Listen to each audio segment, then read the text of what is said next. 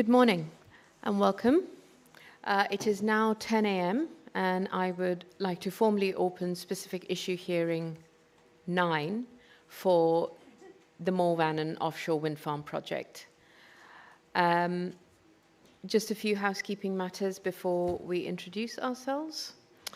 Can everybody in the room hear me right at the back? Yes, okay.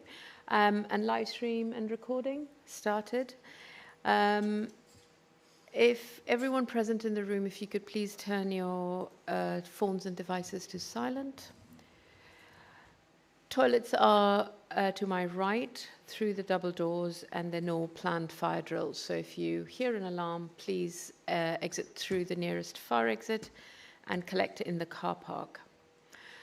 Okay, on to introductions. I'm Ms. Sahai. I have been appointed under Section 27 of the Marine Infrastructure Management Act 2016, or MEMA, to chair the panel of examiners for this application.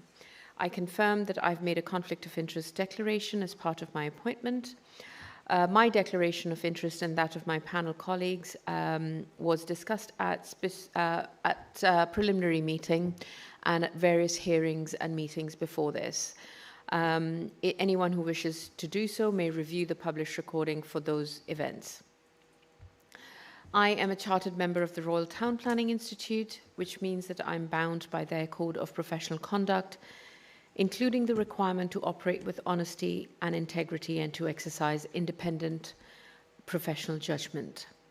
This underpins my commitment to conduct these proceedings in a manner that is fair and that is independent and procedurally fair to all. I will now hand over to my fellow panel members to introduce themselves. Good morning, everybody. My name is Frances Fernandez, and I am a panel member appointed pursuant to Section 27 of MEMA.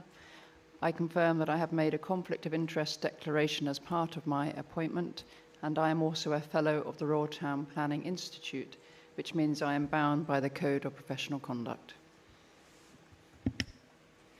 Good morning. I'm Ms. Pownall. I'm a panel member appointed pursuant to Section 27 of MEMA. I confirm that I have made a conflict of interest declaration as part of my appointment. I'm also a Chartered Town Planner of the RTPI, which means I am bound by a Code of Professional Conduct in the same manner as it does to other panel members and frames my conduct for this examination. Good morning, everybody. My name is Ryn Smith, and I'm a panel member appointed pursuant to Section 27 of MEMA. I too can confirm that I have made a conflict of interest declaration on the same basis as my colleagues as part of the appointment, and I am also a Chartered Town Planner, member of the RTPI, which means I'm bound by its Code of Professional Conduct in the same manner as it applies to the other panel members, and it frames my conduct in this examination.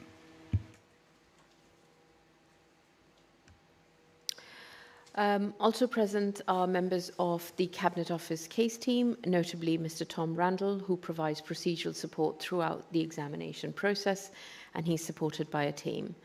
Audiovisual service is provided by Energy Media Limited. Before I get on to the procedure for today's meeting, just to give parties fair warning for tomorrow, which is SIH 10, we held over an agenda item from yesterday, which was economic effects, employment and skills. We will cover that tomorrow at SIH 10, and our intention is to cover that in session 3, soon after agenda item 7.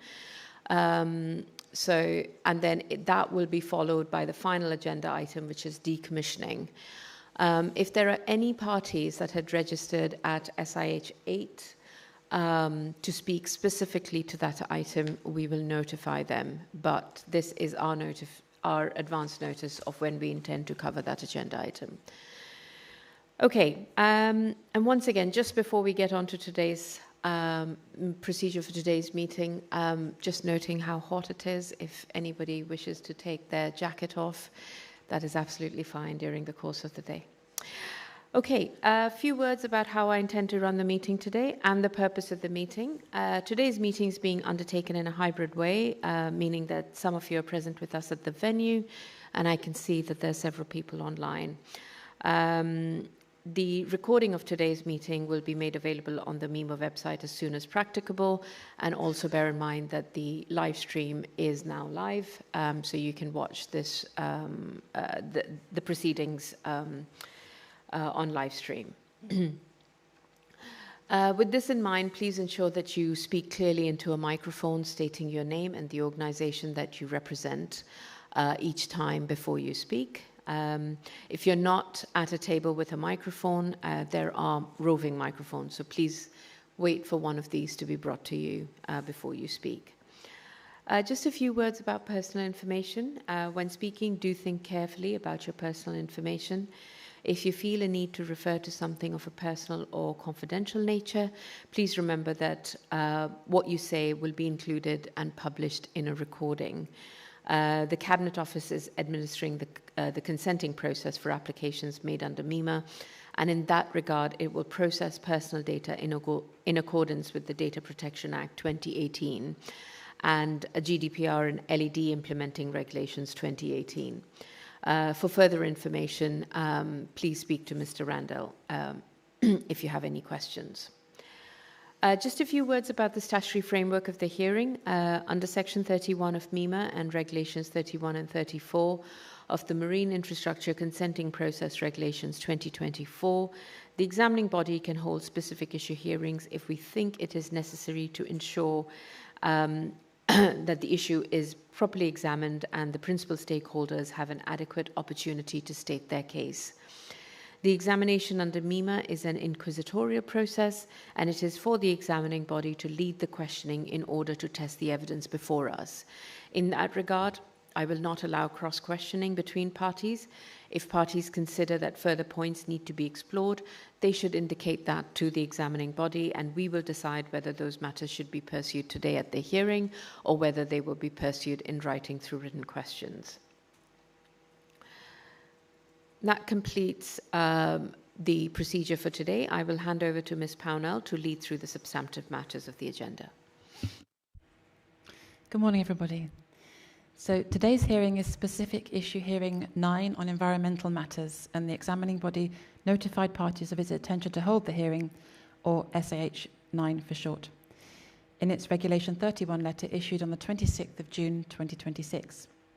The agenda was issued on Friday the 3rd of July 2026 and updated on the 10th of July 2026. So just a quick overview of what we're going to be looking at today.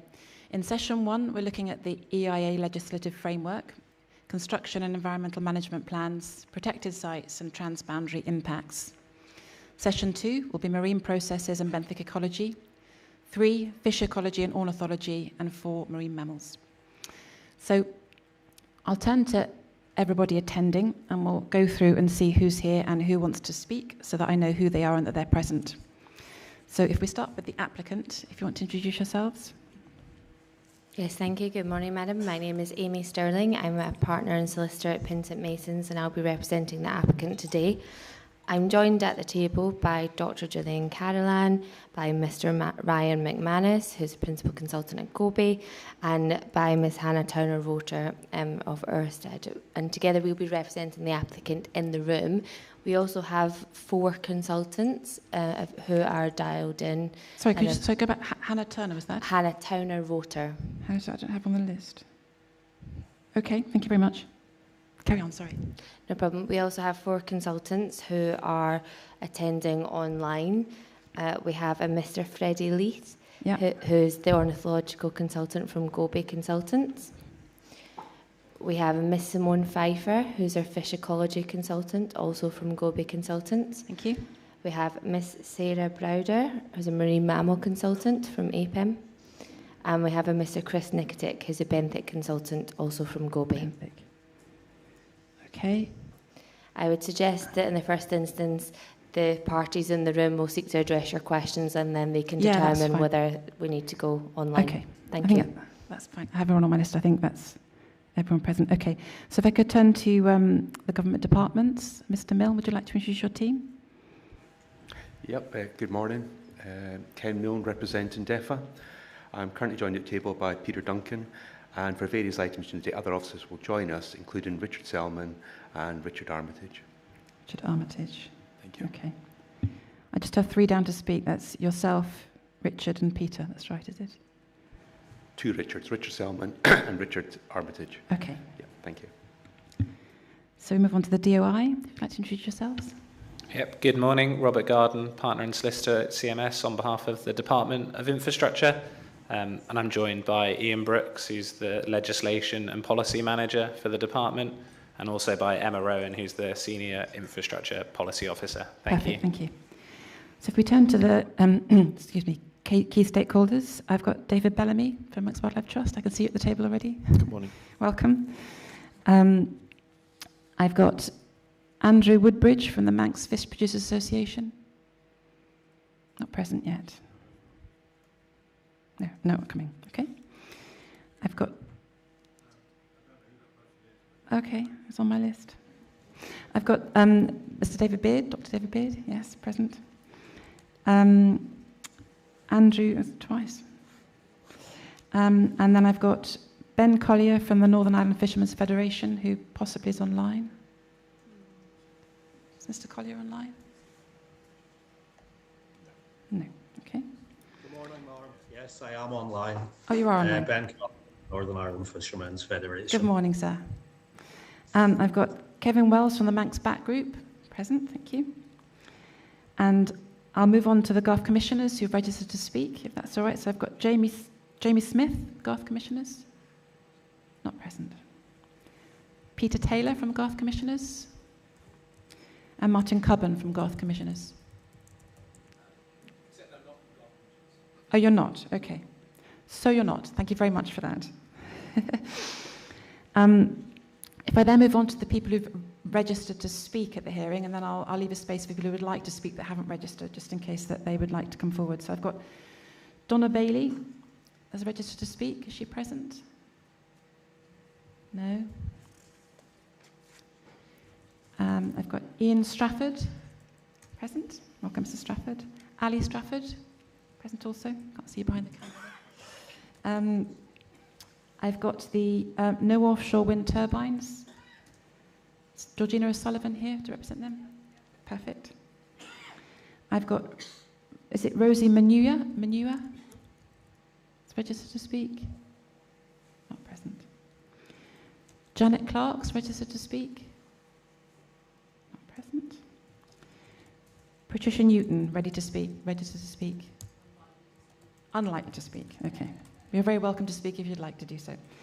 I have a list of other attendees. You've all registered and signed when you came in, so we know you're present. Is there anyone that I've not called out who'd like to speak? If you'd like to give your name, madam. Okay. That's fine. No, you're not on the list. That's fine. That's fine. Okay. So I haven't taken the agenda item which you wish to speak on. It's difficult to keep track of that. So when you reach agenda item you'd like to speak, then just please raise your hand and I'll bring you into the conversation. Is that all right with everybody? Perfect. Okay. So that's the roll call done. Let's move on to matters of business.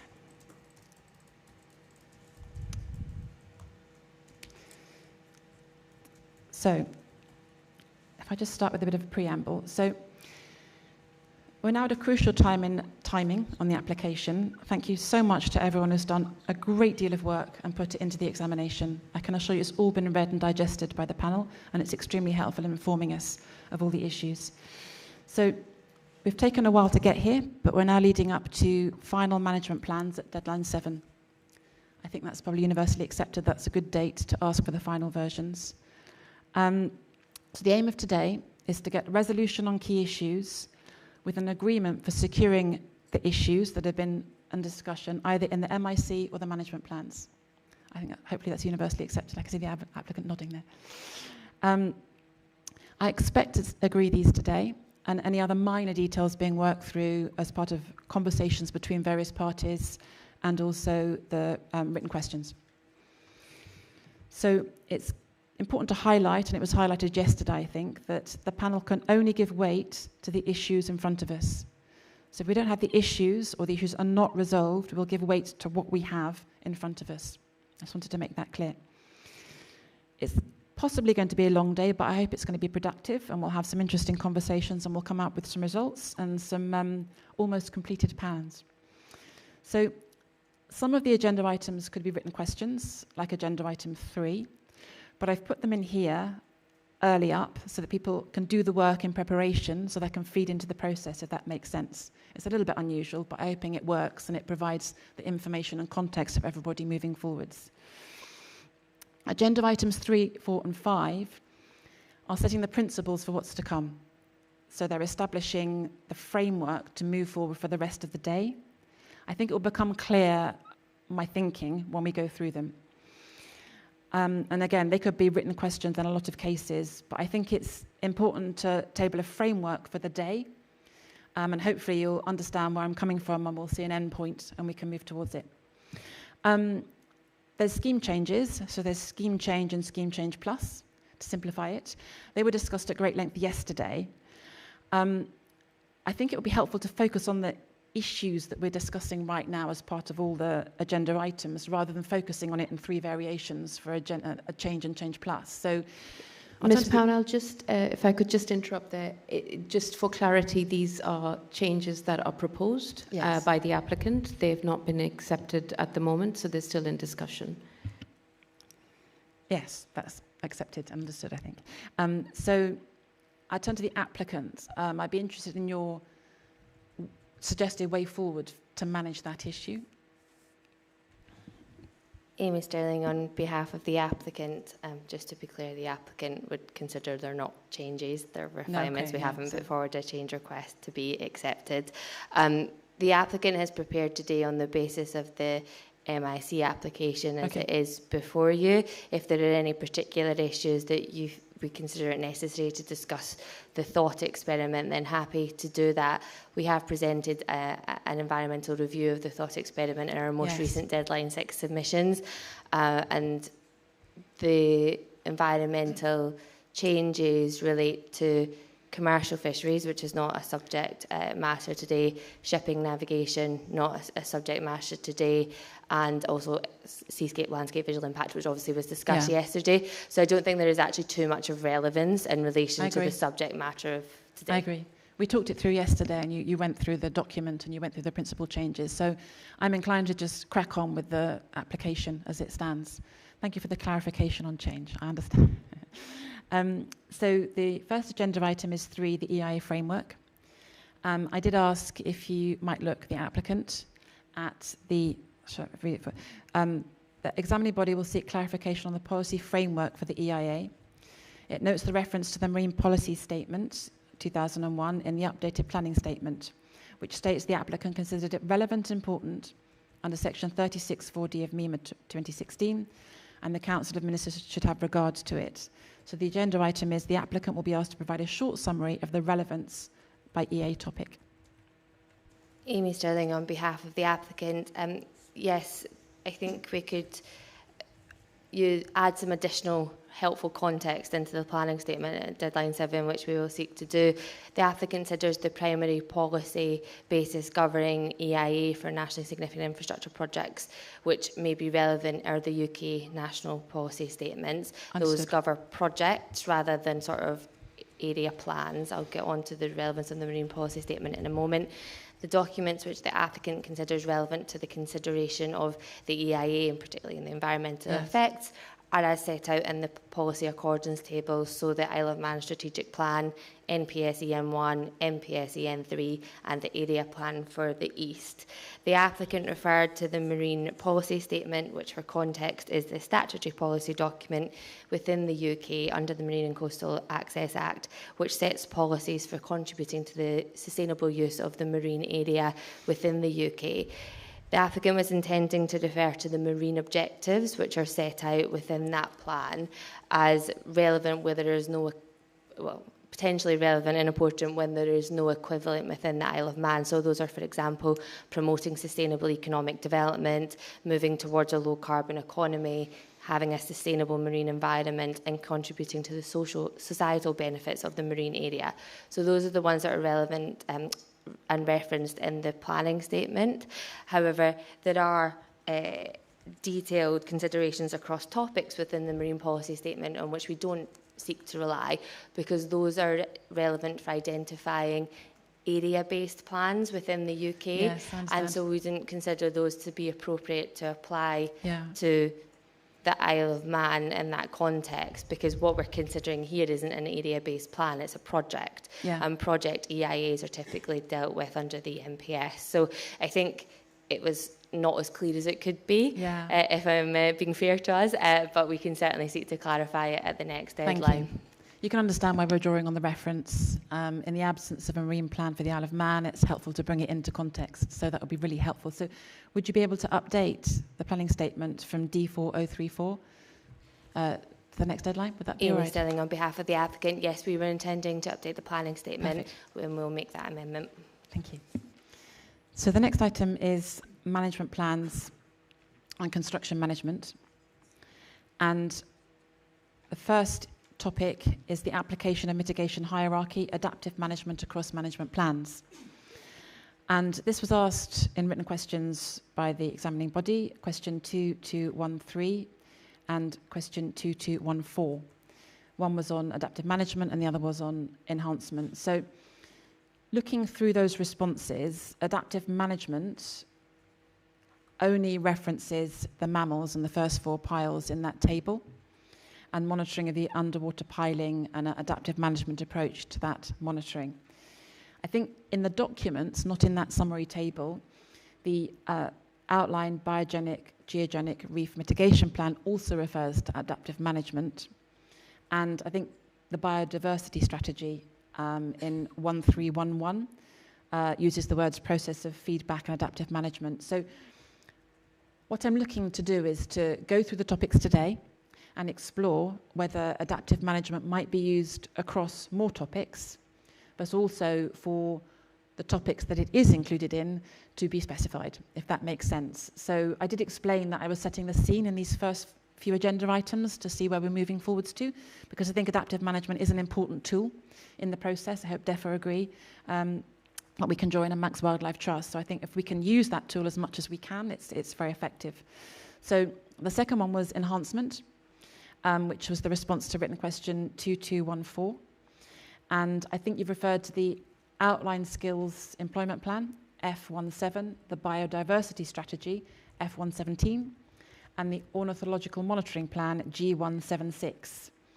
So again, it would be really helpful to explore enhancement as the tool throughout the day for DEFRA, Manx Wildlife Trust, and the applicant, and see how we can move that forward and integrate that into the monitoring and management plans going forwards. Because as I've explained a number of times, the plans are really the only tool we have in the absence of a deemed marine licence, the Wildlife Act. They are the main vehicle for managing these processes. Is that all right with everybody? If I turn to the applicant, is that? Amy Sterling on behalf of the applicant. Yes, we're happy to discuss those topics. I just want to double check the agenda, because the one I picked up at the front door, agenda item 4A, is that the application of the mitigation hierarchy and adaptive management across the management plans? Yes. And agenda item 4B, the role and purpose of the PIMP. Yeah, okay, thank you. But there was no specific reference to the enhancement in these I see what you mean. agenda Okay. items. I just wanted, because you said it was updated, I just wanted to make sure there wasn't another update that we weren't. Very wise to check, I understand. Right, sorry, okay. I was bringing that in because the 2 written questions were answered synonymously, and so your response was one table with both in it. So I drew that into the argument or discussion, and do apologise. So I hope that that's all right. Has that framed the reference? Perfect, okay. Are you comfortable with that moving forwards throughout the day? Okay, DEFRA? Yeah, Ken Milne, representing DEFRA. Yeah. And Max Wildlife Trust. So I'd like that to be on your minds, as it were, as we move forwards. So the next item is the role of the PIMMP, the Project Impact Monitoring and Mitigation Plan, APP 207. So this document went on a bit of a journey, I think, through the course of the examination. It started out secured, I think that's right, isn't it, the applicant, and contained what I seem to remember was a blank herring mitigation plan and an ornithological monitoring plan. Is that right? Okay. Then the second version at D1D104 updated at D409 and removed those plans, and it became a signposting document. Is that clear? Okay. So In the same theme as the agenda item above, I think it would be helpful to, if we can, with the applicant's agreement, expand that document a little to pull together the monitoring and mitigation we're going to talk about throughout the day into one document, so you've got an anchor as part of the plans and processes that pulls everything together. And I'm drawing on the Morgan Wind Farm document FO4, which does this. It's not just a signposting document. It plays a lot of time in expanding things and explaining them. I think it has potential effects, receptors, monitoring objectives, adaptive measures, links to other monitoring and methods of securing and rationale across the topic. So I'm not suggesting you have those headers or those columns, but I think it would be a useful tool to put everything in one place. I'm not suggesting it's secured either, but just as a reference document. Applicant, see your views on that.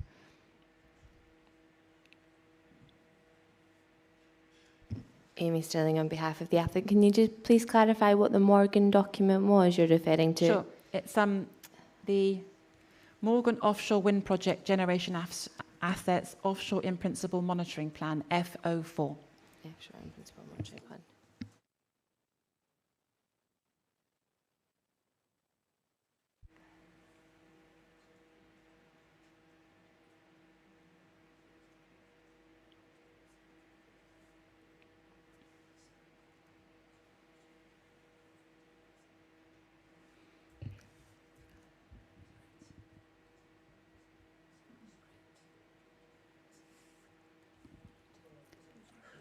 Is there a response? Sorry, I didn't mean. Dr. Carr on behalf of the applicant. Yeah, we can. Is that okay? We can do that. What we propose is to split it into the onshore and the offshore and take the appropriate part into the project impact monitoring plan for the offshore and the code of construction practice for the onshore. I think that would be helpful. DEFA, do you have a response to that? Ken Milne representing DEFA. So I never caught the full response there, but I think you're going through the document onshore and offshore separately. I think they're talking about one document pulling everything together, if I'm understood correctly. Dr. Carr on behalf of the applicant. Just in relation to the Morgan in Principle monitoring plan. So it basically sets out what all the monitoring requirements are, whether there's enhancement and whether what is called for offshore. So we have a similar table that sets it out for all our plans, which are both onshore and offshore. So it was just to incorporate, it's just to merge those two tables and to put them into the code of construction practice and into the project impact monitoring plan, so you can see what the monitoring is relevant to and if there's any enhancement and things. Yep. It's just to consolidate everything into one table as a signposting document. So if you could address myself, sorry, if that's okay. So I understand what you're talking about. Thank you. Yeah, but the questions from me. Yeah. Does that make sense? Yeah, Ken Milne representing DEFA. Okay. Makes a lot of sense. We Does that sound like a useful tool? It would be a very useful tool. Okay, perfect. Make things simpler. Manx Wildlife Trust? Okay. So then if we move on to the next agenda item, which is construction management, to include dredging, disposal, chemical risk and geophysical surveys with a proposed approach for pre-construction risk assessment. So the first one I'm going to tackle is dredge and disposal. So waste management and disposal management are addressed in the Construction Project Environmental Management Plan, which is secured under 22A2. I was encouraged to see the latest version submitted at D055 with the development of Appendix B, which was a really big step forward because I think Appendix B is a crucial document referred to across a lot of other documents, and it does pull together the thinking, so it was very helpful, thank you. But also the submission of the disposal site characterization at D6009, and it did, I have to say, significantly change the course of this examination day, so it was very helpful to have those two documents, very useful. So the first issue, and it is a chain reaction in this day, this issue does relate to other issues in the day, so I would be grateful if you would hold the thought to some extent, rather than debate detail. You'll see what I'm talking about in a minute when we come to it. So, so for the area of disposal, sediment plume impacts during disposal activities have the potential to impact the marine environment, which is, I think, universally accepted. Disposal at sea level has been modelled in the EIA in section 832 of APP 045, A21, Volume A2, Chapter 1, Marine Geology, Oceanography and Physical Processes. The applicant response to written question 21621 explains the plume modelling has been undertaken within limits. Section 619 of Appendix B states the final DAP will provide a figure and coordinates identifying those areas where disposal can occur, which is really helpful. And also those areas identified through the BGRMP, the Biogenic Plan, and final herring mitigation plan where disposal is excluded. So that's what I mean by this pulling together a lot of different issues, which is where we're at in the process now. We're looking across issues, not in detailed ones. So this pulls together the results of the geogenic issues for benthic, the results of the herring issues, and identifies the disposal site. Could the applicant just confirm my thinking? Dr. Keoghan, on behalf of the applicant, yeah, your thinking is correct. Yeah, Okay. that's how it is. That's how it's proposed to be managed. Perfect, thank you. So this addresses impacts within limits. What's not considered is the risk to benthic ecology in the Douglas Bay MNR. The sound wave clearance is within 300 metres of the MNR boundary. And I believe your ecologist can inform, there's an overlap of the benthic ecology ZOI and this MNR. Is that correct? Is that correct? Dr. Keoghan, on behalf of the applicant, yeah, the zone of influence overlaps Yeah. with the MNR. Okay, so that will be talked through in the benthic agenda item, but it would be good to understand the issues controlling the disposal of sediment for the MNR because it is so close. I think it was 300 metres I mentioned. So the point I'm making is that the modelling's been done. We've gone through the modelling. The written questions have gone through the modelling. There's one question on that, one remaining question. So I think we've moved that forwards.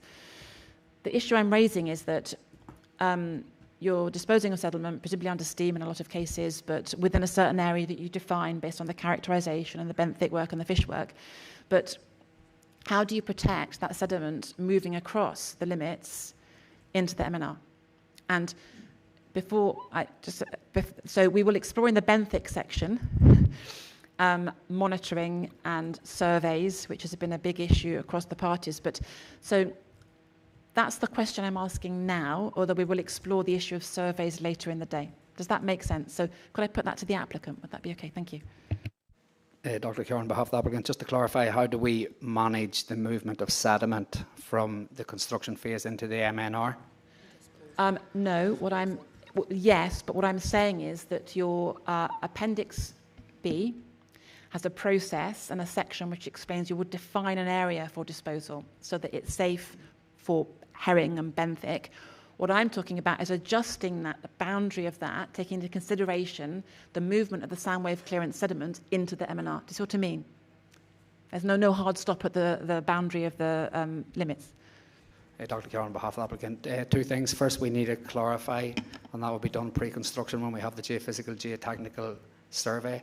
Sorry, could you repeat that? I'm so sorry. The first step, there's two parts to the answer. The first part is to characterise whether that part of the cable in close proximity to the marine nature reserve needs to have any sediment cleared or deposited in it in the first place, and that hasn't been established. That will be established pre-construction. Yeah, I understand. Then once that's established that sediment needs to be removed and deposited in that area, then we will establish an appropriate buffer around the nature reserve to minimise that impact. Right, okay. And then that will then be updated into the disposal arrangement plan.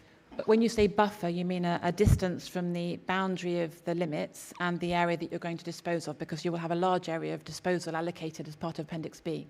So there's an additional buffer, a safety buffer for the MNR. Dr. Keoghan, on behalf of the applicant, there will be a buffer. So unfortunately, we don't have the individual features within the MNR, so we'll treat the MNR as just in its entirety. We'll then apply a buffer. So say, for example, for the upper end of the sediment deposition that could result in a significant effect to the benthos in that region. So say it's within 300 metres, just for example, then we would apply a 300 metre buffer to the MNR, so no deposit of sediment could be within 300 metres, and that would ensure that any subsequent deposition and sediment effects would be below significant effect.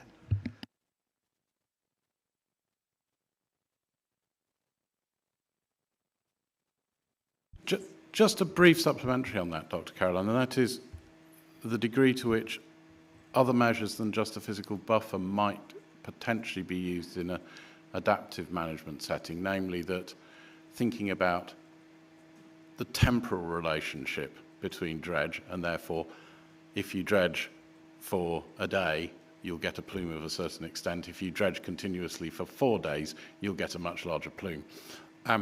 So there are ways of thinking about the construction of sand movement or dredge campaigns that can provide you with viable adaptive management.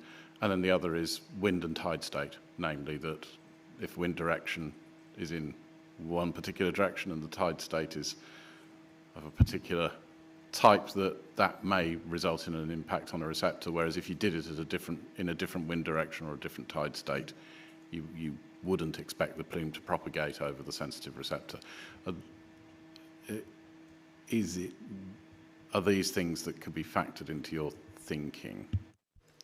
Dr. Keoghan, on behalf of the applicant, I think going back to what I said previously, there's 2 parts. First is the part to do the detailed geophysical, geotechnical investigation to see is there actually any requirement for that activity in the first place, and that hasn't been confirmed.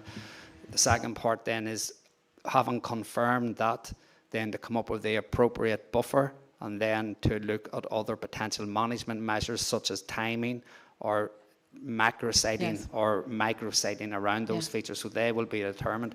That process is set out in the biogenic geogenic reef mitigation plan, the process which informs the cable specification and installation plan, which then that's what the contractors, all of that process is informed by the geophysical geotechnical benthic survey, to which DEFA sign off and it's approved then by DOI. So all of that work and the measures are in place and set out in the plan, and the process is clearly identified. So we feel confident that the measures are in there in place and that we can move forward with confidence.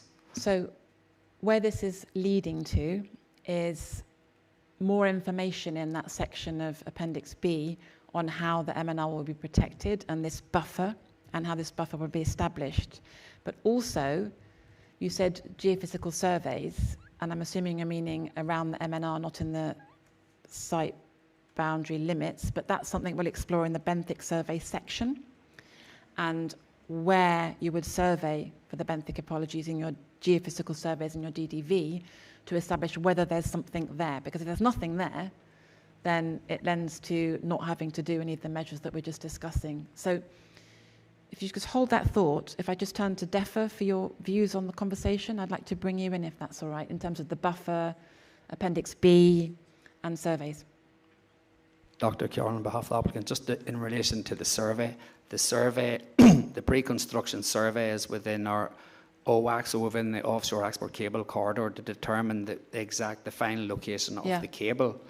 It's within that then that we take the most appropriate mitigation and management measures to avoid the impact, and that's more appropriate to do it that way than to do the survey to the MNR, because we don't know the locations of the features there, so we then mitigate that way, if that makes sense. It does make sense. I understand what you're saying completely. We will have the conversation about surveys in the detailed benthic section. I'm sure that DEFA want to respond to that, but can we put that in the benthic agenda item? Perfect. I'm just trying to establish the principles for protecting the MNR, if that makes sense. So could I just turn to DEFA in terms of a zone, a protected buffer zone for MNR, not for just species in the limits? Ken Milne, representing DEFA. Before we comment on that question, could I like to put on a record, just for clarification, that everything said at these hearings is the DEFA position is based on previous political policies and informed by scientific research and data. They're not based on personal DEFA officer positions other than their professional capacity representing the department. I think, it's, as you've mentioned, the monitoring and being able to adaptive management is going to be key here. And I'm going to pass over to my colleague, Peter Duncan, to talk about the MNR part. Hello, Peter Duncan, representing DEFA. I think in principle, what's just been discussed makes sense. But I think everyone would recognise it's complicated and interrelated. Sorry, could you repeat that, please? I think the series of factors or considerations that go into it are complicated and interrelated. So I wonder if it would be helpful to think of something like a decision tree as a mechanism of collecting all those variables. A lot of the things that have been discussed, such as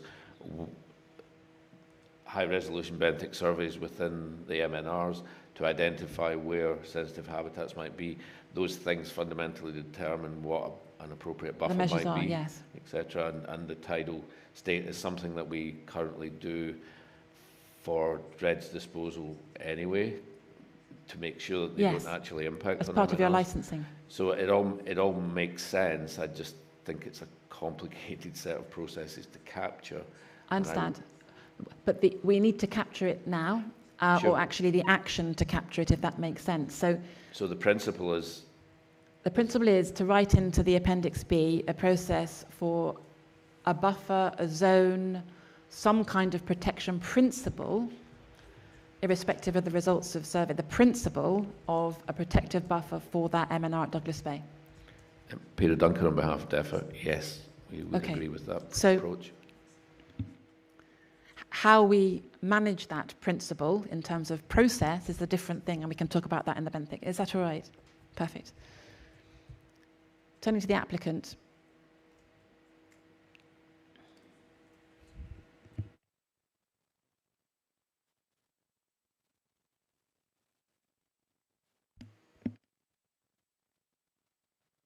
Sorry. So we're just establishing the principle of Appendix B, including a section which explains that there would be a protective buffer, not the actual buffer, but the principle of it, to protect the Douglas Bay MNR. If it was needed, indeed. It may not even be needed. It may not be needed. It's just the principle of protection here. Dr. Kerr, on behalf of the applicant, we can take that away and update and make sure there's coherence across all of those plans in relation to the buffers and the principles set. Perfect. And I think we'll move on to how that buffer's decided in the benthic section and what's surveyed and what, referring to my colleague in terms of what processes in terms of geology and geomorphology and marine are included in the process, if that makes sense. Okay. So the next question I had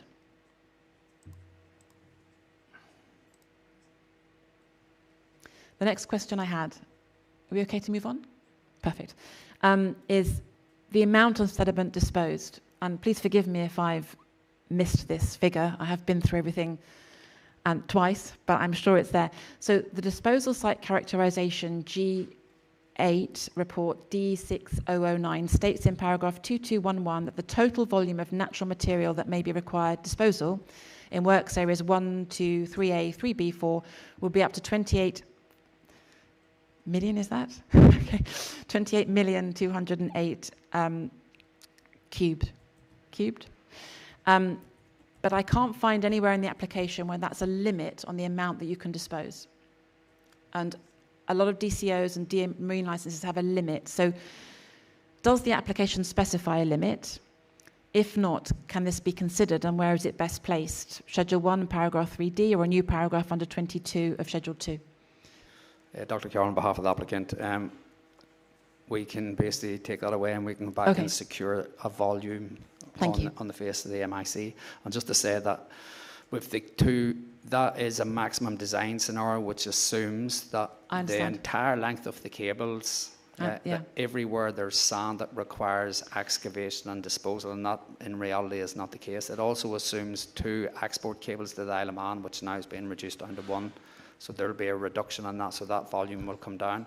And we can update a new maximum, which will be significantly reduced, and then we can secure that on face of the MIC. So you will look at the reduction in volume based on the removal of the southern alignment and fix an appropriate amount. Okay. Could you have the discussion with DEFRA about that amount so that it's agreed, please? DEFRA, is that all right with you, that we have a fixed amount of disposal on soil that reflects the current scheme? Ken, non-representing DEFRA, yeah, we'd welcome that, yeah. I think it's good to have something secured in the MIC for a maximum volume, and I couldn't find it. Okay. Dr. Carroll, on behalf of the applicant, it's not really a conversation for DEFRA to agree or disagree what the maximum design scenario for the project is. That's for the applicant to determine. I agree. I understand. I agree. I stand corrected. But it would be nice for DEFRA to understand what that figure is before it goes into the MIC. Is that all right? Okay.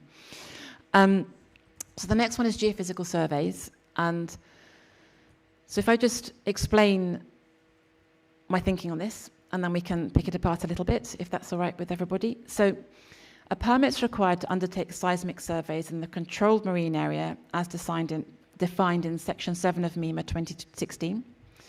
This requirement is imposed by the Control Marine Area Seismic Survey Works Bylaws 2016, which are not disapplied. They're not disapplied along with the Wildlife Act, which is disapplied. We've been through that process. And it's acknowledged in the applicant's response to written question 21311. However, Article 7.1c of the draft MIC disapplies those bylaws insofar as they're incompatible with the powers contained within the order. That's correct? Yes. Applicant?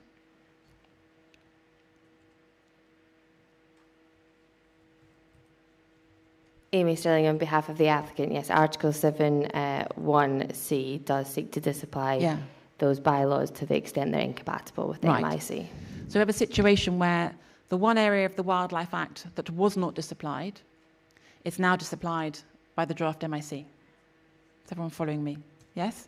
But what we need to do is examine whether the actions under that bylaw are covered in the application. Does that make sense? Amy Sterling, on behalf of the applicant, it does, but if you just give us a moment, because we're not proposing to carry out seismic surveys as part of the MIC application, so we're just checking why that was included, what element of the bylaw we thought needed to be disapplied. So does that, second question, does that include geophysical surveys, or is it just seismic surveys? Amy Sterling, on behalf of the applicant, I'm advised those are two separate things. A seismic survey is not the same as a geophysical survey.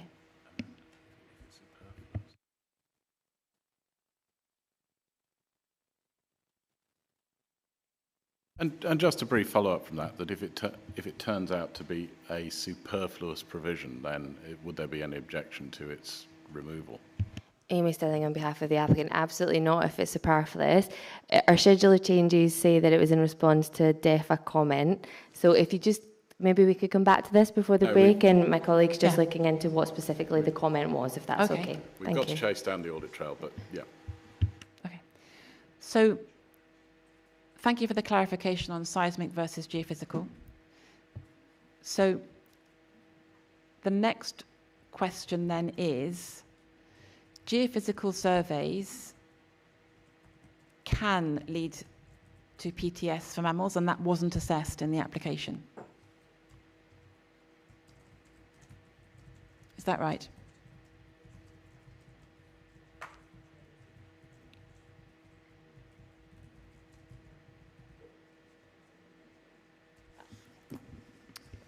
Ryan McManus for the applicant. So I think it depends on the purpose of the survey. So when we talk about seismic surveys, that tends to be talking about oil and gas surveys, which are looking very deep below the seabed surface, which we're not doing. We're only interested in the first few meters to inform cable burial depths, etc. So that the noise emitted from those types of surveys is a much lower level with no risk of PTS. There is potential for disturbance for those, but that is within the footprint of disturbance from the vessel itself. Okay, understood. But coming back to the geophysical surveys, PTS on marine mammals wasn't assessed as part of the application. Is that right? That's correct. Yes, because there's no impact pathway there. Disturbance is assessed within the EIA. Disturbance from PTS. Disturbance is assessed from geophysical surveys, but PTS is not, because the threshold for PTS is not met by the type of geophysical survey that the applicant is proposing to do. Understood. Just to close that out then, are DEFA and Manx Wildlife Trust comfortable with that? Ken Milne, representing DEFA. I'm going to hand over to my colleague, Richard Armitage, to address this point. Hello, Richard Armitage, representing DEFA. Just going back to the seismic thing, originally the applicant had in the application that there was a possibility of ultra-high resolution seismic, and that was where our question came in. Okay. That was clarified by the applicant that it was going to be an electronic source, and therefore the seismic regulations wouldn't apply because those only apply to air guns. Okay. Now, the geophysical surveys that are proposed, which are sub-bottom profiler, multi-beam and side scan, would not fall under the likelihood of PTS, and we agree Okay, with there. so we're comfortable with that. And that's effectively the same as the JNCC guidelines in the UK. Okay. So moving on from that then, the next question is, have the vessel movements for the geophysical surveys been covered? They weren't assessed as part of the navigational risk assessment. I understand there's not significant numbers of them, but is a notice to mariners required for the vessels that would be doing the geophysical surveys? That's a question for the applicant.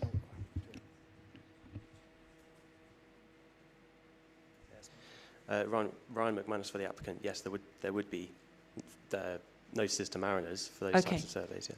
Perfect. Okay, so I'm just again, it's another quizzing question along with my disposal amount. So on PDR 004, the applicant stated they intend to delete Annex A, the Vessel Management Plan, from the Outline Implementation Plan APP 195 and instead secure a commitment to the Vessel Management Plan with a separate requirement. I can't find the Vessel Management Plan. Please forgive me if it's located somewhere, but I can't. Is there a new version of it? Could you give me the library reference? Ryan McManus for the applicant. It's now contained within the implementation plan, which is F1.3. The most recent version at deadline 6 is D6053. Thank you for that clarification. And does it have any content in it? Because I haven't looked at it. Ryan McManus for the applicant. Yes, it does. Okay, perfect. Thank you. And it's been consulted look at after the hearing. with JNCC and others as Perfect. well. Okay. So I apologise I didn't find it in the last submission. There was an awful lot of documents to go through. But so following this thread, does that need to include notice to mariners? Because the vessels haven't been assessed as part of the navigation risk assessment, just as a practical point for the surveys. Hannah Tanner-Rotor on behalf of the applicant. It does reference notice to mariners. It does, okay. And then afterwards, in the implementation plan, there's Appendix B, the Mooir Vannin Generation Project Marine Navigation Communications Protocol, which sets out who would get those notice mariners. Okay, perfect. Thank you very much. I just wanted to tick that off. Is DEFRA comfortable with that? Okay, moving on then. So going on to agenda item 5, the protected sites assessment. So we've been on a bit of a journey with the hearings on this one, and I just wanted to summarise where we've got to, if that's all right. So we've recognised and accepted that the Wildlife Act's disapplied for species and designations under MEMA, with the exception of the bylaws, which are also now disapplied under MEMA. The Isle of Man has not signed up to the Habitat Regulations 2017. There are no conservation objectives, notwithstanding the function of notwithstanding the function of the MNRs, which was used as a global concept for the PSA. There's no conservation objectives for designated sites within this context. Under MEMA Regulations Schedule 4.4, Regulation 24, it requests a report identifying any site to which the Wildlife Act applies and an appropriate assessment. But there's no process for that appropriate assessment because the Isle of Man have not signed up to the Habitat Regulations. So the only process beyond that is EIA under Schedule 13 of MEMA, which is what the applicant has done with their PSA. We've established that policies 4 and 5 of the 2016 strategic plan are relevant and important. I think we've all accepted that step. Policy 5 states, in exceptional circumstances where development is allowed, which could adversely affect a site recognised under Policy 4, which recognises species and sites, conditions will be imposed or planning agreements sought to minimise disturbance, conserve and manage ecological value as far as possible, or where damage is unavoidable, provide new or replacement habitats. So the loss is mitigated. So taking sensitivity, let's just take it. Is everyone comfortable with where I've got to with that? Has everyone agreed? Okay. Manx Wildlife Trust? Okay. So taking sensitivity, the Protected Sites Assessment, paragraph 4.3.1.2, provides an assessment of effect on species and sites and states the assessment of sensitivity includes consideration of the designation status and importance of key habitats and species, AP 060.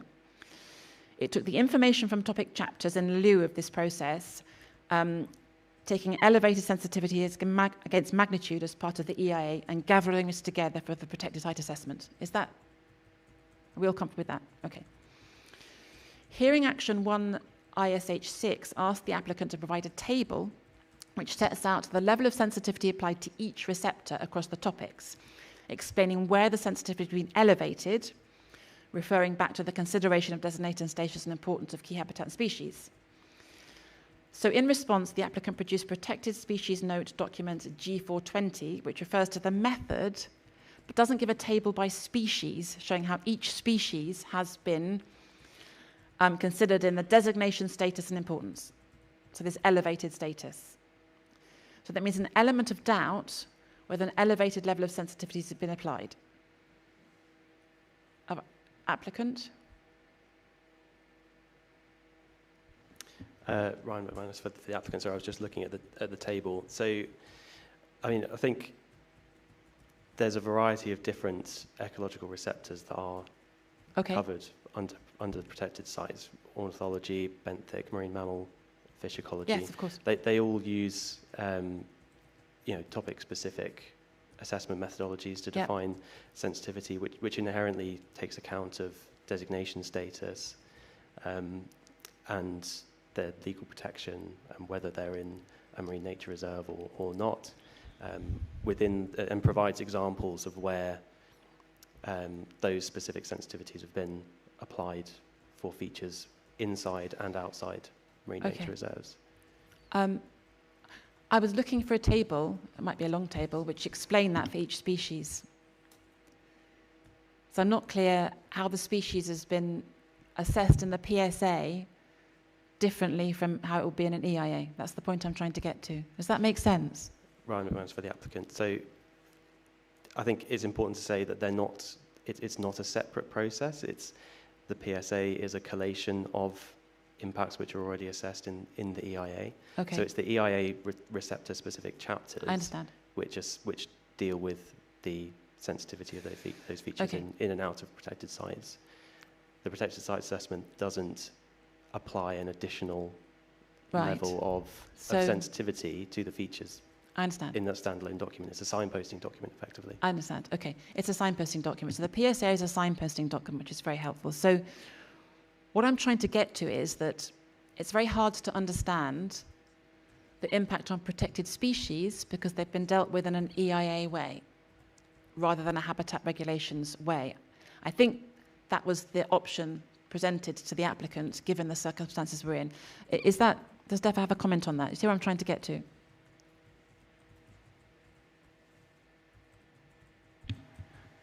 Ken Mill, represent DEFA. Sorry, could you repeat that question you asked us there?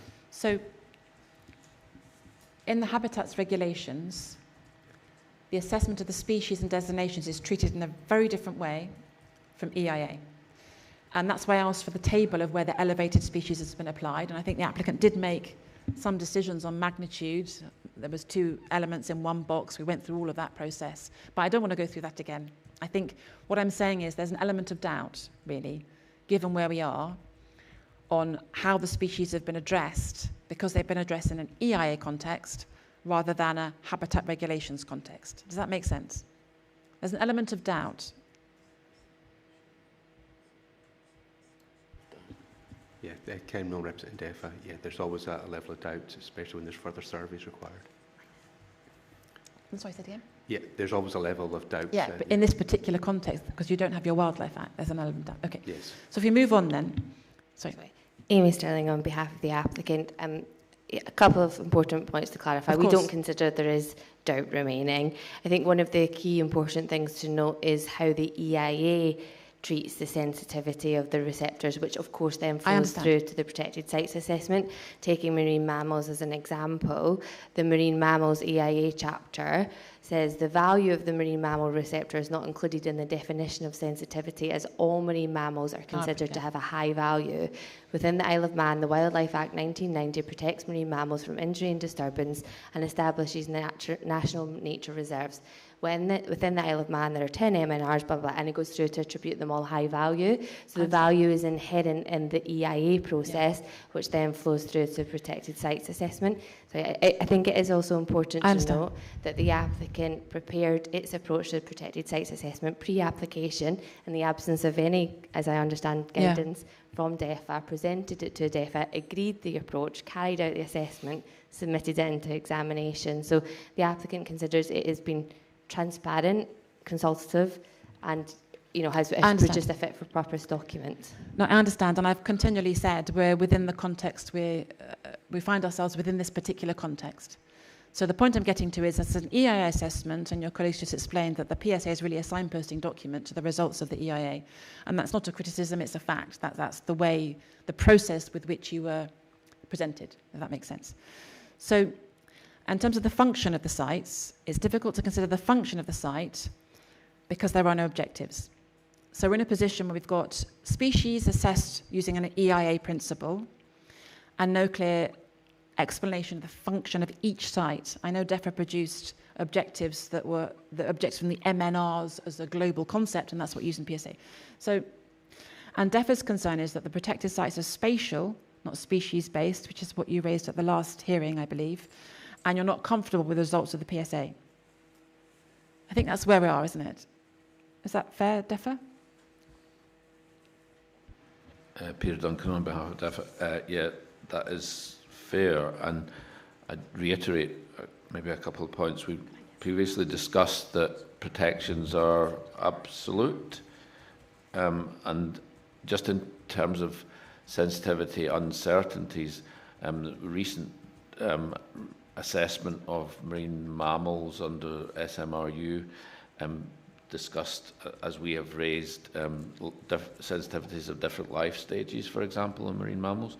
And so essentially where we are at the moment is that all marine mammals at a species level have been assessed for their sensitivity. Yeah.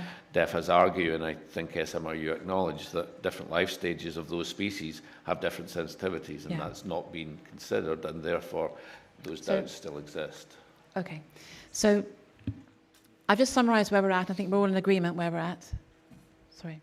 Amy Sterling on behalf of the applicant. I do think it's important, if we're trying to resolve these issues, to just flesh this out.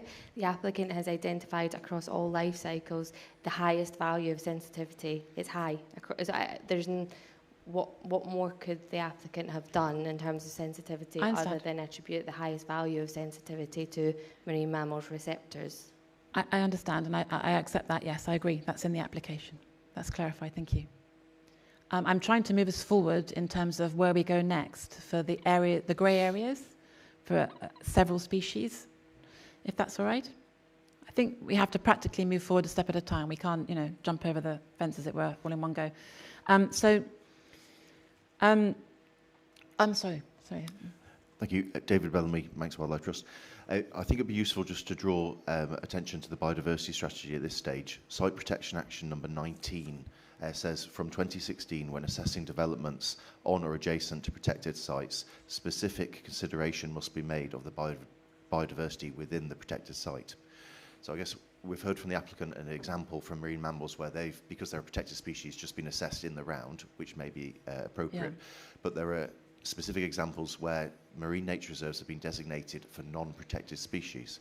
So the Beaumont's nudie branch in Douglas Bay MNR would be an example where that hasn't therefore had a level of scrutiny through the EIA, but it is a protected feature, and therefore there's a very real chance that the process that's been followed to date is therefore non-compliant with Biodiversity Action Plan number 19 in that regard. Thank you. You've made some very good points, and we are going to address them, I think particularly on the nudie branch. So moving back to policy 4 and 5. So planning policy, so the protected sites assessment states the proposed development is not considered to conflict with the statutory purpose of any legally protected sites. And we've explained you've worked within the context that you have with this signposting document.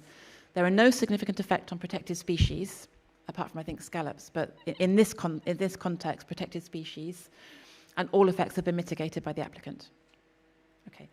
So planning policy doesn't use these terms of significant effect. Something can be materially adverse without being a significant effect. The Isle of Man strategic plan uses adverse effects on habitats under policy 4. Other areas of the plan use detrimental impact, materially harmful, which is landscape, materially adverse, which is ecology.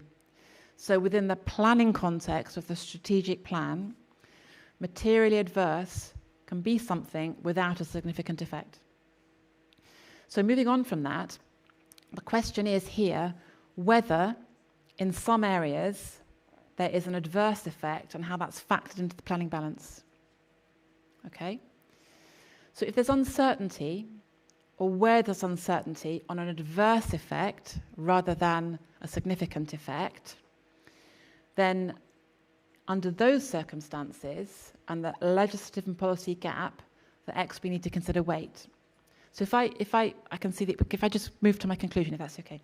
So we have to move it to a conclusion, and there are some areas where DEFA and the applicant don't agree, and we will work through those today. So perhaps we just hold this thought till we get to the end of the day, rather than deal with it now. As I did explain, this is a framework process for the day.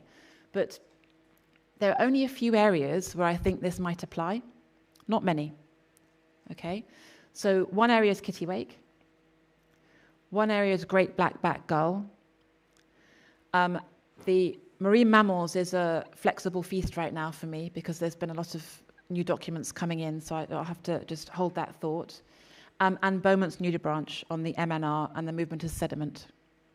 It's really only a few areas where I think this applies, and those are the areas we'll work through today. So what I've done is work from the top down, looking at where we are, the policy gaps, policy 4, policy 5, trying to navigate a way through that, and I've landed on planning principles as part of the Strategic Plan 2016, which we've all agreed is relevant.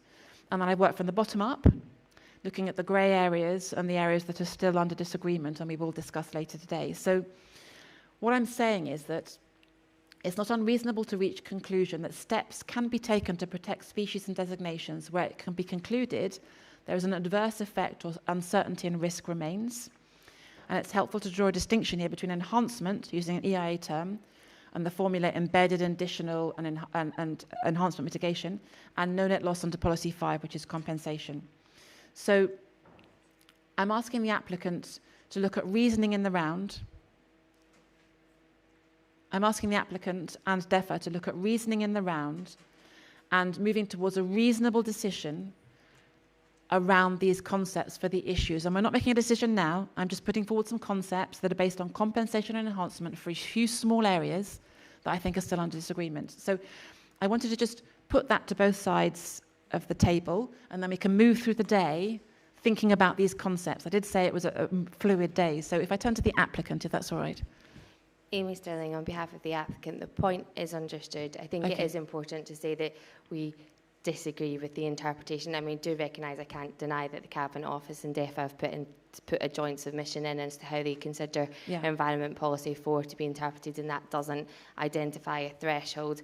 I find it difficult to understand how an Isle of Man strategic plan could prohibit development which has any level of adverse effect across a range of receptors, including at the local level, except in exceptional circumstances. That is an anti-development policy.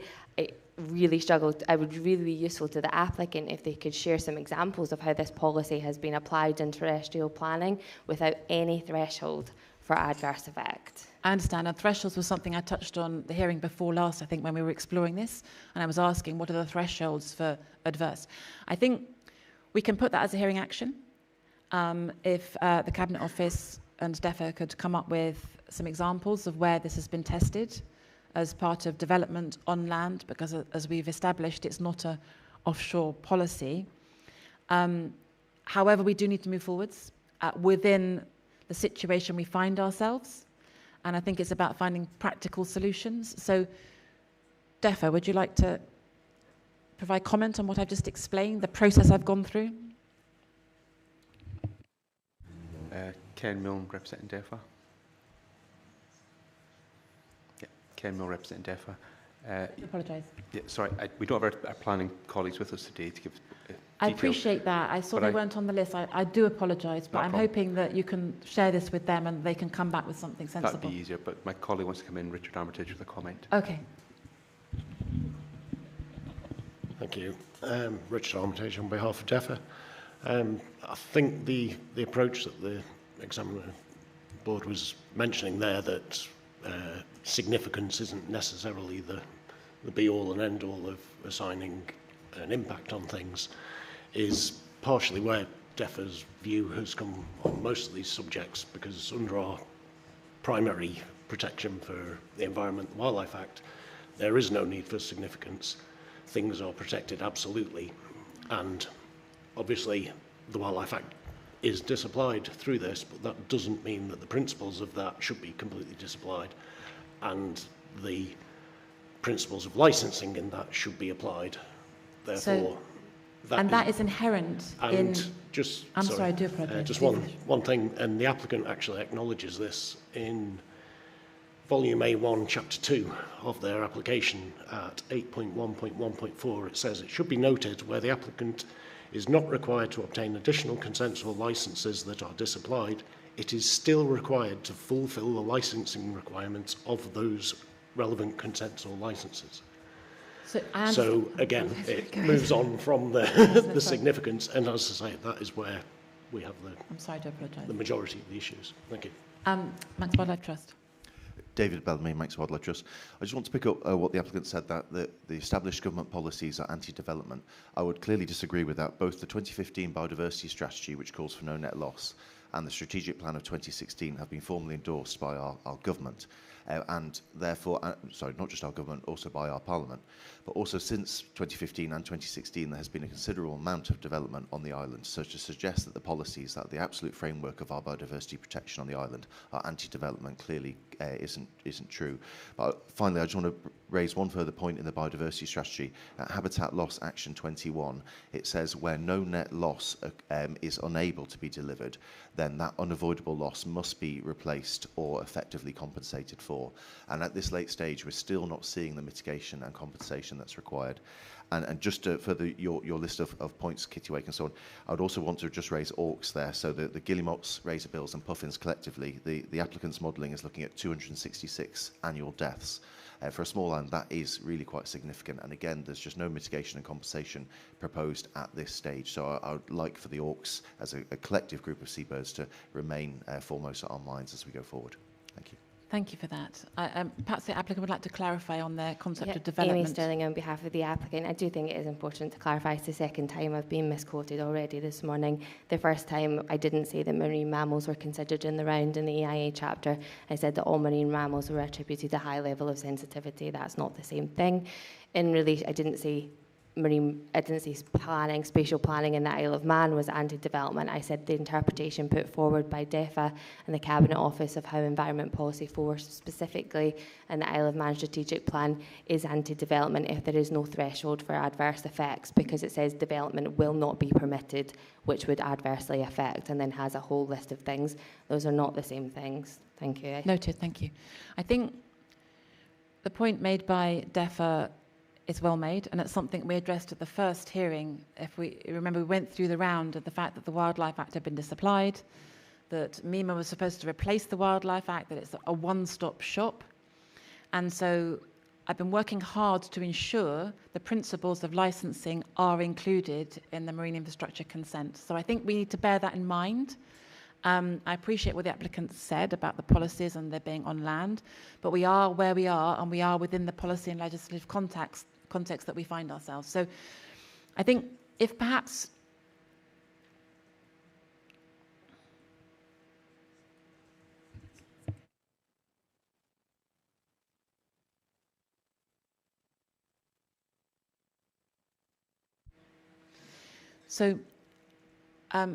I think the applicants suggested that the Cabinet Office go through and look at where the policy has been applied and tests.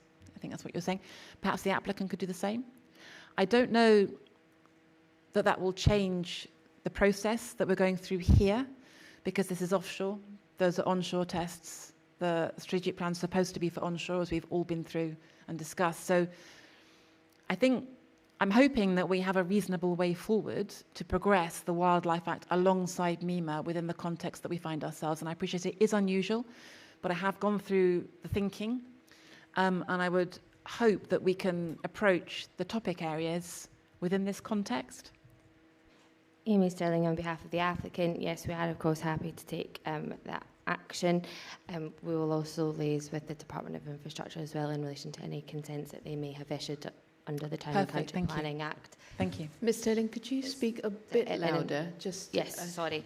And I think though it is important to understand the relevance of Environment Policy 4 and how it should be interpreted.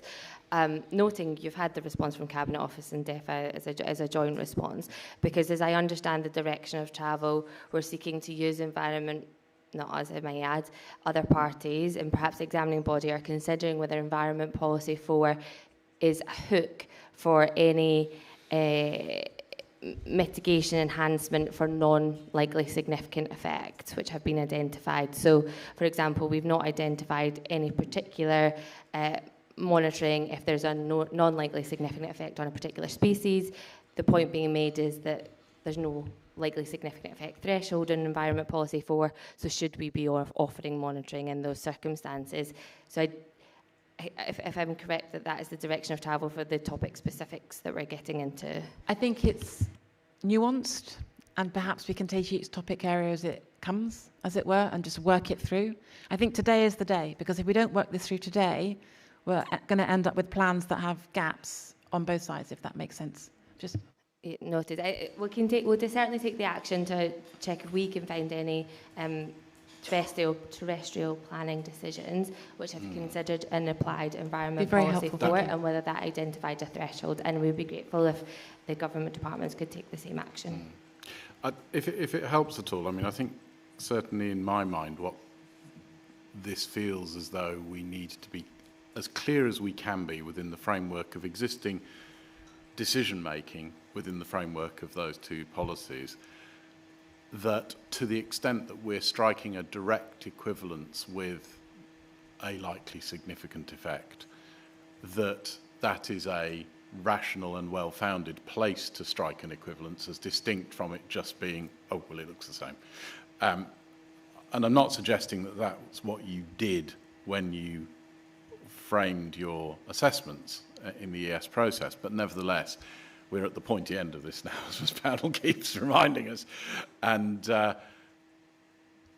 you know, we're acutely alive to the fact that in operating the Isle of Man's own policies, we need to be as closely referenced to existing decision-making practice and interpretation of those, and applying the appropriate standard, navigating that unstated link between likely significant effect and essentially for the purposes of a policy that talks about adverse effects, a materially adverse effect and or the application of the exceptional circumstances test in 5. Amy Sterling on behalf of the applicant. I think the points are all understood. We have anyway committed to updating our planning statement for deadline 7, so hopefully we find some good precedent of where this has been applied and we can include it within the planning statement perhaps.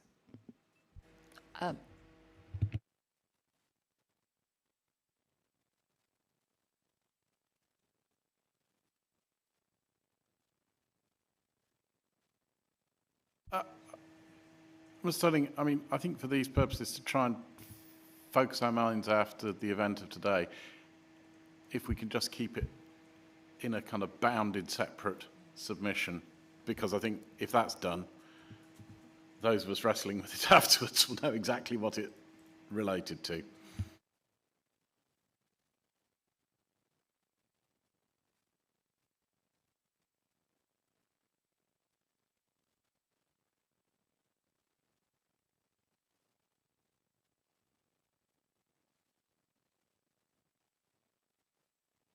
Okay, if we're comfortable moving on, is that okay with everybody? Oh, I'm so sorry. Go ahead. David Bellamy, Manx Wildlife Trust.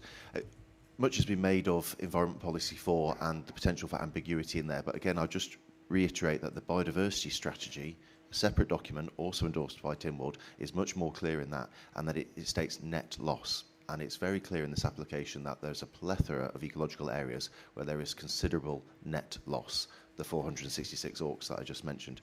And therefore, it's very clear when you look at this document that that needs to be, to quote it, replaced or effectively compensated for. And therefore, I think it's very, very clear where those thresholds lie when you bring the two documents, Environment Policy 4 and Habitat Loss Action 21 of the Biodiversity Strategy. When you read them side by side, it makes that far clearer. Thank you. Applicant, do you have a response to that? Amy Sterling on behalf of the applicant. No, we'll consider that in our update and respond to the written submission. I think it would be... I didn't hear that, Ms Sterling. Can you repeat that, please? Amy Sterling on behalf of the applicant. I don't have a response now. We'll consider the biodiversity strategy and any implications for the interpretation of Environment Policy 4 and confirm in our written submission post-hearing. I think that would be helpful. Okay. Does DEFRA have any comments on that? You've raised it before Monks Wildlife Trust at the last hearing and in some of your written question submissions. Do you have any comment on the place of the biodiversity plan in this strategy, in this process? So you've mentioned Objective 3, I think, of it as well last time.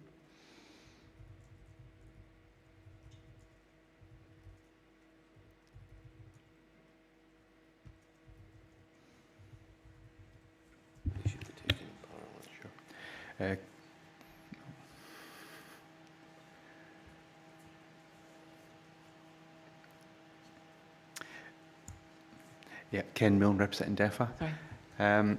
Obviously, the biodiversity strategy is a more recent document, and it was approved by Tynwald, but I think we had the previous discussion about those hierarchy of policy ones, and it's where it sits within that for Wheaton. We did, and that the strategic plan plays more weight in development decisions, whereas the biodiversity plan is overarching strategy, document. The applicant's going to look at that. Perhaps if DEFRA could come back with their view on the role of the biodiversity strategy in this process, in determining development applications, that would be really helpful. I think that's the clearest action we can have. Can I just, whilst that investigation of the biodiversity strategy is happening, just ask a quick query and check on dates? Because I was just checking the biodiversity strategy and delivery plan. Is there a later biodiversity strategy than 2015? Because obviously there's a relationship in time terms question then with the strategic plan, because that's a 2016 approval as I understood it. And then I was just trying to pass through the strategic plan to see if there were express cross-linkages, i.e. it called up or viewed itself as implementing biodiversity strategy commitments. And to the extent that one might expect it to specifically name-check the biodiversity strategy, it appears that it doesn't. So a little bit of a gloss somewhere about the relationship between the two also would be very, very helpful. Amy Sterling on behalf of the applicant. Yes, we were sort of searching in the background as well and can only find a 2015 biodiversity strategy, which I think was approved by Tynwald and covered the period 2015 to 2025, so now would have lapsed. It'd be grateful if we could understand what specific document is being referred to. Manx Wildlife Trust, can you confirm that? David Bellamy, Manx Wildlife Trust. Yeah, 2015 is the date of the document. It was dated 2015 to 2025. However, it hasn't lapsed. It's still in force, and that's currently being renewed by DEFRA at the present, and we're working with them in that regard. Importantly, however, I don't have the exact date to hand, but I will get it very quickly. It was most recently endorsed by Tynwald, I think I'm correct in saying in 2022. When Tynwald declared a global biodiversity crisis, of which the Isle of Man is not immune, they took that opportunity to reaffirm their support for that document. So therefore, for all intents and purposes, you could argue that Tynwald brought it into the fullest force only a couple of years ago. Okay, thank you. We did go through this before in terms of the hierarchy and the relevance and importance of the different plans. This is a strategy rather than a strategic plan. So I think we've asked both the applicant and the government departments to research the importance of the document. We can revisit it at a later stage through written questions.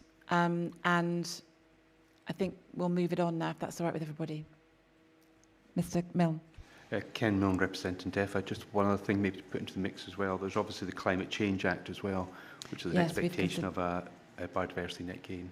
Yes, that's or true. No biodiversity net loss. We've discussed that through written questions as well, but thank you very much for pointing that out. That's very helpful. Are we okay to move on to the next agenda item? So I just want to touch on transboundary impacts. We've had no update from the MMO and the SOCG on the situation regarding the EPS. So, for clarity, the Isle of Man is not a competent authority for the purposes of the EPS regime, which I think Ms Sterling's raised several times when we've discussed this. There's no express provision requiring the XB or the ministers to refuse an application on the basis of non-compliance with laws in other jurisdictions. But as I understand it, Regulation 13 sets out the provisions for the environmental impact assessment and process, expressly provides the prospective applicant must identify, describe, assess the likely direct and indirect significant effects of the proposed control marine activity on law and where the proposed controlled marine activity has or may have transboundary the laws of the other country that may be affected by it. So I'm just raising that because it is, to use the word relevant to understand whether an EPS license is required by the MMO and the update on discussions. If I could turn to Ms Sterling. Amy Sterling on behalf of the applicant considers it without doubt, if you read the legislation, and we've set out the various legislative provisions, that the Conservation of Offshore Marine Habitats and Species Regulations 2017 apply to the UK offshore marine area and specifically excludes territorial seas, including the Isle of Man territorial seas. The Conservation of Habitat and Species Regulations 2017 apply to England and its territorial seas, Wales and its territorial seas, etc. No part of the EPS licensing regime in the UK applies to the Isle of Man territorial seas. So there is no requirement under that legislation for the applicant, when carrying out activities within the Isle of Man territorial sea, to obtain a European Protected Species licence. The MMO has never put forward any detailed commentary on why it considers an EPS licence may be required. We haven't received anything from them in that regard. Can I just interrupt, Ms Sterling, because I don't actually think that was the thrust of Ms Pownall's question. She was turning to the MEMA regulations, Regulation 13, and then the particular reference under 3A, where the proposed controlled marine activity has or may have transboundary effects, the laws of any other country that may be affected by it, which is not to say that a specific licensing provision is in force, but it is to say that if there is a legal framework that requires certain matters to be considered in an adjacent territory, if there is a transboundary effect, that ought be considered. Amy Sterling on behalf of the applicant. Yes, I thought that's where we're going, but then the question at the end went back to the EPS licensing. If it's related to just the general approach to habitats regulations assessment, the applicant has dealt with that in its transboundary PSA, which does carry out a habitats regulations assessment, type assessment for example, SPAs and SACs within the UK. So that would suggest that matter has been covered within the transboundary PSA. The MMO continue to raise that they consider an EPS licence may be required, unsubstantiated as to why they consider that to be the case. The applicant thoroughly reviewed the legislation and set out why it's confident that's not the case. I don't believe there's much further we can go. I understand, and you've explained it, I think, before in previous hearings. The point I'm making is that I think it was JNCC actually that raised it in their SOCG. I'm sorry, I don't have the reference, about piling activity, the EPS, and I think it was picked up by the MMO in one of the references they made. So I'm just asking how we can get comfort that the UK authorities agree it's not required, and that won't be an issue in terms of what the examining body have in front of them. I'm raising it now because I don't want an impediment to this decision. You can see why it's an important issue. Amy Sterling on behalf of the applicant, I can submit the legislation into examination. We have already done that, and we've signposted it. I can provide the statutory instruments. I can't explain to you why the MMO and JNCC consider one may be required, because that's not what the legislation says. That's not the question I'm asking. I'm so sorry, maybe I'll be clearer. I'm just asking for confirmation from the UK authorities that it's not required, because that would give us comfort to tick that box. Not the legislation, and if we're counting the legislation, explaining it, the legislation is what it is. What I'm concerned about is the interpretation by the UK authorities of that legislation. Do you see where I'm...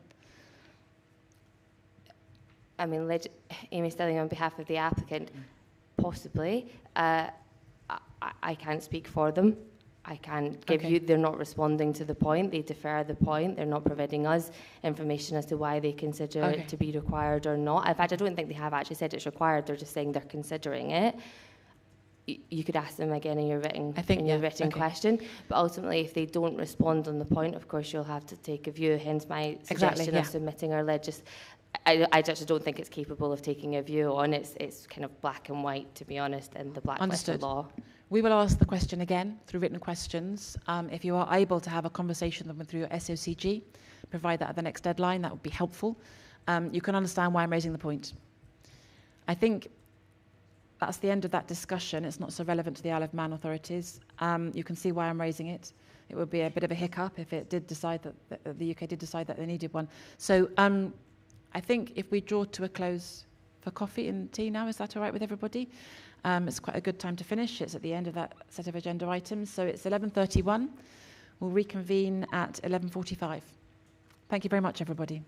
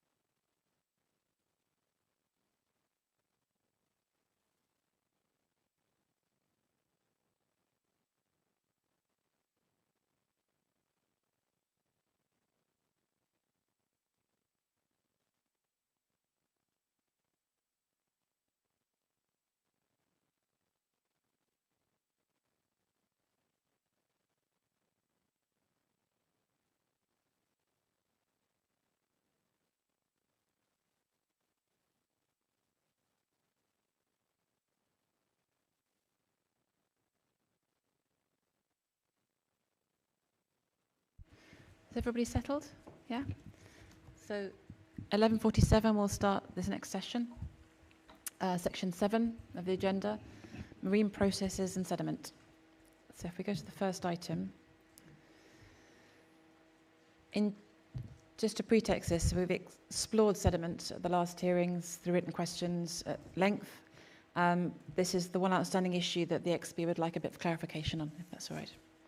So in G44, the applicant's response to PBM2 and and in the SIH's 4 to 7 actions, D4005, page 34 to 36, the applicant discusses with suspended sediments and deposition arising from one vessel with multiple sets of drifting at the same foundation location. The minimum distance between two concurrent activities is 1 kilometre. This is due to each construction vessel having a 500-metre exclusion zone around it, in accordance with the details set out in the outline vessel management plan submitted at D4. While there may be support vessels within this 500-metre exclusion zone for the safety of crew, the exclusion zones would be in place around the construction vessels. The exception to this is the drilling activities where one vessel could have multiple sets of drilling equipment on board. In this scenario, each drill would work on a separate pile pin at the same foundation location. So I just wanted to ask the applicant if they could state what the maximum number of sets of drilling equipment would be. Our assumption is 2, but that's not explicitly stated.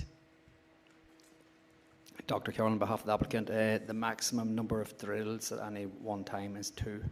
It's 2, okay. So, and is what I've just explained correct? You may have 2 on one vessel.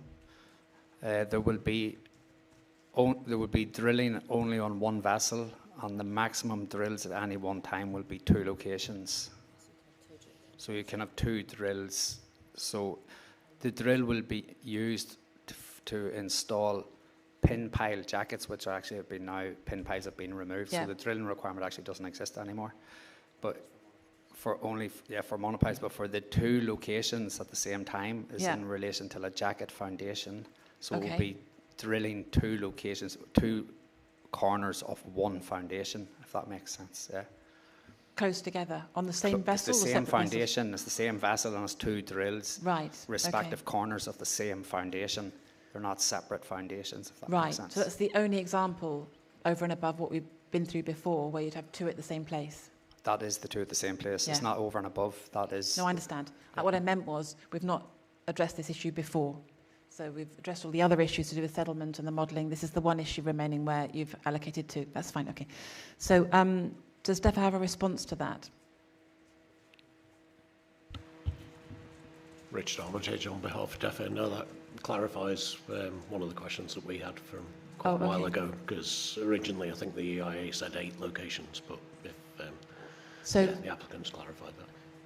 If I'm right, this is the one scenario where we haven't got a clear understanding of how the settlement will affect the environment, because it's 2 in one place.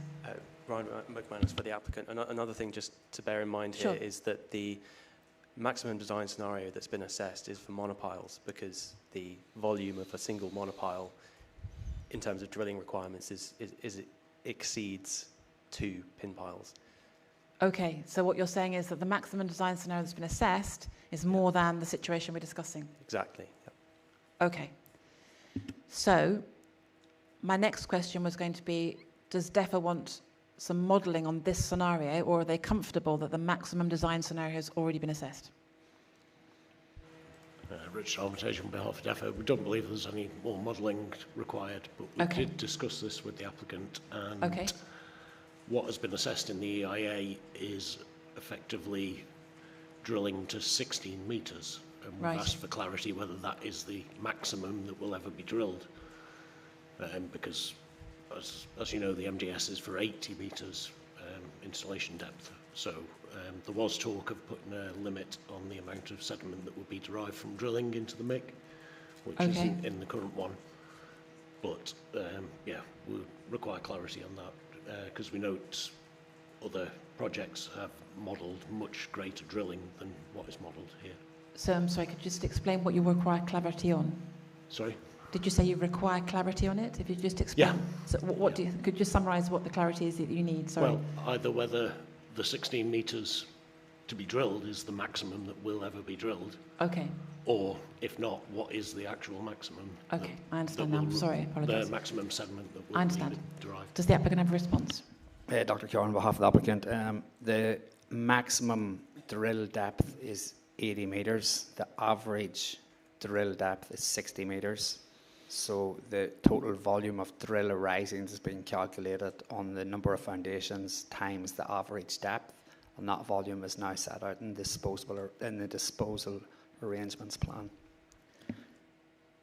Does that answer the question, or do you need security on the maximum? Not particularly, because if there's going to be a maximum of 80 metres drilling at one location, the only thing that has been modelled is 16 metres of drilling at that location, and the results of that assessment say it only lasts for 12 hours, so it's a very short time. But if you're going to drill for more than 12 hours, then it's obviously a greater volume and a greater at the individual locations. We accept the average overall, of course. Okay, I understand. Is the applicant able to clarify that? Dr. Keogh, on behalf of the applicant, it's 60 metres has been assessed, yes, 60, not 16. So 60 metres is the average. So 60 metres, and that's what the calculations have been based on. Okay. And it's been agreed that the assessment outcome has no likely significant effect. I mean, in discussions with DEFA, we had agreed previously that, well, we agreed to disagree that, to our understanding, it wasn't a likely significant effect. And I think we were moving on from this, but we're happy to provide further detail if it gives DEFA comfort in terms of the quantity. Okay. Will that answer your question? If we get the clarity on that, yes. So could you just specify for the agenda, the hearing action, exactly what you want clarity on? Well, either whether the 16 metres that has been assessed in the EIA is the maximum that will be drilled for a single location, or if not, what is the maximum? So whether 60 metres is the maximum? 16, from the volume of sediment that is assessed for the impact, it equates to 16 metres. Dr. Keogh, on behalf of the applicant, 60 has been assessed. That's what I thought you said. That's why I did say it, and I'm saying it again, 60, yes. It's not 16 metres. I think that's maybe a calculation that DEFA have performed, and I can speak with my colleague, or I can speak with Richard and see how he has arrived at that, that's 16. It's the average depth is 60, the maximum depth is 80. Yeah. And that's what's been assessed? Yeah. Okay. So could you put into examination clarity on what's been assessed? We'll do the hearing action. Could you continue the discussion with DEFA on that to explain the clarity and come to a conclusion whether anything else needs to happen, please? Is that all right with DEFA? Richard Armitage, on behalf of DEFA, yeah. Okay. If they clarify it, and then you can conclude whether you want anything else done, so we can tick that box? Yes. Okay. Correct. Perfect. So, is everyone comfortable? Can we move on? Yeah. So the next one is C, which is this seabed mobility, and it's DEFA's concern. Is it still your concern on seabeds? And I'll read it out. So DEFA have raised concern about the values of parameters used in the calculations for seabed mobility. That the original EIA assumption was that tidal forces dominate, whereas this modelling shows that tidal forces are minor compared to wave forces when it comes to sediment mobility. The EIA indicated that tidal forces dominate, and the sediment plume modelling presented in the EIA is the root of much of the significant effect work on suspended sediment. Did the sediment plume modelling incorrectly include tidal forces only, given this conclusion on tidal dominance is stated in the same report, or did the sediment plume modelling include the correct tidal and wave volumes but reach incorrect conclusions on tidal dominance? Is that your question? Richard Armitage on behalf of DEFA, yes. That's the question, correct. okay, yeah. Perfect. Dr. Keogh, on behalf of the applicant, the suspended sediments is tide only, yeah. So as the tidal is, we have one tidal ellipse, and it's tidal currents that transport the sediment. For any particle motion along the seabed, it's combined wave and tide to move the particles on the seabed. So the model itself is tidal, yeah, for the suspended sediments. Right. So tide should dominate in the model. Okay. Right. So it's correct then. What you've done is correct. Dr. Keogh, on behalf of the applicant, I don't know if it's correct or incorrect. I'm only just saying that the model for suspended sediments is tidal orientated, tidal dominated. So there's the tidal process that transport the suspended sediments. I understand. I'll for rephrase. transport of sediment on the seabed, consideration is given for combined waves and tides. I understand. That's. I'll rephrase, correct, and say it sounds like that answers DEFA's question. I'll turn to DEFA. Does that answer your question? Hopefully you'll say yes, but it looks like you're going to say no. Richard Armitage on behalf of DEFA. Not really. Okay. This is based on the technical note that was provided with regards to removing of sediment. And in that, the applicant just mentioned about tide and wave, which is what normally you would consider for that. However, the document just says that it considers just tide and then just wave. Okay. But just wave is thousands of times more than just tide. Right. It's so important there's because that. Yeah. Okay. And it's, whereas the EIA says that, originally it said that sediment mounds would be dispersed in a month. The document now with waves say it can be 45 minutes, which is a considerable difference. It sounds like clarification is required. So for the hearing action note, could you specify exactly and clearly what it is you need from the applicant to clarify it? Slowly, please, because we're recording it. Dr. Kieran, on behalf of Dublin, if I can just clarify. Of course, yes. So the tidal model for suspended sediment plume generation, dynamics, deposition is tidal only, tides only. Yeah. The seabed mobility report that Mr. Armitage is referring to is wave and tidal movement of sediment on the seabed, and I think it presents tides and waves separately, not tides and waves combined. So are you saying that waves are of relevance to the movement of sediment along the seafloor, but not important to sediment plume modelling? Correct. Okay. Yeah. And that's what you've done in your work? That's correct, yeah. And does that satisfy DEFA? Richard Armitage on behalf of DEFA would still like clarification on that technical note because of the difference, the significant difference between the two results. So if you could just outline exactly what you want clarification on so we can make sure we've captured it. Yeah. Oh, sorry, just now. Need clarification. Firstly, on whether the model is correct, because we raised issues about the peak tidal current being used all the time. Okay. Sorry. Into the microphone. And slowly as well, because we need to capture it. Yeah, so we need clarification on how that technical note was prepared and the calculations based in it, because firstly, the peak spring tide current was used throughout, which isn't a reasonable assumption. Secondly, because the waves come up with such a high mobility for sediments, as I say, it's many thousands of times what is predicted from the tide. We've done our own calculations based on the sources that the applicant has given, and we get nowhere near those results. So the relevance, partially, I suppose, to the currents in regard, the waves in regard to the plume modelling is only really relevant for the cable installation, which will be near the seabed. So we're clarifying what you wanted them to do, rather than...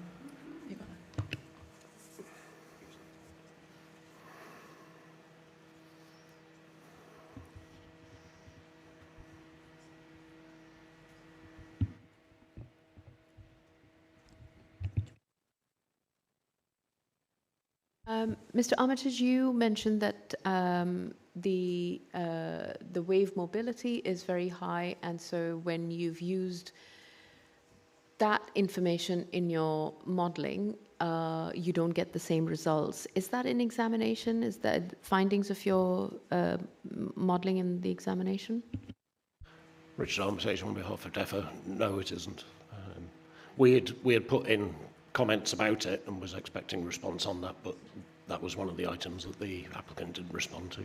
So I think we've got to that stage in examination where if matters are not disagreed, I think they should definitely be substantiated with evidence. So that modelling and the findings of that modelling should definitely come into examination. Given timing, I'm very mindful that we do have an interim deadline that we can play with, which is the Reg 31 deadline. Because of the hearing yesterday, you were not there, but your colleagues will tell you about it. So I think it'll be helpful if that comes into examination perhaps by then, so that the applicant can take that into account. Yeah, Richard Armitage on behalf of DEFA. Yeah, we were hoping to have something for deadline 6, but just with the other pressures, we didn't have it, so it's nearly ready. If you can do it for that deadline. But I think the issue is clarification. It sounds to me like the applicant's done what they need to do. So have we captured the action? Okay, we've captured the action. Perhaps the applicant... Dr. Carr, on behalf of the applicant, just as a closing remark, there's been ongoing discussion for this for some time in relation to physical processes. As set out now in the statement of common ground with DEFA, that we agree to disagree on the assessment, that all of this does not change the assessment outcomes, and it's agreed as not material. So while we welcome the continued discussion, it may be best focused elsewhere. That's why I'm trying to, yeah, I understand. So we've captured the action. DEFA are going to submit the information next Friday, and I think we just move on. Yeah. Sorry. Richard Armitage on behalf of DEFA, I would just clarify that we've agreed to disagree on what was assessed in the EIA, and we have logged many, many times our concerns about what hasn't been assessed. Okay. Thank you. Dr.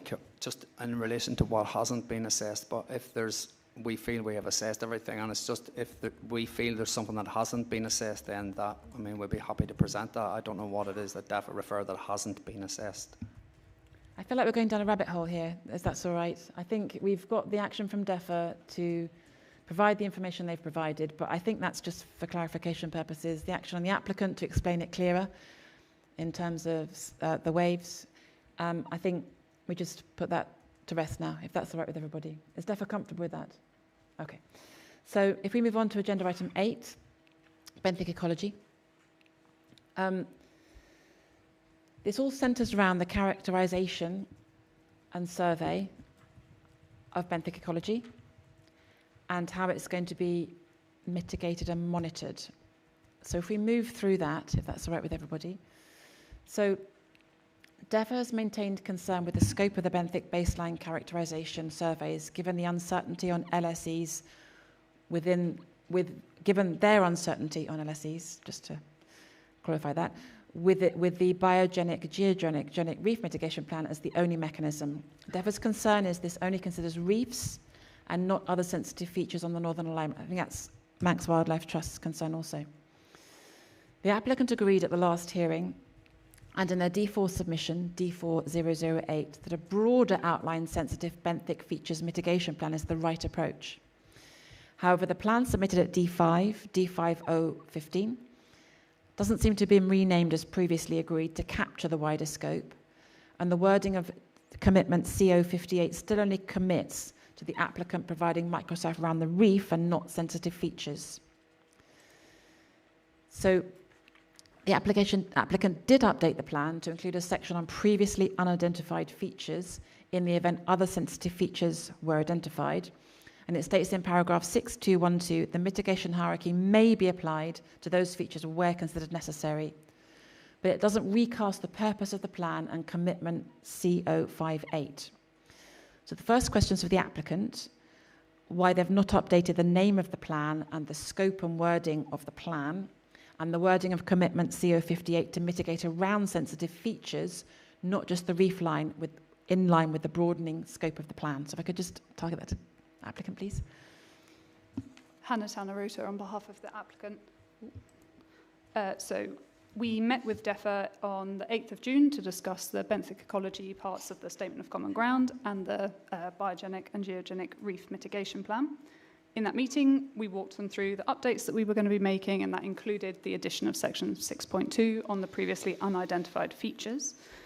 As part of that discussion, we talked about the name of the plan, and we were in general agreement that the name of the plan could remain as it was because it represents the focus that the applicant has on this, those features where we've predicted a significant impact. However, as long as we added in the section on 6.2, the previously identified features. So it's the applicant's position that the name of the plan continues to focus on the significant impacts, but that we have a suitable method process agreed for if there's anything else. That's very helpful, thank you. I'm assuming DEFA are comfortable with that, seeing as they were at the meeting. Peter Duncan on behalf of DEFA. The discussions did take place. Maybe there's a little bit of misunderstanding. I think our position would be that perhaps the title doesn't matter as much as the content, but because the document is in play and for whatever reason it has a long history, to rename it may be problematic. Frankly, I would prefer it to be renamed to reflect what it is. Okay. On the assumption that it isn't a particular problem, and I think our assumption was that it might be, but frankly, I would rather it was. Otherwise, it doesn't really fulfil the purpose. So, well, let's just take it a step at a time, because we do need to fight our way through this. Otherwise, we're not going to end up in the right place by the end of the examination, to be honest. So, given that you've added 6212, so it's accepted that the scope of the plan is wider, is it a big leap just to rename the document? No. Okay. So it's agreed we'll rename the document. Is DEFA comfortable with that? Okay. Yeah. So, next one. So, this is about mitigation hierarchy, and I mentioned that earlier in the examination hearing today. So, the mitigation hierarchy, with reference to paragraph 6212, says that the mitigation hierarchy may be applied. So I'm going to ask whether it could be named should be applied as standard to mitigate the potential impacts to non-reef sensitive benthic features.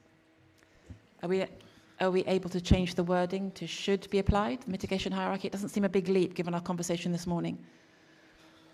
Dr. Carr, on behalf of the applicant, we felt that it should be left broad at that stage because we don't know what those features are. So some of those features could be highly sensitive because they're unknown, and they would then, obviously, if it was required, we would mitigate around them, but some of them may not be.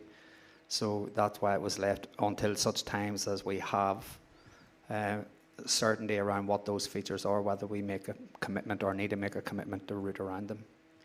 So, but application of the hierarchy means that if there's no mitigation to be applied, then no mitigation's applied. It's a process, not a object, if that makes any kind of sense. So I don't think it's... I think the wording's important because then for each of the situations you're addressing, you apply the mitigation hierarchy. If it goes in this direction, it doesn't, and if it goes in that direction, it does. So I'm going to ask again, is it possible to change the wording to should? I don't think it's a massive leap in science.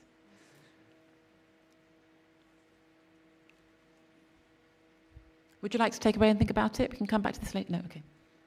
It does say within the plan where the mitigation were considered necessary. So where it is necessary, we will apply the mitigation hierarchy. Of course we will. It's just not applied carte blanche on everything. So where necessary, and that will be in consultation with DEFA. So we can put a little decision tree in there based on what we have. So where we think it would be considered necessary in relation to the unknown features. So some would require mitigation and others may not. I understand, but we can still apply the hierarchy, so should's not a big leap, is it?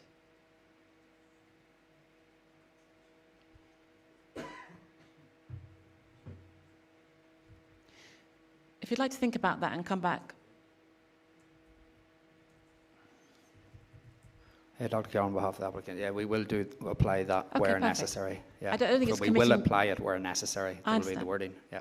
But you'll change the word. Yeah. Yeah. It's not committing you to doing anything different than other than just using the hierarchy. And I explained at the beginning of this day that adaptive management, the mitigation hierarchy, all those tools should be applied across the process. So, okay.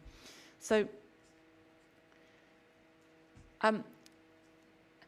it would be helpful to have a little more information around the steps taken if the reef can't be avoided. So a little more substance.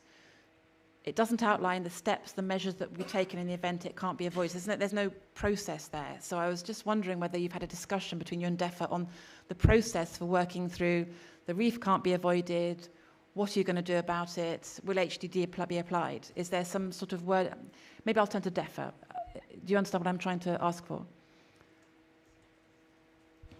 Peter Duncan on behalf of DEFA. I understand, and I would agree there's a lack of process in it. So we get the principle, but the document currently still lacks detail on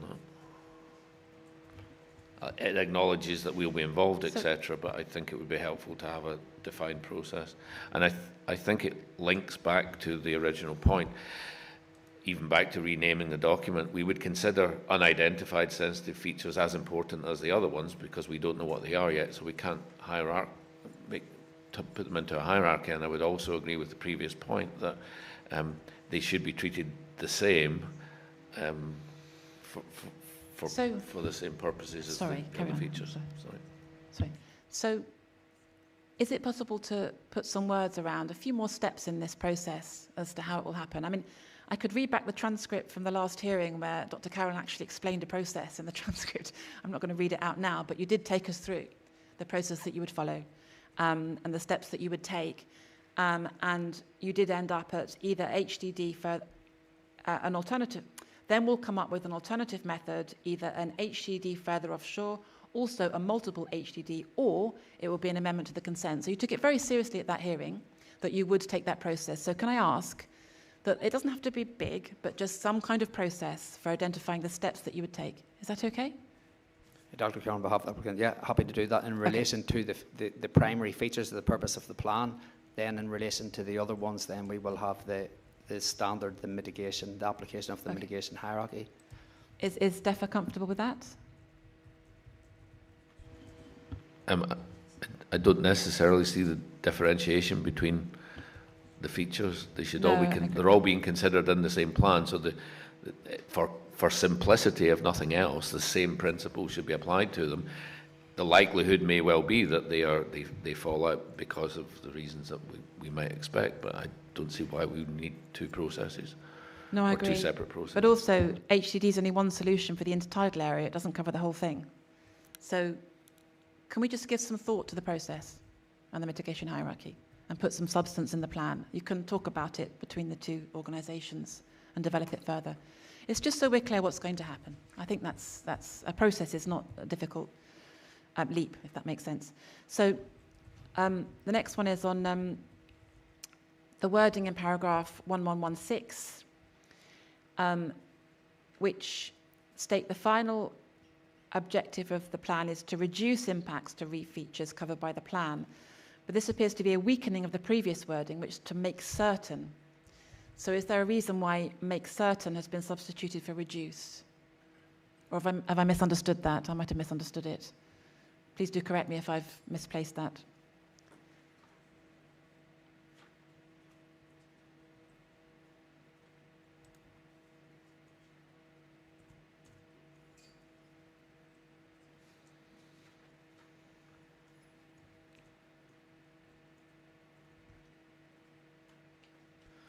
Dr. Carroll, on behalf of the applicant, because of the inclusion of additional unidentified sensitive features on the application of a mitigation hierarchy, which means that they have to be wholly avoided, then it could basically, in a way, kill the project that we wouldn't be able to construct. So it was to give us some flexibility in relation to that.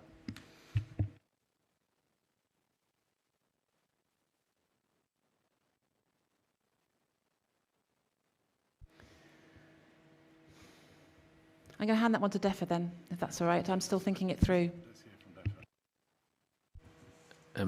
Peter Duncan on behalf of DEFRA. I'm just wondering whether we seem to be looking at slightly different questions here. Looking at the wording of paragraph 1116. No. Sorry? You're not sure about the wording? Where the wording's located? Which item number? So it's paragraph.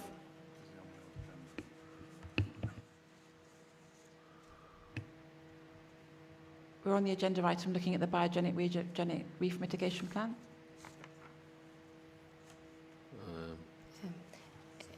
Which starts the XB notes the updates made by the plan to the outline biogenic geographic reef mitigation at 5. The applicant will be asked to provide a short update on the changes to the plan, which I haven't asked, I do apologise. With reference to the applicant's commitment at Schedule 6, it's about the content of the plan and the wording of the plan, basically. I'm sorry, we still have 8A. It's examination library reference D5015. That's the track change version, which is probably the best one to look at. It's now paragraph 1.1.1.6, where the applicant changes the wording from the objectives of the final plan is to make certain that foundations, etc., are micro-sited to the objective of the plan is to reduce impacts to these features by ensuring. And then it explains, if I may, Madam Wasilla, thank you for the clarification. Yes, I think it just sort of elaborating on what Dr. Carolan already mentioned. I guess the issue we have, if we have an absolute, make certain obligation to avoid all unidentified features, is they're currently unidentified and we don't know what's there. It could make construction pretty much impossible whilst complying with that obligation. So we have sought to soften that commitment wording in this part of the plan, but I think a lot of the concern may actually be resolved if we introduce these decision trees as to, okay, well, what happens if we do find something, what steps will the applicant take, will it consult with DEFA? I would suggest yes. Well, I imagine it would, because I don't think we could make an absolute commitment to avoid all unidentified features at this stage. So first of all, are you on the right page? I think your query was about the plan and the paragraph in the plan, wasn't it? Are you on the right paragraph in the plan now? Yeah, okay. So what I'm struggling with is that it said that before, and now it's changed. So is the difference that you're expanding the scope of the plan from reef to other species? But why would it change? Surely with all species it should be to make certain rather than reduce. Why is it different for expanding it to other? Amy Sterling on behalf of the applicant. Firstly, the plan was designed to mitigate likely significant effects which are on reef only. If the applicant were to include a blanket commitment to avoiding all unknown features, that could make the project incapable of construction, because we don't know what's there. So there has to be some proportionality for the non-significant effects which are now secured by this plan.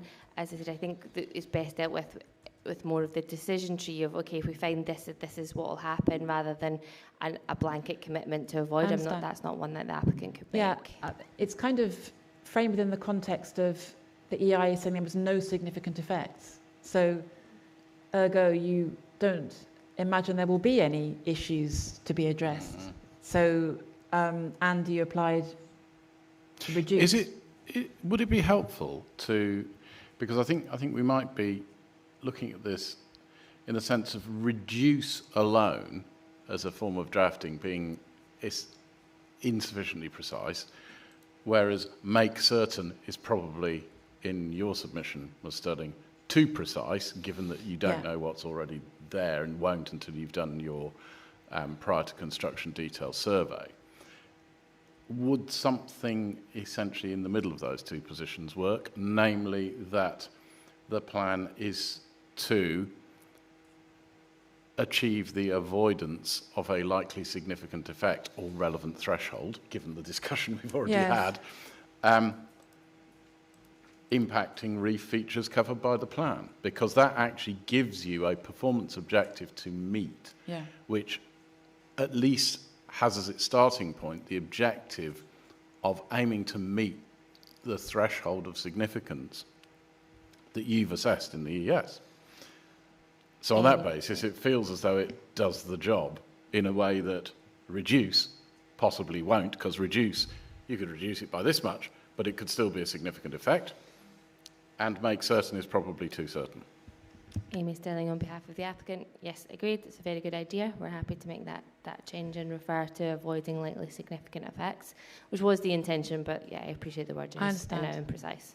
You see my point that it's no significant effects because nothing's of value, yet could you just talk the applicant through that change that you're proposing to make? No, sorry, I'm so sorry. I think I need Amy Sterling. Time for lunch. Talk DEFA through the change you want to make, because I think now they've located the paragraph, you understand what we're discussing? Is that okay? So if the applicant just talks you through it and see if you're comfortable with it. So the wording in 1116 would change to something, we haven't done the drafting, something along the lines of, the objective of the final plan is to avoid likely significant effects of those features set out in table 4 by, and then I think the rest of the paragraph may be able to say the same, maybe not ensuring. We'll have to look at that. Okay. So I think, are DEFA comfortable with that? Peter Duncan on behalf of DEFA. Yeah, as we said before, the principle of applying that process to both the features in Table 4 and the unidentified ones makes perfect sense. Okay, I but think that's what's Table happening. 4 needs to be updated to include unidentified ones, but that gives you the security of proportionality. If the issue is not, if the proportionality issue doesn't exist for the biogenic and geogenic reefs, then it shouldn't exist for the unidentified features because they go through the same decision-making process.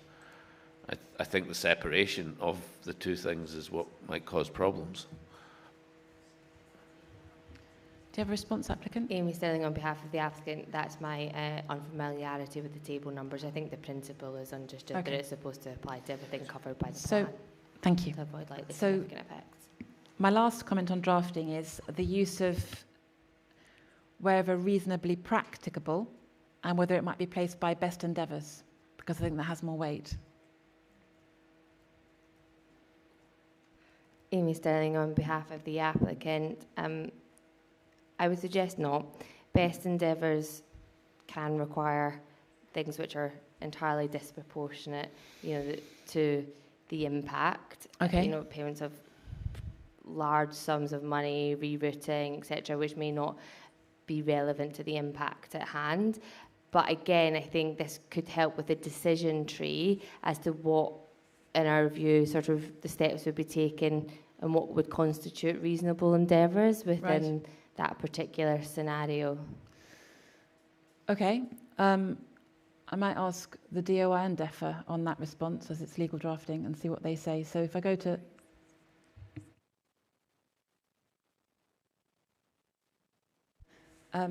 DOI, what do you think about the drafting to replace... I'm talking about where reasonably practical being placed with the best endeavours. Robert Garden on behalf of the Department of Infrastructure.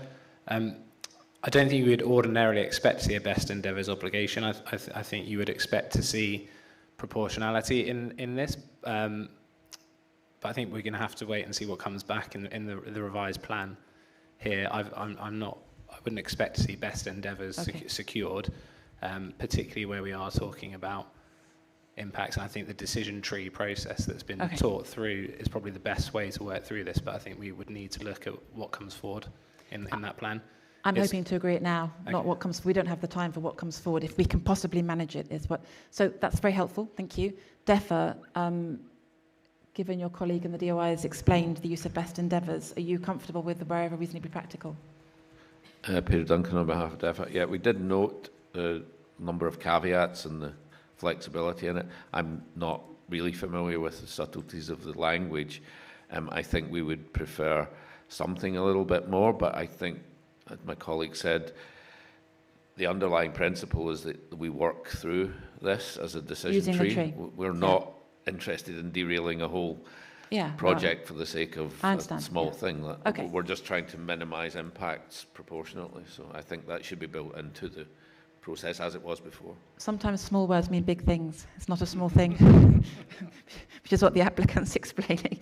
Thank you very much. That's very helpful. Okay, so I'm going to move on then to the next item, which is the survey, if that's all right.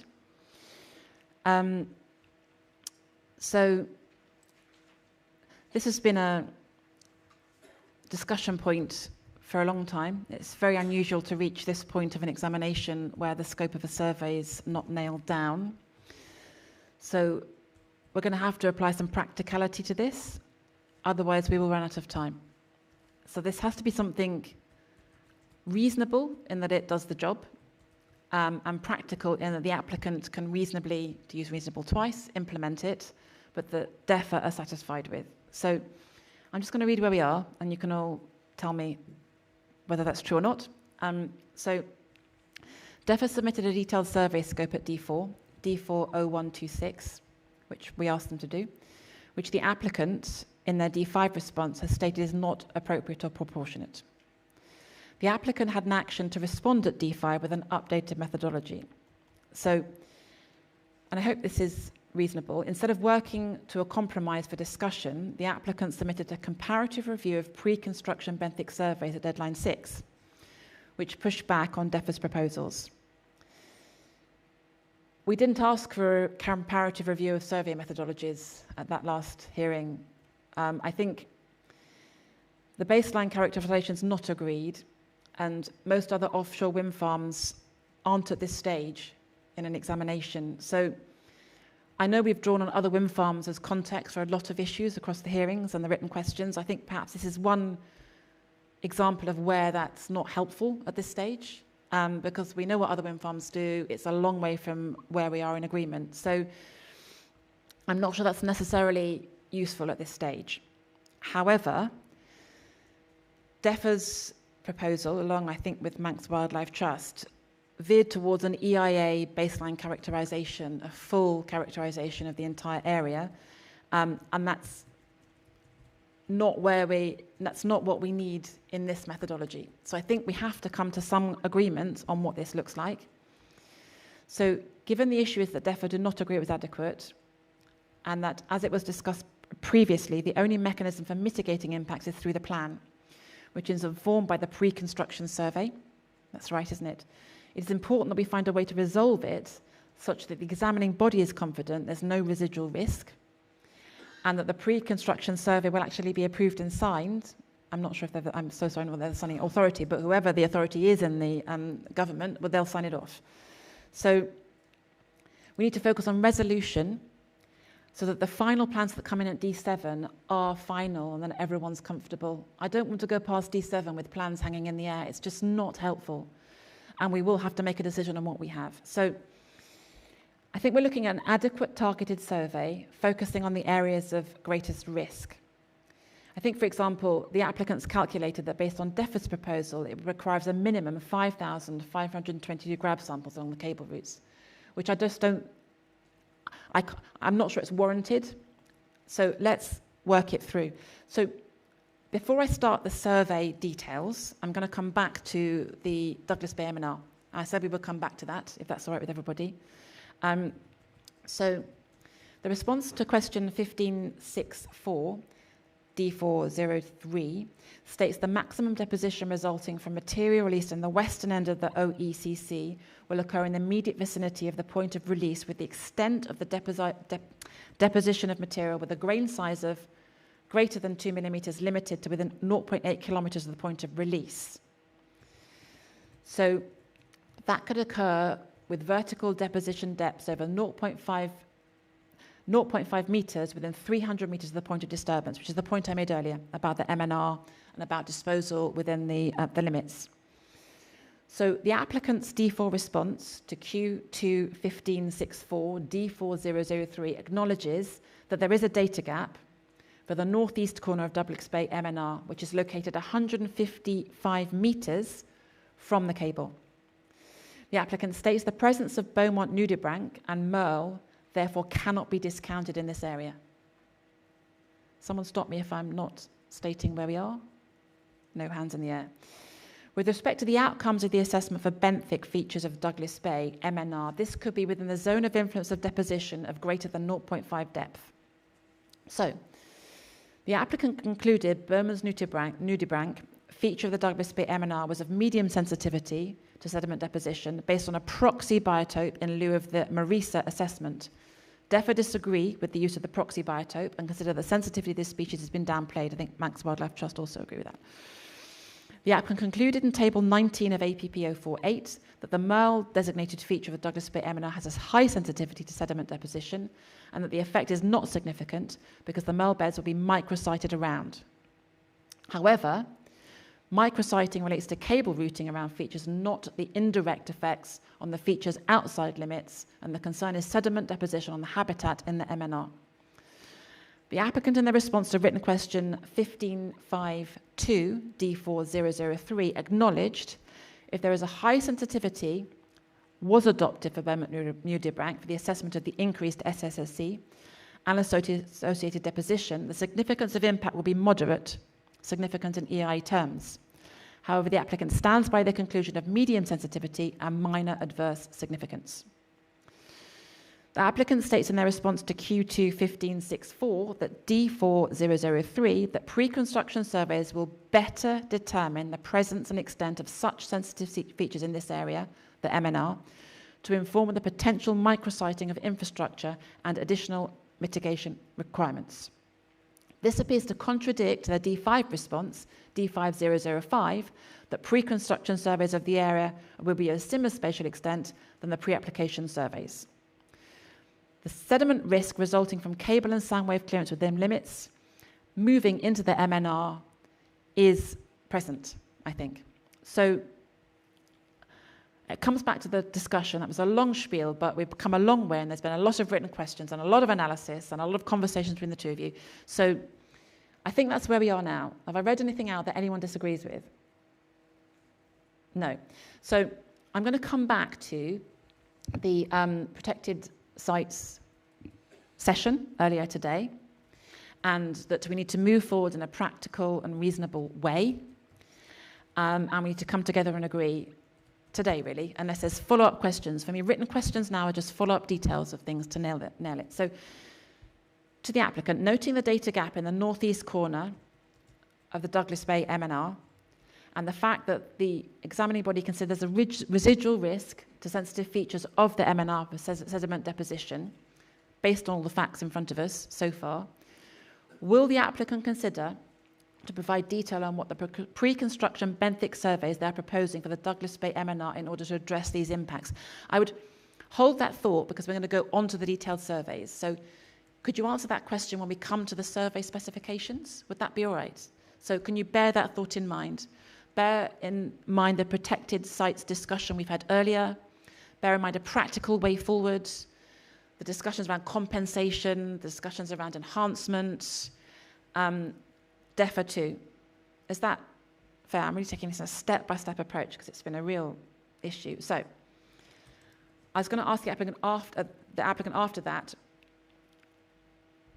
whether this is to mop up at the end the use of Appendix B, the sensitive features and the MNR could be pulled together, which is where I was at the beginning, if that makes sense. So if I move on to the survey construction and detail, can everyone see where I'm going with this? Are you happy with that? Okay, so we're going to talk about the surveys in the limits, okay, and the need for surveys for the MNR. Okay, so Section 7 of the plan only references that surveys will be undertaken to identify reef at the moment, and we've already extended the scope of the plan to cover other sensitive features. Does everyone agree with that? Yeah, okay. I'm sorry I keep focusing on people, but I'm trying to get agreement. Okay, so, and that would be ground truthing via drop-down video, for example. So we need to move away from just doing the reef to doing the other sensitive features, because we've expanded the scope of the plan, we've agreed the renaming of the plan. So, okay, so the applicant hasn't provided detail of how the other sensitive features will be identified unless they're recorded incidentally from the drop-down video that I've just explained, yet. So if we move forward, we need to confirm what the geophysical surveys are going to do and what the DDV surveys are going to do. Those are the tools we have, aren't they? Is that right? There are more tools.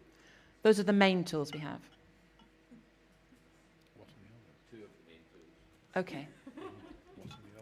What are the other tools that you would like to bring into the pod?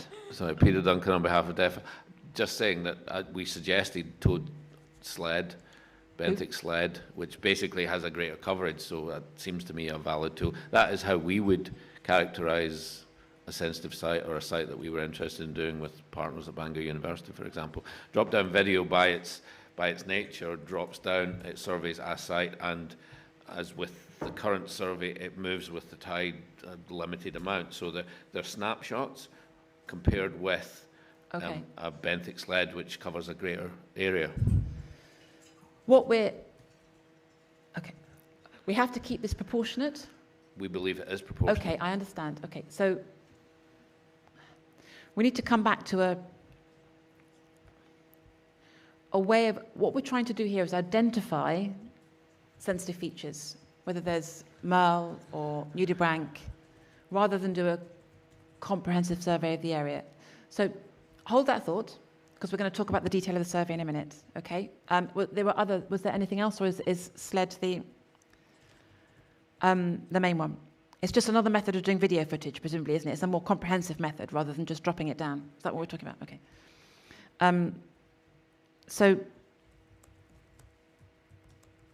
So if we move on then, if we look at so there's two tools, as far as I understand it, and you're going to have to help me here because I'm not a detailed expert in these disciplines. So we've got the DDV imaging, and we've got grab sampling. SLED is just another way of doing the drop-down videos. So I'll put that in the first box. Is that fair? Okay. So I was going to read out some...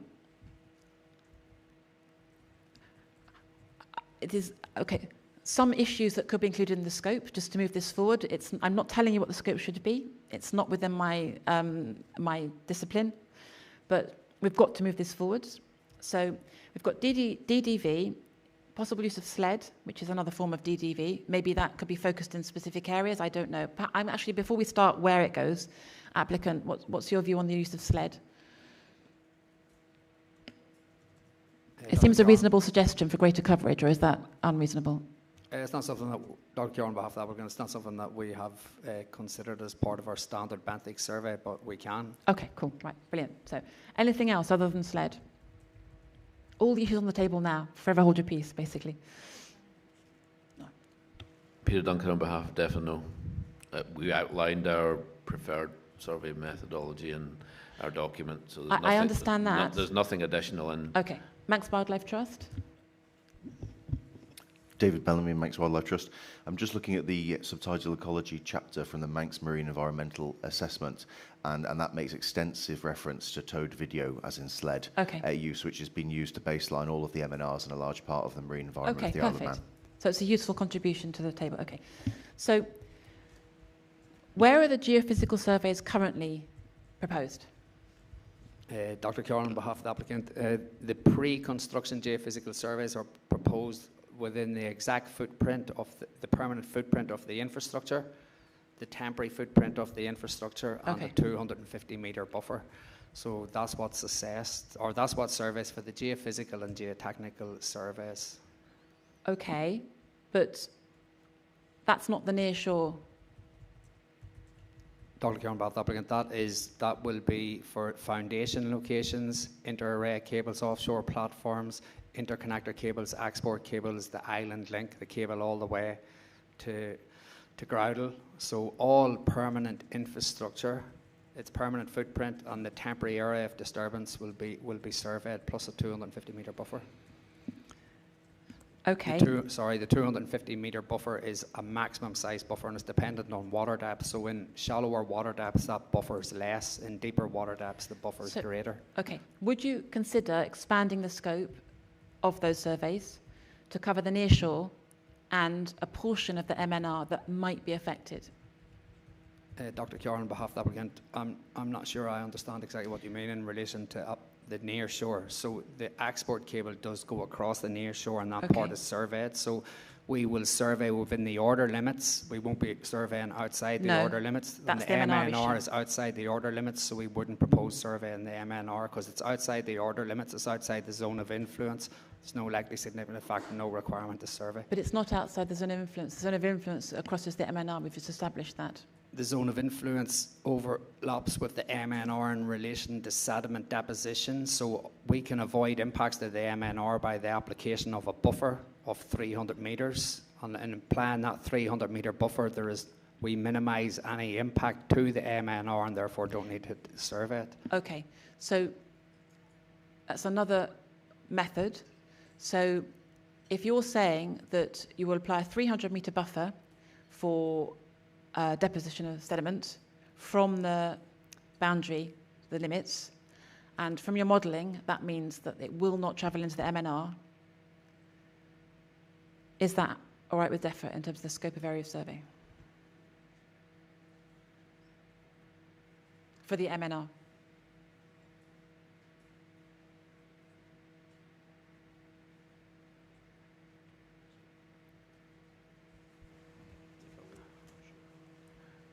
Peter Duncan on behalf of DEFA. Could you repeat the question? I feel there's a difference between the geophysical surveys and the benthic surveys in terms of buffers, and we're talking about.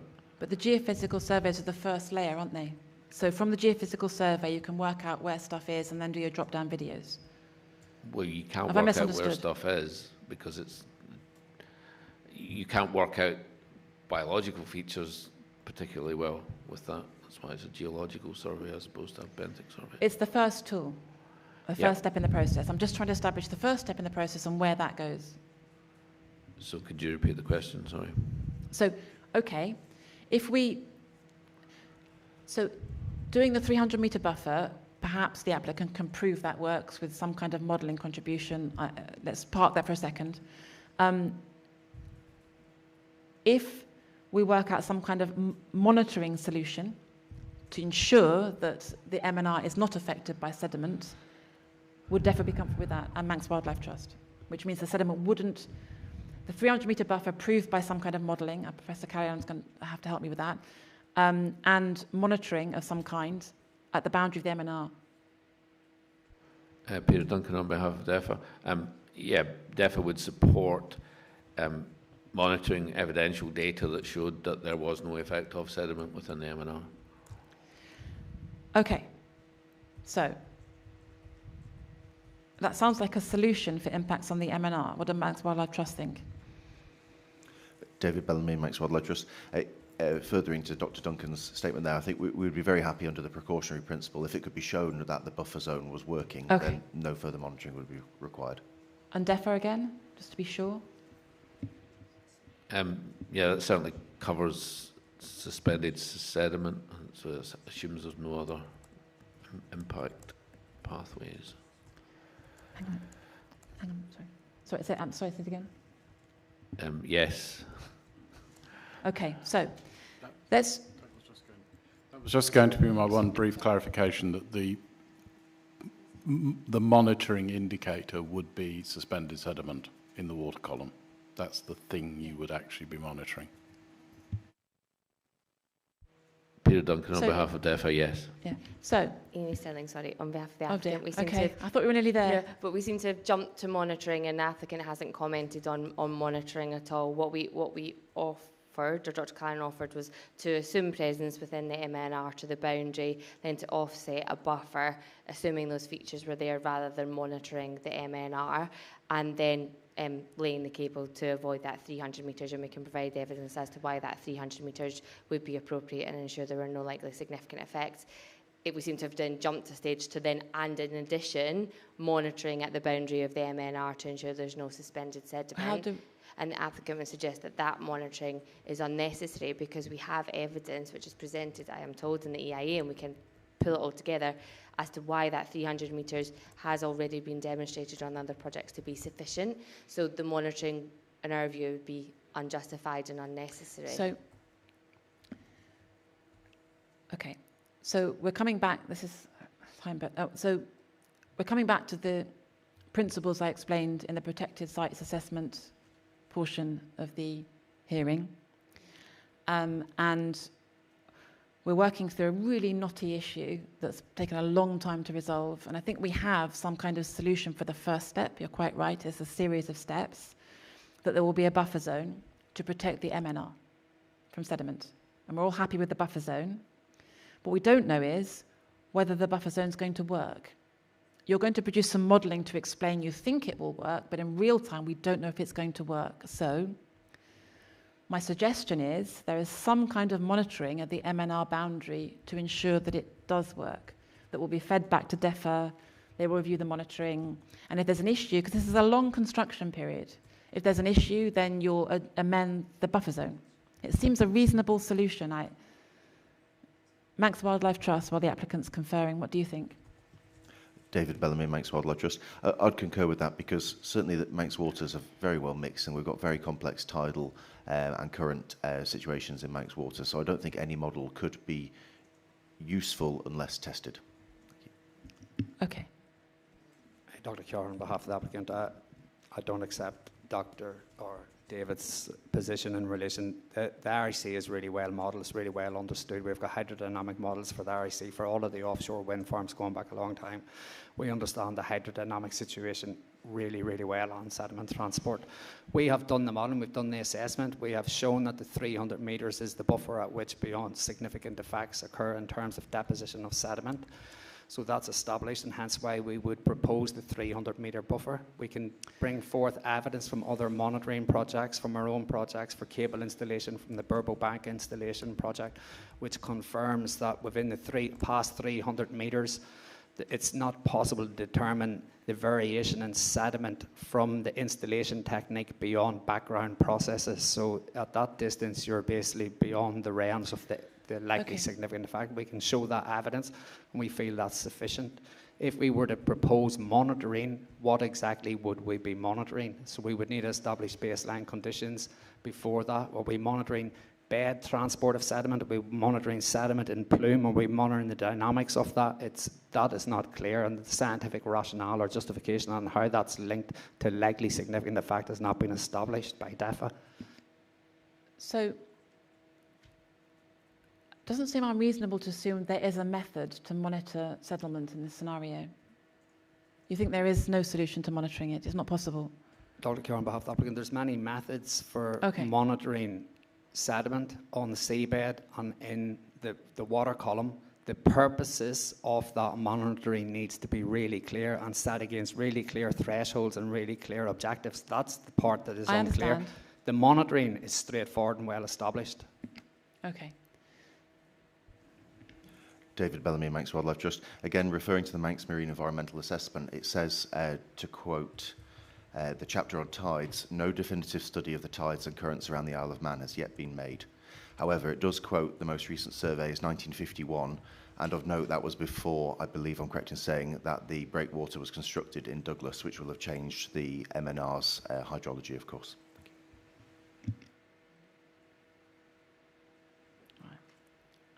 I'm really struggling to work through, given the importance of the MNR. I've read out all the distances for sediment. We've agreed a buffer. We have to test the buffer works. I'm struggling to get past the point that we need to test the buffer works. And I don't want to defer this to hearing actions. We need to agree it. So, okay, you've said that you don't think it's reasonable, there's different ways of doing it, that you've got no baseline to follow. So, DEFA, is there a reasonable and practical way of understanding the sediment levels before construction and then monitoring the sediment levels during construction? Peter Duncan, DEFA. DEFA would argue that that's up to the applicant to come up with. Well, it's not really, no, because we need to reach a conclusion, and you're saying... I would say our objective is to prevent harm to the Marine Nature Reserve. How the applicant chooses to do that is up to them, and that will consider practicalities, costs, etc. That really isn't up to us to do. Mr. Duncan, I think the point that Ms. Pownall is trying to get to is that if we don't come to an agreement, then the examining body will need to make a recommendation in terms of based on the evidence before us. So if we were, I completely agree that it is for the applicant to propose, but you're not satisfied with the proposal. So which is why we're asking you to convince us, to persuade the examining body of what process needs to be followed, and then for us to take that into account when we are doing our considerations. So the applicant isn't, Peter Duncan on behalf of DEFA, the applicant isn't proposing any monitoring, and DEFA agrees with the proposal from the examining board and the comment from Manx Wildlife Trust that we would support confirmatory and adaptive monitoring, and we'd also agree that the micro modelling of hydrology in that area is not sufficiently known, so it makes perfect sense to us to prove the mitigation of the buffer. I don't know necessarily. I get back to my original point. I'm not sure DEFA can or should propose how it's done, but definitely. It may be something we can work with the applicant on. Can I just, okay. Sorry. So the reason I was saying the onus is on DEFRA is because you're the ones not comfortable with the solution here. But let me move it on. So talking to the applicant's ecologist, who's representing Benthic Ecology, sorry. A or B, which person? Okay, I'll ask the question. So you can see the dilemma here. It's really important to the Isle of Man, it's really important to DEFRA, and it's really important to Manx Wildlife Trust. We're not talking about across this application many situations like this. So I really have to emphasise, and going back to my policy 4, policy 5, PSA, what the examining body has in front of them, all of that. Within that context, have you ever monitored settlement as part of benthic ecology?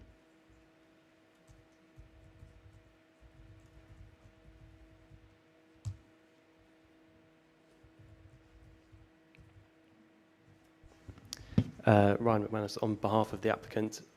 So if we just go back to our comparative review that we submitted in there at deadline 6, that included a review of a lot of early round projects, round 1 projects, which did include monitoring of impacts to the benthos, both within and outside development areas and at control sites. Newer, more recent projects don't tend to do that because that evidence base has been gathered, and I'm not aware of any more recent projects that have done but we don't have monitoring of deposition I understand. Outside of the order limits. We don't have an evidence base here. Well, Ryan was for the applicant. I think the evidence base is applicable to the marine environment in general. I accept that it's not in the Manx marine environment, but there are obviously similarities within the Irish Sea where a lot of this data has been gathered. Okay, so let's turn this on the other side. We're going to end up moving fish ecology. So let's turn it on its head then. I will come back to monitoring if we can't agree the other option. So the other option is to do the baseline surveys and see what's there. So that comes back to you've described where you're doing your geophysical surveys, and we'll move on to how many drop-down videos you'll do with your geophysical surveys. You've explained that you're not doing any surveys within the MNR. So I'm saying, why don't we survey the overlap between the MNR and the zone of influence and look at what's there and see if there is nudibranch. And that means, I think it means doing geophysical surveys first and then drop-down videos to confirm. So would the applicant do that? Dr. Kerr, on behalf of the applicant, just to confirm, I'm sorry, I'm going to get a little bit tired on this. There is a zone of influence. The zone of impact is 300 metres. We apply a 300-metre buffer. There's no impact, so we wouldn't be proposing to survey the nature reserve. Okay.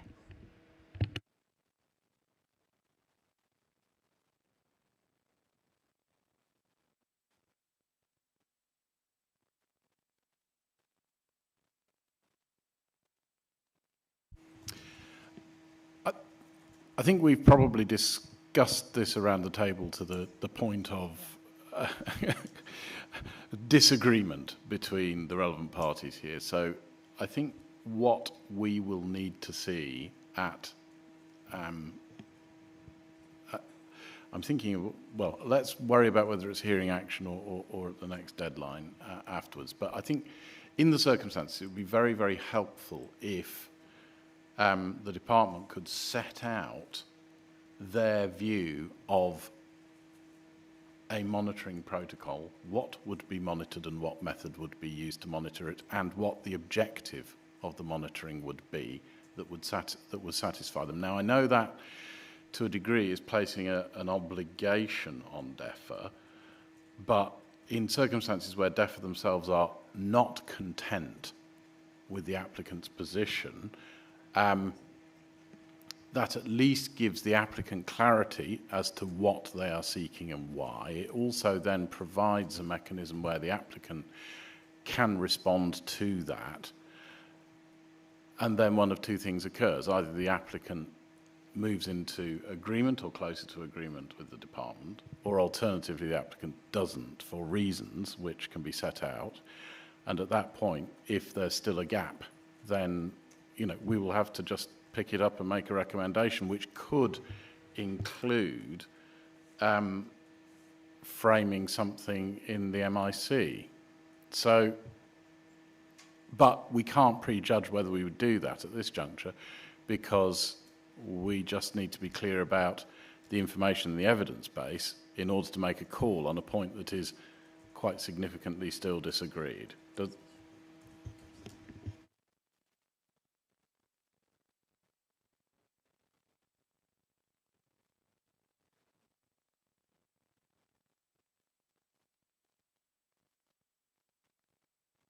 So that Ms. Patnell makes a very useful potential alternative delivery suggestion, which is in circumstances where the applicant disbelieves in this for reasons which you will be able to articulate in writing, and also refers to specific experience in terms of the cessation of detailed monitoring in a range of newer consented offshore wind farms, that you would possibly then advance a without prejudice monitoring position, noting your in principle position that you disagree with the fundamentals of the requirement for it. So that's another mode of getting to the same place. If I think that's more practical, given that we tried it last time with DEFA looking at the monitoring characterization methodology. So we'll put it on the applicant this time. Dr. Carroll, on behalf of the applicant, just in the interest of moving things forward, we will basically go away. We'll look at the survey specification. We will look how we can increase the buffer in proximity to the nature reserve. We'll make a commitment to secure the 300-metre buffer in relation to the nature reserve, and we'll come up with a in-principle monitoring programme that we see sufficient to address DEFA's concerns. Okay, thank you. So, moving it forward, we're now looking at and this is the last item on the agenda. Well, we've just addressed monitoring. So I'm going to put impacts on the Copeland Nature Reserve to written questions. Applicant. I'm going to put impacts on the Copeland Nature Reserve to written questions. Can we just go through the 15 more minutes before lunch? So there's this DVD sledge sampling versus grab sampling issue, and sampling in the nearshore and a wider area of coverage. So the geophysical surveys but they cover the area of works. So I'm asking whether we could expand the scope of the surveys to cover the nearshore and not the MNR, because we've discussed that monitoring as a solution. And a commitment to ground truthing via DDV of sensitive habitats, not just for reef, which we've established we're doing anyway, and a commitment to additional DDV in that nearshore area, just to cover off anything that you might not have identified. So I'm talking about an expansion of the scope of geophysical surveys and more drop-down videos, but not 500,000 that you were with the survey, the DEFA stuff. So can we move to a slightly expanded scope to make sure we cover the other sensitive features and the reef? Dr. Carroll, on behalf of the applicant, if you could just clarify in relation to the nearshore and clarification in relation to DDV, because to my mind we've only been speaking up to this point in relation to the geophysical survey only. Yeah. We haven't covered DDV, no. And in relation to the nearshore, so our cable goes to the nearshore, and that's what we survey. So we will survey the permanent infrastructure and the temporary disturbance width plus a buffer. If you're familiar with the site, you are the site, but it's a rock headland and bed beach, so there's only a very narrow area within the nearshore where we would survey, and we would plan to survey the full coverage of that. So I'm not really sure when you say nearshore exactly what you mean by nearshore. It's where a lot of the species that we've been discussing are potentially located, and it's around the rocky reef and HDD, too many acronyms, and how we move through. So do we need to expand the area of geophysical survey, allowing the information to flow into drop-down video or SLED videos anymore, DEFA?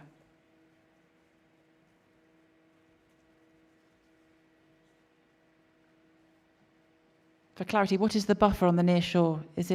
What is the buffer on the near shore, applicant?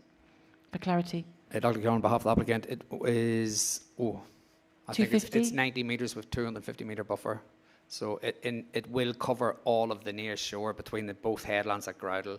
Okay. And then coming out, it'll be the corridor width. Okay. So we wouldn't propose the survey outside of the order limits because there'll be no work outside of the order limits. We've just been through that. So yeah. I just want to make sure that the whole nearshore area is covered where there's a potential for species. Because remember, I put the plan up about the rocky reef and how it extends the whole thing. And Dr. Keogh, on behalf of the applicant, we're not surveying for species with the geophysical survey. No, I know. It's I know. for the geotechnical engineering purposes. It's that coverage. Information then will be used to inform the benthic survey. I understand. I'm talking about coverage of the geophysical survey. Is DEFA comfortable with that? Is Manx Wildlife Trust comfortable with that?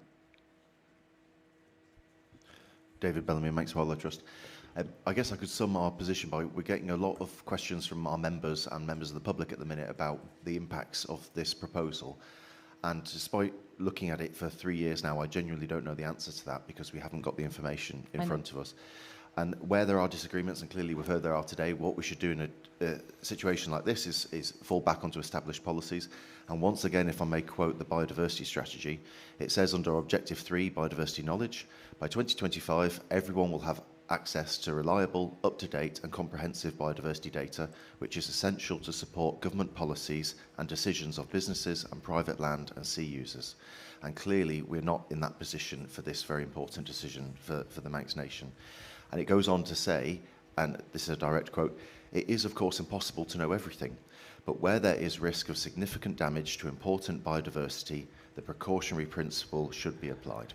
And it goes on to define what the precautionary principle is, but it mentions having full scientific certainty of the impacts. Okay. And we're clearly not in that position. We're not, and we've established that, and that's what we've been working through for the last 3 or 4 months, I think. But that's very helpful, thank you. I think the mitigation hierarchy is using the precautionary principle. So thank you, that's very important. So I think we're happy with the area of survey, geophysical survey, not drop-down videos. DEFA, I haven't heard DEFA come back on that. It sounds like it's covering all the right places. Yes. Okay, so now it's about drop-down video coverage. How can we reach agreement on the area of drop-down video coverage? I'm assuming it focuses on where sensitive habitats have been identified, but how can we do something that's reasonable and practical? Applicant, good effort, if you're going to say. Peter Duncan, representing DEFA. I think the point would be that until you do the surveys, you haven't identified the sensitive habitats, and that's really where our point lies. The current survey approach is not comprehensive enough, and so our proposal, based on standard industry, spacing, etc., was an attempt to better characterise the order limits. It's clearly open to some negotiation, but somewhere between where it is now and an ideal situation would be DEFA's position.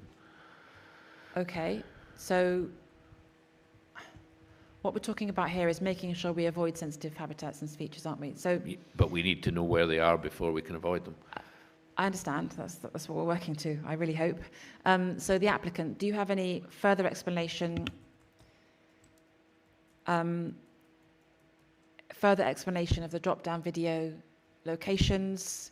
Can you expand on what you've offered before to make sure there's a comprehensive coverage? We have to have some give here. Hannah Tanner-Rota on behalf of the applicant. So I would absolutely agree with what Peter was saying, that we would not design the final survey, the final benthic survey, until we've done the geophys, and that we would need to be able to identify where those features are to be able to say exactly how many drop-down locations there would be. So we wouldn't propose at this point to say there's 10 or there's 20 or there's 5,000 or whatever. The process that we usually follow and have followed on previous projects is that exactly as you've described, we do the geophysical survey plus the buffer. That allows us to be able to identify what's in that area. Sorry. That allows us to be able to identify what's in that area. And then within that, we do the most appropriate sort of survey. So it could be drop-down video. I think I know off the top of my head, another Hornsey 3 project did sleds, but in very targeted areas rather than along the entire corridor. They were sort of across the corridor. So we're open to drop-down video, and we're open to an appropriate number, but we won't be saying what that is right now. Okay.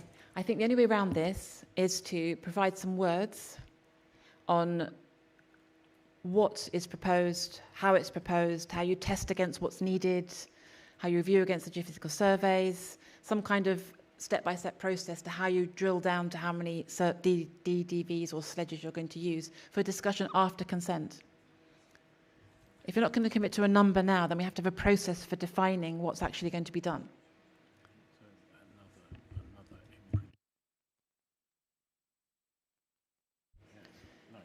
I don't know if the DOI has a take on this in terms of establishing some principles that we could work by in the MIC or plans. Robert Garden on behalf of the Department of Infrastructure. Obviously, the department's going to be responsible for signing off the plans. Exactly. So I think we need to see, if there is a proposal, we need to see how that's secured. Again, decision tree type analysis, but how we get to that at the end. Can I ask the DOI then to come up with some kind of proposal, paragraph, some kind of legal framework which sets out the scope for what you would expect to see to be able to review, comment on, and then sign off within this context?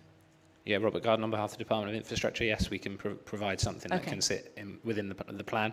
I think it will obviously need DEFA to review it to make sure that everyone is comfortable. Between the two departments, it would be the government's working with DEFA. So that there'll be the parameters within which the applicant would be looking at how they move from the geophysical survey to the DDV survey, the scope of it, how you review it, that kind of process. Robert Garden on behalf of the Department of Infrastructure. Yes, we can do that. Okay. Could you draft that? Sorry, the department draft that for discussion with the applicant, that you can move through this, just working through some kind of scope framework for agreement before the plan's finalised at D7. I'm saying this because the applicant hasn't given me anything to work with here. Sorry, you wanted to say something? Hannah Tanner-Rotor on behalf of the applicant. So I think I would just want to draw your attention to figure 2 at the end of the B grant, which does set out the process that we'll be following, and the fact that it's each stage goes through the consultation with the relevant stakeholders, the fact that it gets assessed by sort of qualified ecologists to then be able to identify what the features are. So I just want to make that's very clear. helpful. Yeah. I'm looking at some more concrete words in terms of some kind of commitment to what the department need to see to be able to go through each stage to match that. So perhaps could you just give me the reference of the document and because then perhaps the government departments can use that to frame the paragraph and structure around the MIC or the management plan on what the framework for this. Okay. Amy Sterling on behalf of the applicant. Could we just have the reference of the document? I'm so sorry. Go on there. Sorry, Amy. Miss that, Irving. It's figure 2 in document D5014. Okay. I would suggest that D5014. Rather than a separate paragraph, if there are additional words perhaps that need to be added to the quite extensive flowchart that's already in there. So I'm so sorry. Could we just clarify the examination library reference of the document and then the table number or figure number? It's figure 2, document D5014, which is the outline biogenic and geogenic reef mitigation plan. They do. So I could you just repeat it again? Sorry. You got it? Okay. Yeah. Okay. So I'm going to move on from this. It's lunch soon. I'm so sorry. You've had your hand up for several. I'm so sorry. Karen. David Bellamy, Manx Wildlife Trust. I may be able to help here just by, again, referring to the Manx Marine Environmental Assessment, which outlines the methodology for the Kennington 2011 survey, which was used to survey sensitive features within Ramsey Bay Marine Nature Reserve. And, well, it wasn't a nature reserve at the time, but to designate that. And it outlines all of the various processes from sled-mounted videos, before that, ground-mounted discrimination systems, then to sled-mounted videos, then grab sampling, and then confirmation with a team of divers.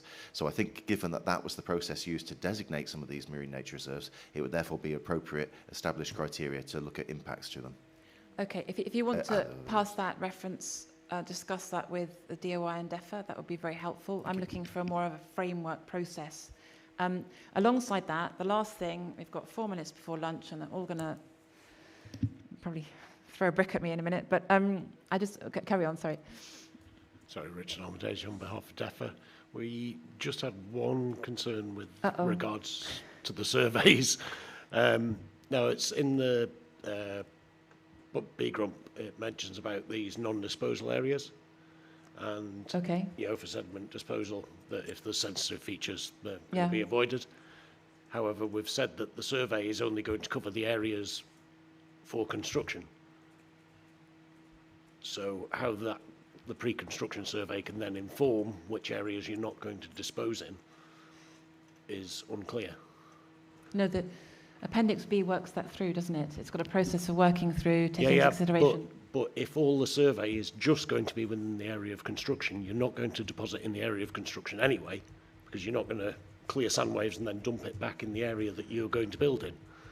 So it's just how that works. It might be a clarification thing, or maybe I've missed something. What you're talking about is more impacts on herring and, I'm sorry, my mind's going completely blank.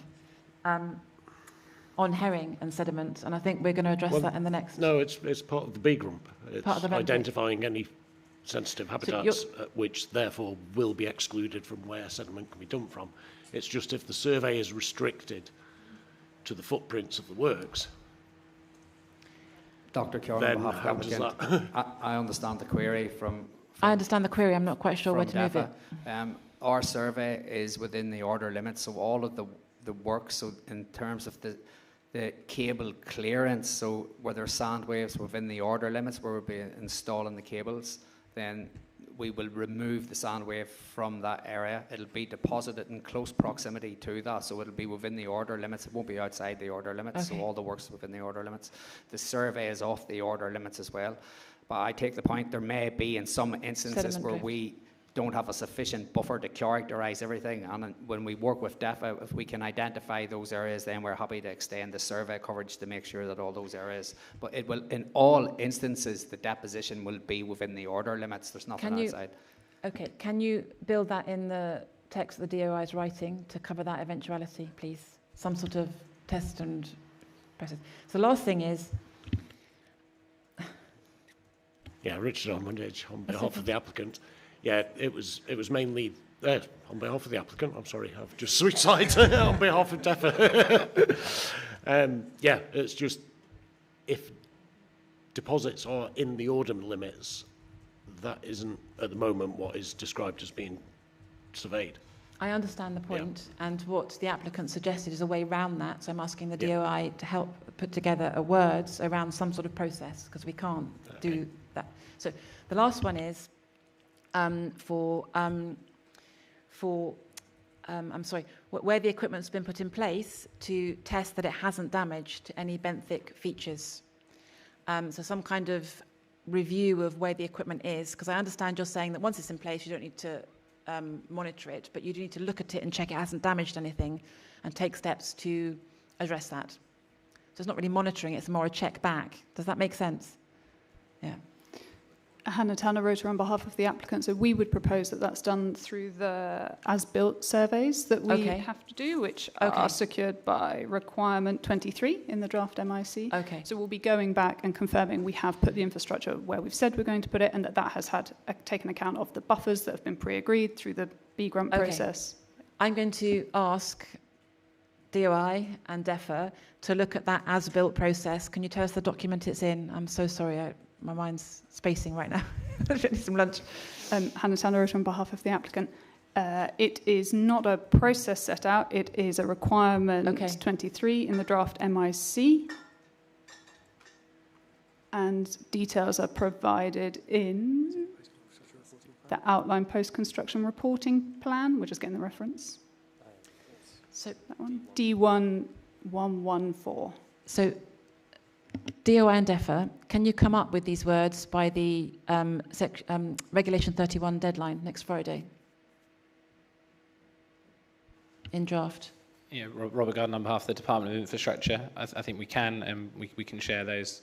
That's what I'm thinking. If you can come up with these words, which are amendments to the plan, bearing in mind everything we've discussed, it's almost like some guardrails on the process to give confidence to DEFA and your department that you will be able to sign off whatever comes over the fence, get it into the examination by the Friday, then I'm really hoping you continue the discussions between the two organisations, guided by the department that's actually going to sign it off. So I would appreciate if you would chair these discussions with a view to a final plan by deadline 7 that everyone's agreed.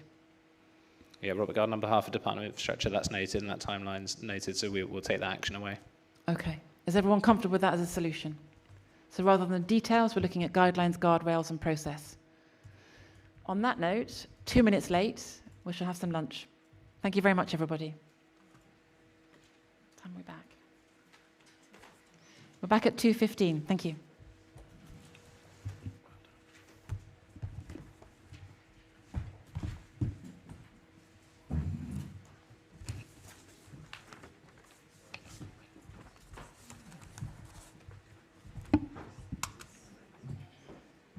Oh, thank you.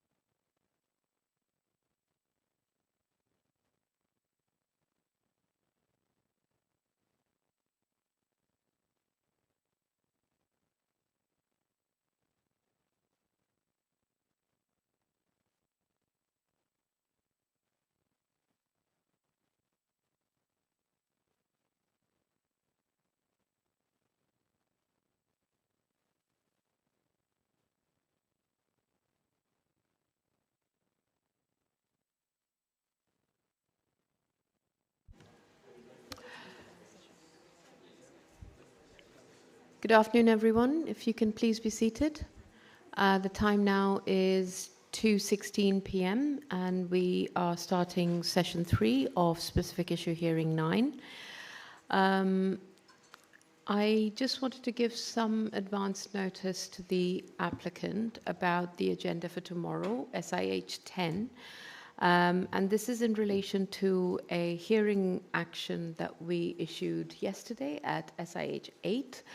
The action was for the applicant to tell us that if we were to request a change request in relation to the thought experiment, both Scheme 1 and Scheme 2, what timetable would that take over the course of this examination? And I was wondering if the applicant could be prepared to talk about that tomorrow.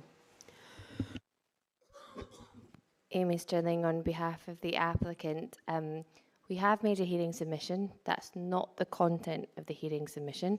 The hearing submission that we understood the action was to put in the submissions that we were going to make on the agenda item that was listed, which was how the examining body and the Council of Ministers may deal with the thought experiment, rather than how a change request, like a non-material change request, may be dealt with during examination. In any case, happy to talk to either of those tomorrow. So what you've submitted is noted, and that is a hearing submission, and you're right, that is one of the actions that we'd issued, but this is quite specifically that if we requested a change request, materiality obviously to be determined, but if we were to request that that is the procedural route we'd like you to take, then how would that be timetabled within the rest of the examination? And I don't expect that to be long because I'm not expecting that to be a discussion, but we'd really like your thoughts on how that would be delivered during the rest of the examination. Amy Sterling on behalf of the applicant, that's noted. Thank you.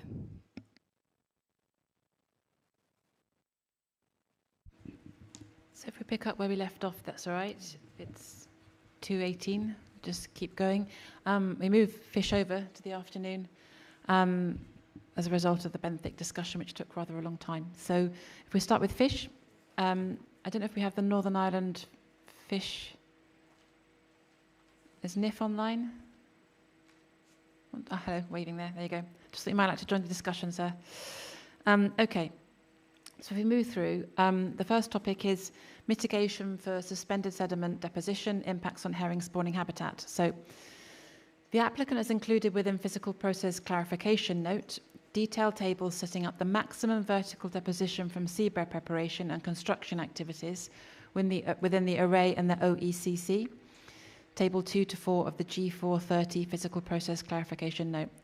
The applicant's also prepared G413 technical note on seabed mobility, which includes erosion of sediment mounds following sediment generation, resulting in the results of mounds to erode over a period of 3.5 days or less, and showing the location of herring spawning habitat within the footprint of the proposed works. The information provided by the applicant suggests that any impact on herring spawning habitat from deposition of suspended sediments outside of peak spawning period is likely to be temporary and would not affect the seabed substrate to an extent where future spawning was impacted. The outline herring mitigation plan, D1117, was not clear on what impacts are being mitigated through the outline plan and how these impacts are being mitigated. The applicant has submitted eggs and larva deposition clarification note at D6, D6007, which details activity-specific sediment deposition effects, the applicant's approach to inform stage mitigation around peak herring spawning. The outline HMP now includes clear staged process of how mitigation will be agreed, the types of mitigation that will be implemented, including seasonal restriction. The applicant has also clarified that sediment generating works will be undertaken outside the herring spawning period to avoid impacts on herring eggs and larvae, and also to allow recovery of temporary impacts to herring spawning habitat. So I think DEFRA have been included as a consultee on these amendments. I'm looking at DEFRA. Yes. I don't know about NIF, but I'd just like to go to DEFRA first and then NIF to see if they're comfortable with the amendments to the plan. So DEFRA.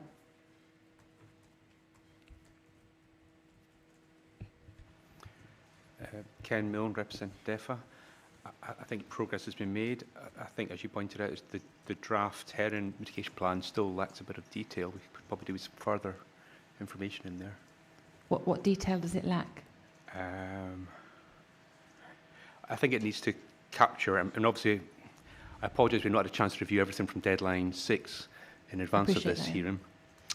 We just make sure it captures everything from AFBI, NIF and MFPO in there as well. Anything? What does DEFA think's missing? Peter Duncan on behalf of DEFA. Well, for example, Appendix A has not yet incorporated into the derivation of the peak spawning period the comments that NIF and AFBI have made based on the data. So the scope of the period used, so it's not yet incorporated. So I think the principle is... You're talking about seasons? It's not so much seasons, it's the number of years of data that are included into the model. Now, as it stands, it's a model that they will use to do it, but it still states, it still hasn't incorporated the suggestions that NIF and AFBI have made, and they're the... Well, I'll come to NIF in a minute, but and I think I'm here, but NIF, what's DEFA specifically thinks missing? Or are you comfortable to let NIF, to use the acronym, I do apologise, so let NIF talk to what their concerns are? I'm just trying to pick up what DEFA's concerns are. So, Ken Milne representing DEFA, we would leave it for the people such as NIF, because obviously our expertise, we acknowledge expertise of other stakeholders in this receptor. I understand. And our role is a bit of management of the territorial seas. I understand. You can understand why I'm trying to close off what everybody wants to say. So if I turn to NIF, if that's all right, sir, if you'd like to contribute. Have you had an opportunity to review things since deadline 6? I know it was very close. Yes, thank you, Mum. Ben Collier, Northern Ireland Fishermen's Federation. The simple answer is no, we haven't had a chance to review all of the deadline 6 documentation, but we have prepared some points to speak about today in relation to this agenda item. So it's really up to you how you want to progress here. We have some overarching remarks to make, and then we can speak separately or together about points 1 and 2 of agenda item 9A. We can take the season spawning, the timings separately as the second agenda item, but perhaps, given you haven't had an opportunity to read the documents that came at deadline 6, if you outline your concerns, and then perhaps the applicant could respond based on the information in those documents, if that's helpful. So if you just summarise your concerns. Yeah, Ben Collier, Northern Ireland Fishermen's Federation. So our position remains really that the full biological life cycle for herring hasn't been fully considered. The herring assessments that form part of the Fish and Fisheries baseline reports, APP 091 and 092, and ultimately the Fish and Fisheries chapter of the EIA, rely heavily on the NINEL survey data. This data is collected over no more than a 2-month period every year. It can be used to define peak spawning within a 2-month period, but what it can't do is tell us what's happening for the other 10 months of the year. AFBI are the survey provider, and in document D5054 that we've submitted, AFBI acknowledged themselves that understanding outside of this very narrow survey window could be improved. If I could just stop you there, that's the next agenda item. If I talk through that then, would that be helpful? That might inform what you're going to say. Please. Okay, if I do that, because I think it's responding to what you're saying.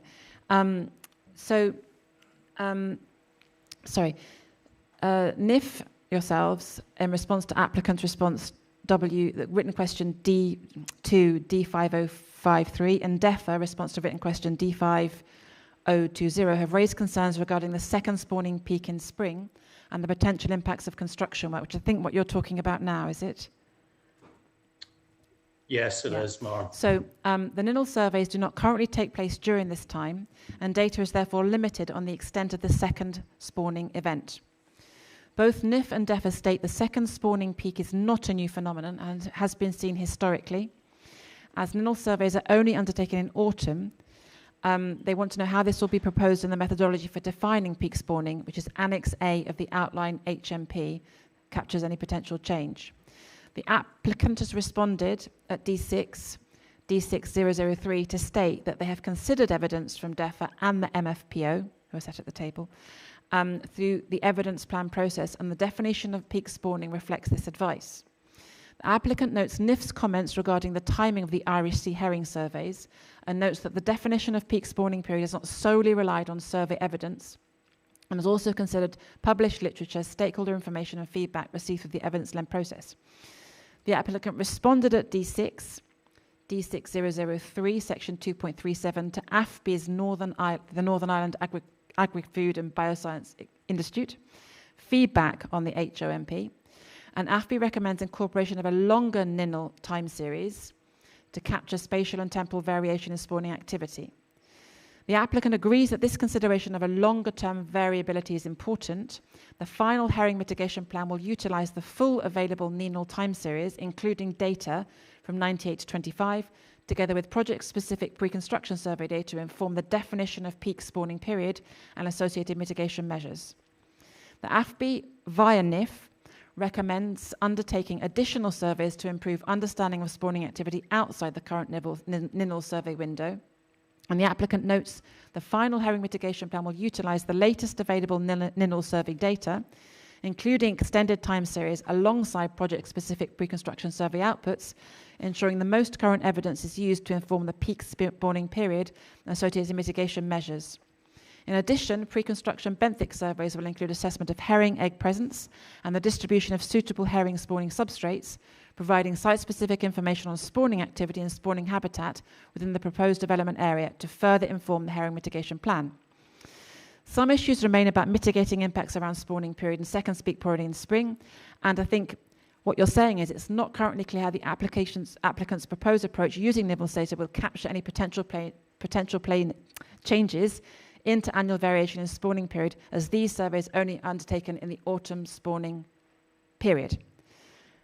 Just turn to the applicant. Does that summarise what you've done and where you're at? I'm going to turn to NIF and see if they're comfortable. Ryan McManus for the applicant. Yeah, I think so. I think okay. Just so I understand what you've said. So we will use the most up-to-date NINL survey data at the time. I think AFBI and NIF have said that in future they may survey additional periods outside of that. So if that data was available at the time, then that could also be incorporated. Okay. So now turn to NIF and ask if you're comfortable with that. Ben Colley, Northern Ireland Fishermen's Federation.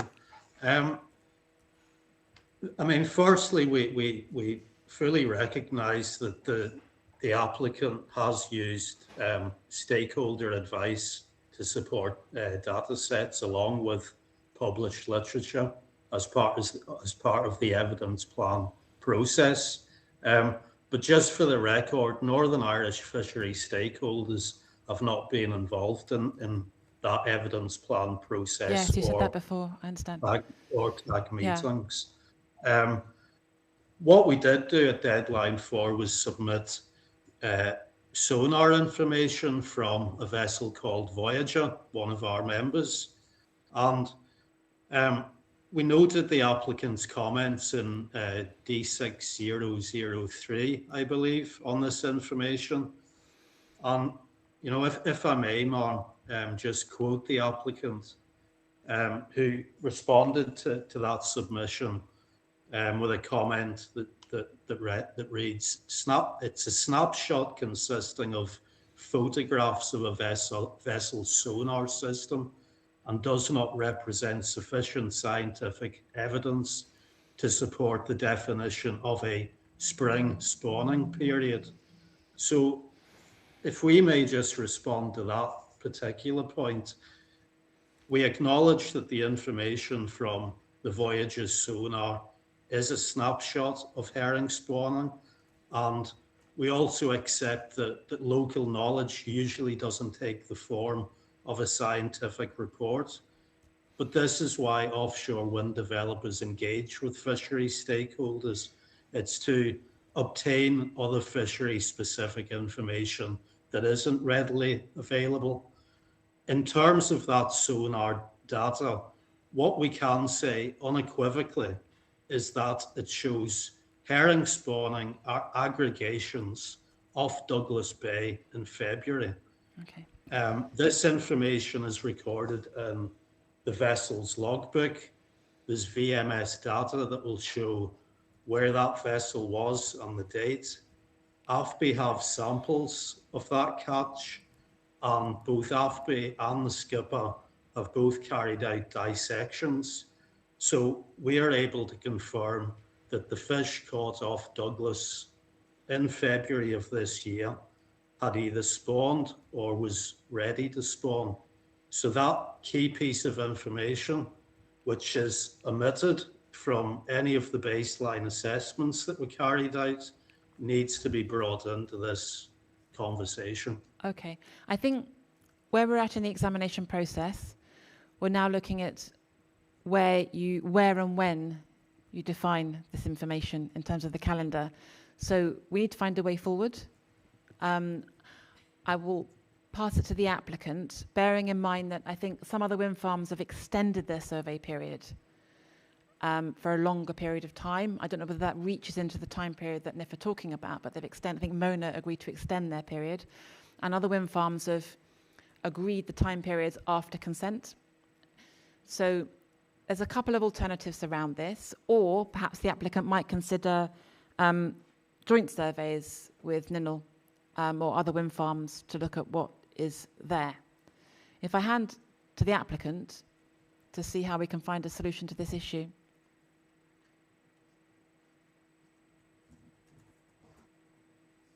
Is DEFRA comfortable with that?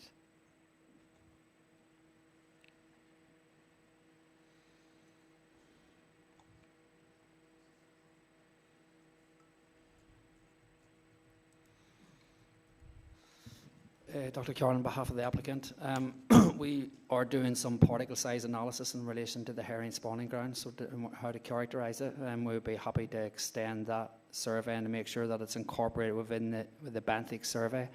The only problem in relation to basically aligning them surveys is the timing. Yeah, so that's I think they'll what only saying. come once a year for that survey. So like multiple repeat surveys come at significant cost in terms of the mobilisation. So we're happy to extend the spatial extent of it, but it's the repeat surveying. So it's something we can take away and have a think about. I'm happy to speak to Mr. Collier about that and to speak with DEFRA on MFPO. I'd quite like to get some parameters agreed. I think the taking away scenario is passed. I appreciate what you're explaining, but it would be quite good to nail it down a little more clearly. So what you're proposing is to discuss extending the period of survey within the current season. Is that what we're talking about? Extending it spatially, not temporarily. Okay, spacing the area, not the time. Okay. I think the point that NIF's making is it's the season. Is that, have I misunderstood? Ben Colley, Northern Ireland Fishermen's Federation. Yeah, yes, it's a temporal matter, isn't it? You know, there's two distinct periods in the year now that we know about when herring spawn, and only one of those periods has been considered as part of this process. Okay, so well, we're going to have to find a practical solution to this. It's either two different surveys, and you're explaining that's very expensive, or working with other organisations to perform the second survey. I think that's the second alternative. Dr. Carroll, on behalf of the applicant, I think it's more practical to have the survey around the peak spawning, which there's significant scientific understanding, and we can all agree collectively that that is the peak spawning period and would provide the most benefit. We can look at what we were doing. What we will do is try and time it, and we can look at, we don't know now at this particular moment in time what the timing would be for that geophysical survey and the resulting benthic survey, and we can seek to optimise that and see if there's any possibility for getting the geophysical survey at the peak time and maybe getting the follow-up benthic survey at the later time. So there is some flexibility that we have, so we can take it away and look at it. But that sounds like an option. It's difficult to make a firm commitment on it right now, but happy to explore it. That sounds like an option. So you put one survey in one season and the second survey in the second season. Well, that sounds like an option. What do you think, Mr. Collier? Ben Collier, Northern Ireland Fishermen's Federation. I respect what Dr. Carolan's saying, but I don't agree with it. We don't know, outside of that NINEL survey window, we don't know what's happening. AFBI will acknowledge that all that data set does is tell us when peak spawning is within 1 or 2 months of the year. Right.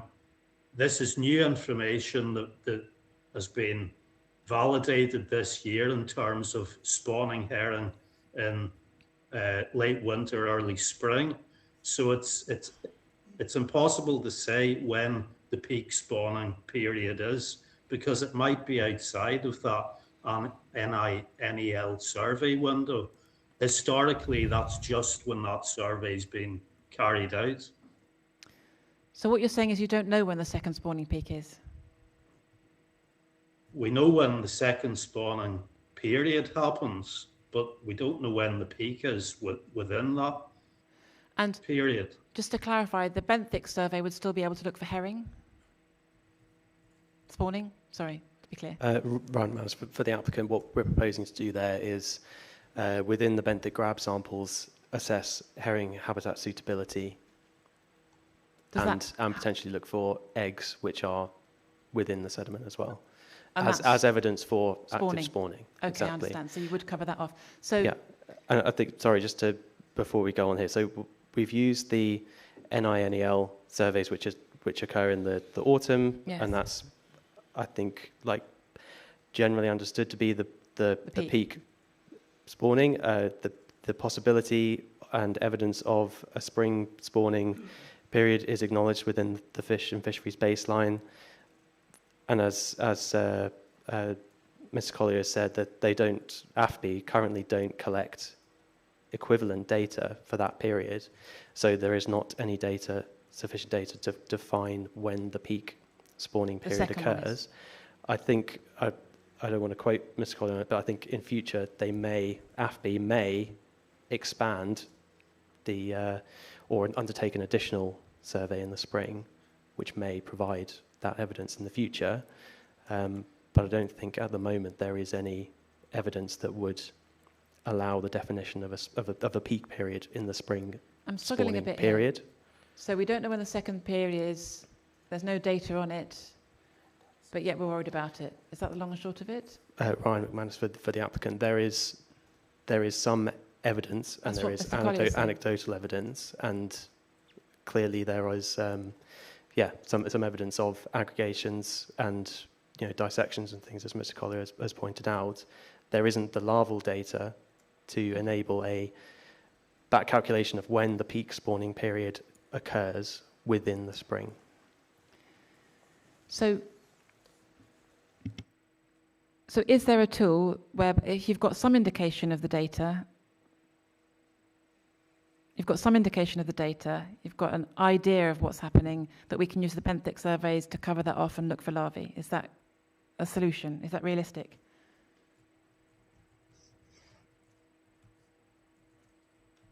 Dr. Carr, on behalf of the applicant, what I was proposing is that in the geophysical survey, we have to ground truth that, so we would be taking some grab samples. They could be used as well for benthic purposes. That's what you're then that geophysical survey is used then to map up the benthic survey, which then come out for more targeted, more focused surveys later. So it's trying to basically maximise the data return from the information that we're gathering so that it's shared across geotechnical and sort of biological functions. Could you do that within the season that Mr. Collier is talking about, where there might be spawning? I can look at the opportunities to do that. I can't make a commitment now to do that, but definitely, we're happy to explore that opportunity, and should it become available at the time, we will jump on it, and we'll work with NIF and everybody else to basically make that happen. But it's not possible to make that commitment so far out. But it's a solution. Yeah. It's a potential solution. Yeah. Can you work with the applicant on that, Mr. Collier? Ben Collier, Northern Ireland Fishermen's Federation. We would be supportive of, as many thorough surveys as the applicant intends to do. However, in terms of surveying to ascertain where herring spawning is, if you look at the full timeline of NINEL data that AFBI has submitted, We know that along the east side of the Isle of Man, all of that area is important spawning habitat. I don't think we need to, ask any more questions about where is the heron spawning habitat. We know where it is. Okay. I think if we move on from that then, and I think we've got a potential solution that the applicant's prepared to work with you on. Can we leave it there then for you to go away and think about it and integrate it into the management plan? Is that all right? Yeah, on behalf of the applicant, yeah, happy to do so. Are you able to come up with your potential solution by this Regulation 31 date next Friday? I can come up with some guiding principles and some thoughts and direction. Okay. I won't be able to confirm that we'll be able to deliver on that until No, I understand. pre-construction. I'm just trying to get things moving and reach some sort of conclusion. If you can come up with something by next Friday for Mr. Collier to look at and consider, then that might move it forwards. Okay. Any questions from anyone? So if we move on to monitoring, in the response to written question 2, comments on the outline HMP and comments to the benthic surveys, DEFRA's requested the applicants consider including particle size analysis in their pre-construction, construction and post-construction benthic surveys.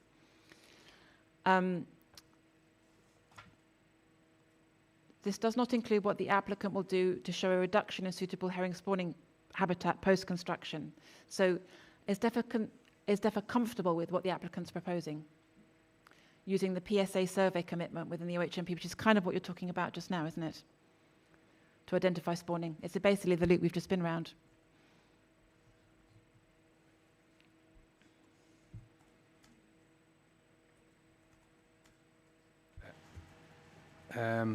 Ken Milne, representing DEFRA.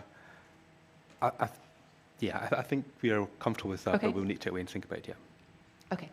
So if we move on to sand eel, the applicants prepared and submitted at DA5 an assessment of the impacts of sand eel in the Manx Territorial Sea, G57 Sand Eel Manx Territorial Sea Assessment, D5007. The report concludes across all impact pathways, predicted effects in the territorial waters are small relative to the available habitat and spawning grounds within the Isle of Man. It states there's no evidence, and we asked for this at one of the deadlines, no evidence to indicate that prey availability for dependent species, including seabirds such as kittiwake, would be significantly affected. The applicant committed to monitoring at the last hearing, so I wonder if the applicant wants to give us an update on what that monitoring looks like and how that will be presented. Is it a new monitoring plan that you're going to add to the portfolio?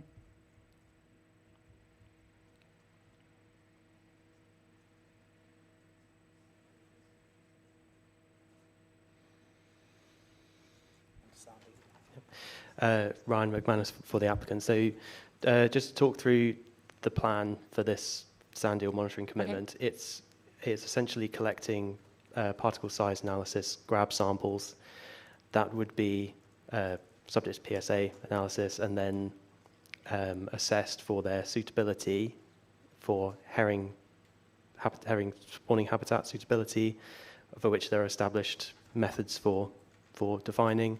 There are similar methods for defining sand eel habitat suitability. Okay. So we would essentially be using the same samples collected for the herring monitoring. Okay. And using those same samples and getting the most value out of it. In terms of how that is secured, we're still deciding internally where that sits, whether it's in an existing plan or whether a standalone plan is needed. But we can provide an update on that at a later date. Do that for the next deadline then? Can we see either 2 plans or 1 plan? Maybe it's a herring sand eel combo. Yeah. I don't know, but could you just... Yeah, okay, brilliant. Yeah. So Queen Scallop's the next one on my list. Done sand eel. Yeah. So Queen Scallop, I can see Manx Fish Producers Organisation. So moderate adverse effects, FSO2, direct damage, disturbance to mobile, demersal and pelagic fish and shellfish from the installation of infrastructure. The Fisheries chapter details that significant effect of the impact is dependent on the location of Queen Scallop stock at the time of works. Mitigation is proposed through F116 outline FLCP, with the plan setting out a resource preservation area the application will seek to mitigate. So The outline FLCP currently states the applicant will seek to mitigate the impact during construction through measures discussed and agreed with the fishing industry. However, the information on what this should look like is currently lacking. I think that's the point that you've made. I would welcome some clarity on what these proposed measures would be and on progress with the fishing industry's discussions to date. So have we made some movement on this in terms of monitoring? Hannah Tanner-Rota on behalf of the applicant. So we have discussed scallop monitoring with the MFPO in our most recent meetings that we've had. Okay. And Dr. Beard has put forward some suggestions of monitoring that could be done. And okay. We have included within the adaptation fund section of the FCLP in the most recent version that went in, I can give you a reference, provision for that. So it's within there. We haven't gone into details because we're still very much, I think, in discussions on what that's going to look like, but it's included within there, and I think Dr. Beard can speak to whether he's happy with that. Dr. Beard, are you comfortable with the progress, and do you think you can make it to the finish line at D7 is basically a big question. Yeah, we've made good progress. We had a workshop on June the 11th. We had another meeting this past Monday, and there's another one planned for the 20th week within 27th. I mean, with regards to monitoring pre, during and post-construction, it was really required to test the assumptions of the EIA, and it was subsequently put into the SOCG. We did have a number of areas in the SOCG which were either not agreed or outstanding, but if the adaptation fund is carried out or proposed in a suitable way that pays for that monitoring, then the monitoring will test those assumptions. So I think we've made good progress. That's excellent news. Excellent news. Brilliant. So we can close that one out. Well, not close it out, but give it a tick for progress. Yeah, David Beard, Manx Fish Producers Organisation. Yeah, there's still some discussions to go, but I've got a plan in place as to when I think the sampling should be made, and the plan is to tag it onto our current high-resolution survey to save costs. We can do everything at the same time, but we'll just extend the type of survey that we're doing. That sounds like progress. DEFRA, have you got any comments on that, or are you comfortable with it? Peter Duncan on behalf of DEFRA. With no further comments on the Queen Scallop, but I would like to briefly return to the sand eel.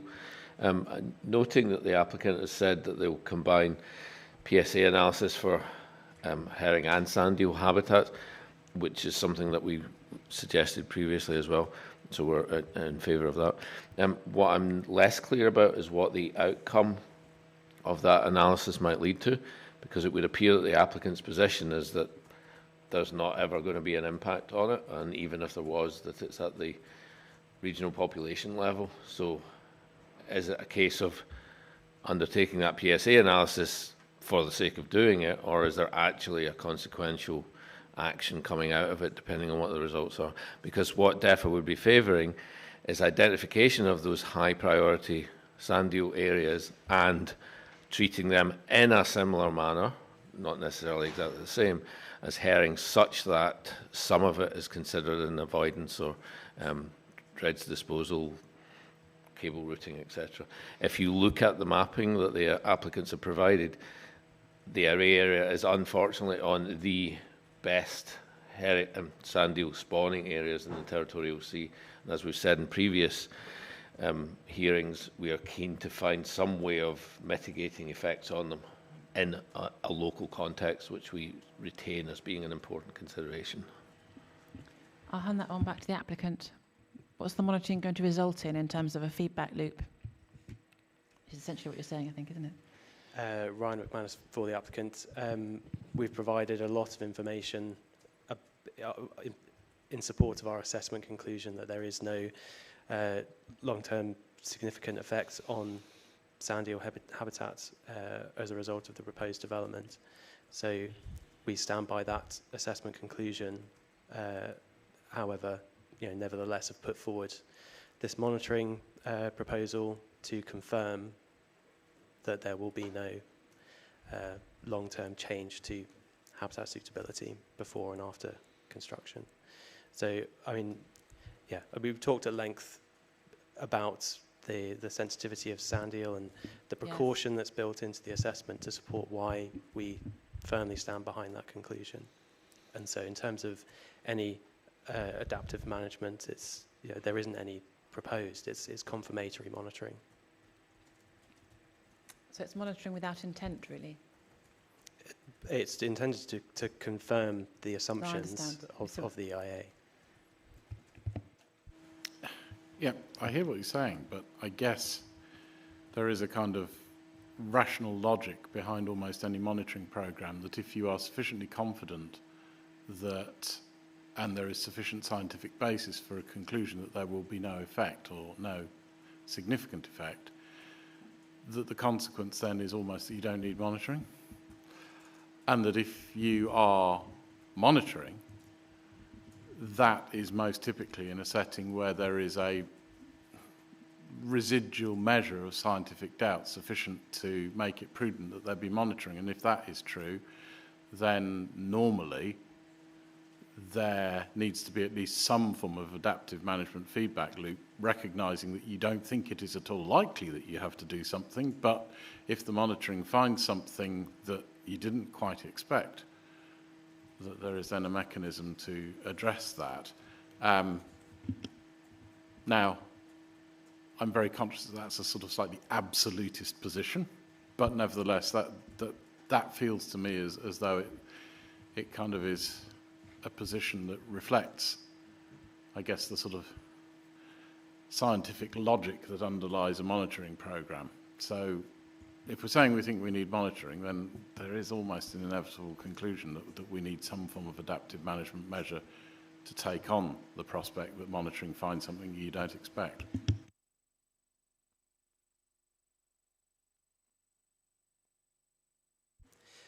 Ryan McManus for the applicant. Just to take a step back, the applicant's position is that this monitoring is not required because of that certainty. However, because we've proposed to do the monitoring for herring habitat suitability, and the collection of that data is already there and can be used, it was thought to be a relatively easy add-on, if you like, to extend as a gesture of goodwill and to satisfy DEFRA, to basically extend that offer, if you like. But it's not required to validate the conclusion of no likely significant effect in the IA terms. So it's additional. I understand. That notwithstanding, if you're not anticipating any significant, if you have, as you've explained, you have assessed no significant effect, it's just being done for comfort for the stakeholders, then you could still put the iterative loop in there in terms of adaptive management because you don't think it's ever going to be used. So it could be the tool that you put in there in place. Dr. Carr, on behalf of the applicant, it's not possible to put what would be the adaptive management that we go and remove the wind farm? We don't know what would be the adaptive management measure. What would be an appropriate adaptive measure if there was a change in sediment type? I think that's a little bit extreme in terms of response. We're just working through what the issues are in a measured way. I'm just trying to clarify what the adaptive management measure would be. So it would come from the installation of infrastructure, electrical infrastructure, either from the foundations or from the cables. So therefore the adaptive management would be to remove. I understand. No. Or to try and undo. We've talked through other measures such as enhancement or compensation. There's no need to make the leap to removing the wind farm. If we could just work it through, if that's all right, that's what we're here to do. The applicant's been very clear that there is no significant effect, and we had a long session on sand eel. I don't really want to go around that loop. The applicant's committed to monitoring. I'm going to go back to DEFRA then, in terms of what they would anticipate that feedback might look like, because I'm assuming the impact is sediment. The applicant's explained that sediment erodes quickly and it's unlikely to affect the habitat. So what do you imagine, other than comfort to your data, a feedback loop would look like? Peter Duncan on behalf of DEFRA. It's not just suspended sediment, it would be mobilisation of sediment, so sand wave clearance or deposition as well on the habitat. I think DEFRA prefers the examination board's logic rather than the applicant's logic, because that was the way that we followed it. The applicant has acknowledged local impacts on sand eel, but not at the regional level. And our contention is that the local level, rather, is important for our considerations. As such, in terms of what adaptive management might look like as a result of checking, monitoring, I see no reason why it would not be dissimilar to the principles of the herring, given some similarities between the life cycles, etc. So we're not talking about absolute thing and avoiding absolutes and avoiding all sand eel prime spawning habitat, etc. It's more about a balanced approach to it. The absolutist approach of saying there's no effect, therefore we won't monitor, and even if there was, we wouldn't do anything about it, is not acceptable to DEFA. No, I understand. So what's the best way forward then?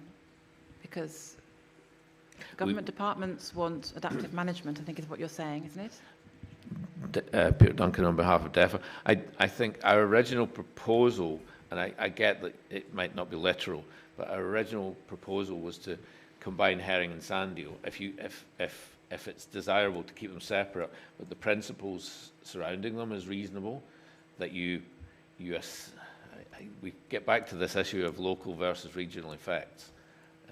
That's one that I don't know how that gets resolved, but the principle of approach should be similar for both. I think the onus is on DEFA really to explain how they think adaptive management would look, because you're the ones that are saying that you're not comfortable with the monitoring, which explains how, which substantiates no significant effects. Peter Duncan on behalf of DEFA. Sorry, I thought I was clear.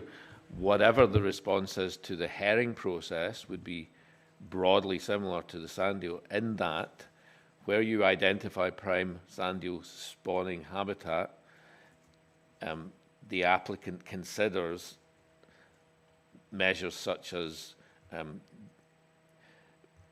no deposition in those areas, limited disturbance of the seabed as appropriate. Even things like layout might be appropriate. So if you look at the array area, it's dotted with prime areas. It may be that a proportion of that is safeguarded. So it becomes a constraint within the area, and that feeds into the layout plan. I'm not an expert on those components, but at the moment it's not considered at all, and we believe that it should be to some extent. And essentially it's a spatial consideration. Okay, I think... I'm just going to ask a question about the division in terms of the potential effects that concern you between the initial siting effects, where are we going to impact seabed, then construction effects, and then broadly operational phase effects. And if I start at the back end of that with operational,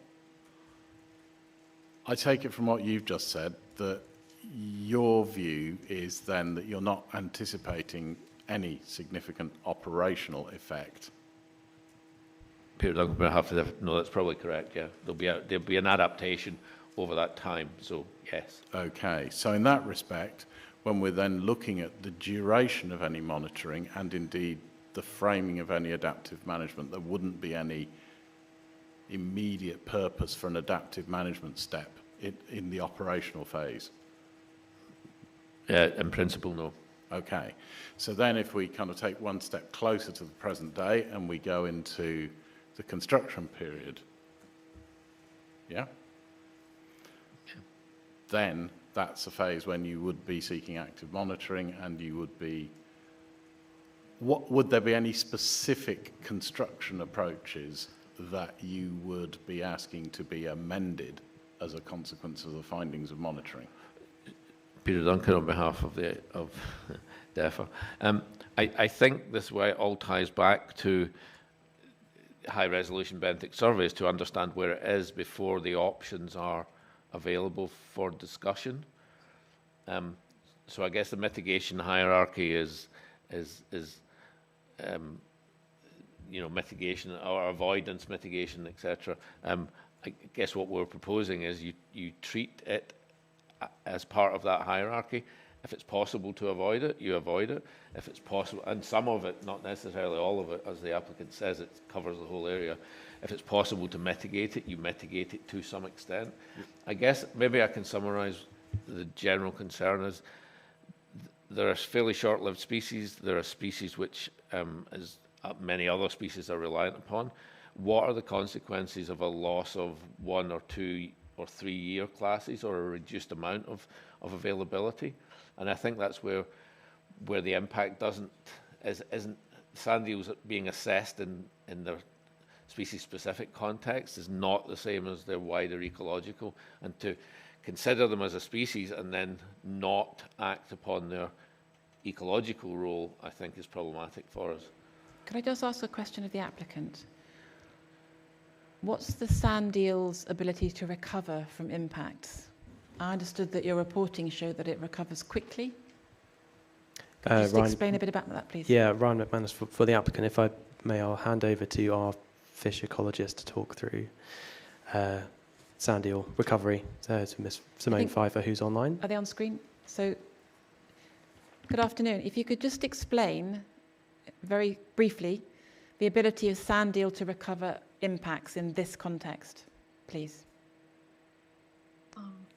Ms. Pfeiffer, on behalf of the applicant, it if you could speak up, with please. the impact under assessment. If we look at construction-related activities and the impacts from temporary habitat disturbance, we evaluated a fairly high recoverability to these impacts.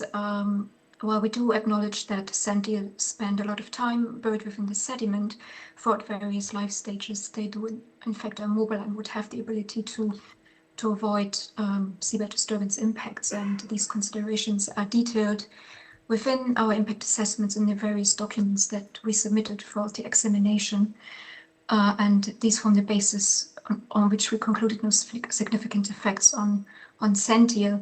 I would also like to add again that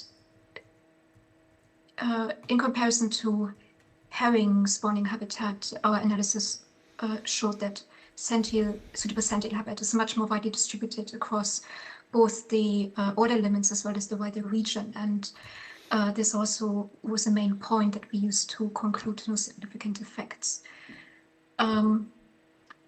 It's also worth noting that there are several sand eel species potentially present within the region, which spawn through various periods throughout the year. So applying a seasonal restriction is not something that would be practicable, but we also don't think this is necessary given the evidence that we included in our assessments. Thank you. I think the point here is that they recover quickly from the disturbance. So I think we're going to go around a loop. So I think we've acknowledged that you're going to do a monitoring report that's going to monitor how quickly they recover. So by virtue of doing that process, you're looking at how quickly it returns to its natural state, as it were. That's what you're doing, isn't it? Monitoring how quickly they recover. Ryan McManus, for the applicant, the purpose of the monitoring is to confirm if there is any change to the suitability of the substrate for sand eel. So yes, but can that lead to conclusions as to their ability to recover? The conclusion of that would hopefully be that there is no change to the habitat suitability, and therefore there's no, the available habitat remains there. Okay. I think we're going to have to leave it there in that the applicants offered a monitoring plan. They're going to produce a monitoring plan. That plan will explain the habitat change. I think if we put an action on DEFRA to explain what they expect over and above that. In terms of adaptive management, and for what purpose and when? Yeah, so a simple explanation of what adaptive management you propose, the purpose of it and when, and why. You don't have to scope it out, it just has to be a simple explanation so we've got something to turn to. And could you do that for the deadline next Friday, please. It doesn't have to be complicated, because then we can use that to understand in more depth what you're saying. Okay? Yeah, we're okay. Thank you. Thank you. Right, because we're going to go around here. Okay, is everyone comfortable with that? Sorry. David Beermax, Fish Producers. If you finish that Sandhill comment, I just wanted to refer back to something earlier that you said. You were talking about Queen scallops earlier on, but King scallop is the most important commercial fisheries fishery in the array and the OECC, and the monitoring that we're intended to do will cover both species of scallops. Okay. And then one other point, you've talked about consequences on the herring and on the sandhill. For scallops, if the monitoring finds there's a negative effect, this will likely result in lost fishing opportunities in the array. And it's also intended that that would be covered within the adaptation fund. And this will include methods to remove any lost effort from the fisheries so that it avoids the negative impacts of displacement, which was one of our major concerns. So the adaptation fund and its uses is the key aspect of the ongoing discussions, but just wanted to clarify that. Thank you, that's very helpful. Thanks. Is everyone comfortable we move on to birds then? Well, just before we do, there is a related matter, and I'm very conscious of the fact that people sat around this table were not necessarily present in yesterday's hearing,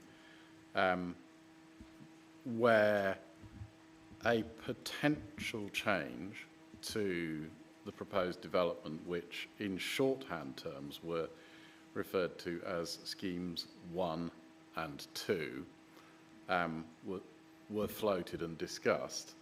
And in a nutshell, scheme 2, the largest change in effect, is a reduction in array area and a reduction in blade zenith height.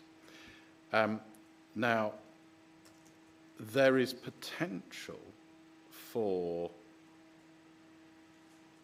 those possible changes, and I'm going to be very clear here that what the examining body has not yet done is formed any view as to procedurally how to consider those changes, and secondly, procedurally, how to then examine them if we were to take that route. And there's kind of burning of the midnight oil that will be continuing over this week, and Mr. High will lead a hearing tomorrow where we will cover off that matter. But I did think it was important that we didn't go past this point in an agenda dealing with fish species and benthic habitat effects without flagging to people who might not even be aware of those possible changes, the fact that they are alive. What I'm then going to suggest that we do is that we need to put in place a process that ensures that if those flow through in examination, that anybody with a fishing and fisheries and marine habitat responsibility then has an opportunity to comment. So, Mr. High, your thoughts briefly on that? I think it's a really good point to put a marker down on that. And at the start of the hearing, Ms. Sterling, you said that most of the areas where you considered that the thought experiment changes, the main areas where it was likely to have an impact on the assessed effects are not being discussed today. But based on what Mr. Smith has just said, it appears that these might be areas where the ES effects would differ. So I would say that this is potentially just for the applicant to take away, and in its ES sensitivity table to address that. Amy Sterling on behalf of the applicant. Yes, I think we had suggested that there may be a change to the impact assessment. Well, we've presented that there would be a positive, beneficial change to the impact assessment for commercial fisheries as a result of the thought experiment, not fish ecology necessarily, which is a subject, although the discussions today are sort of straddling both.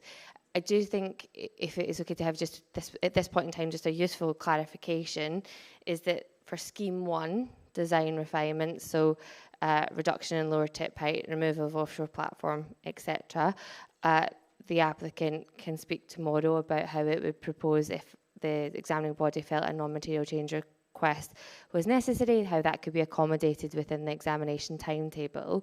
For the Scheme 2 proposal, i.e. the thought experiment, the applicant's position is that it wouldn't be putting forward a non-material change application for that, because it's not a change to the application the applicant is advocating.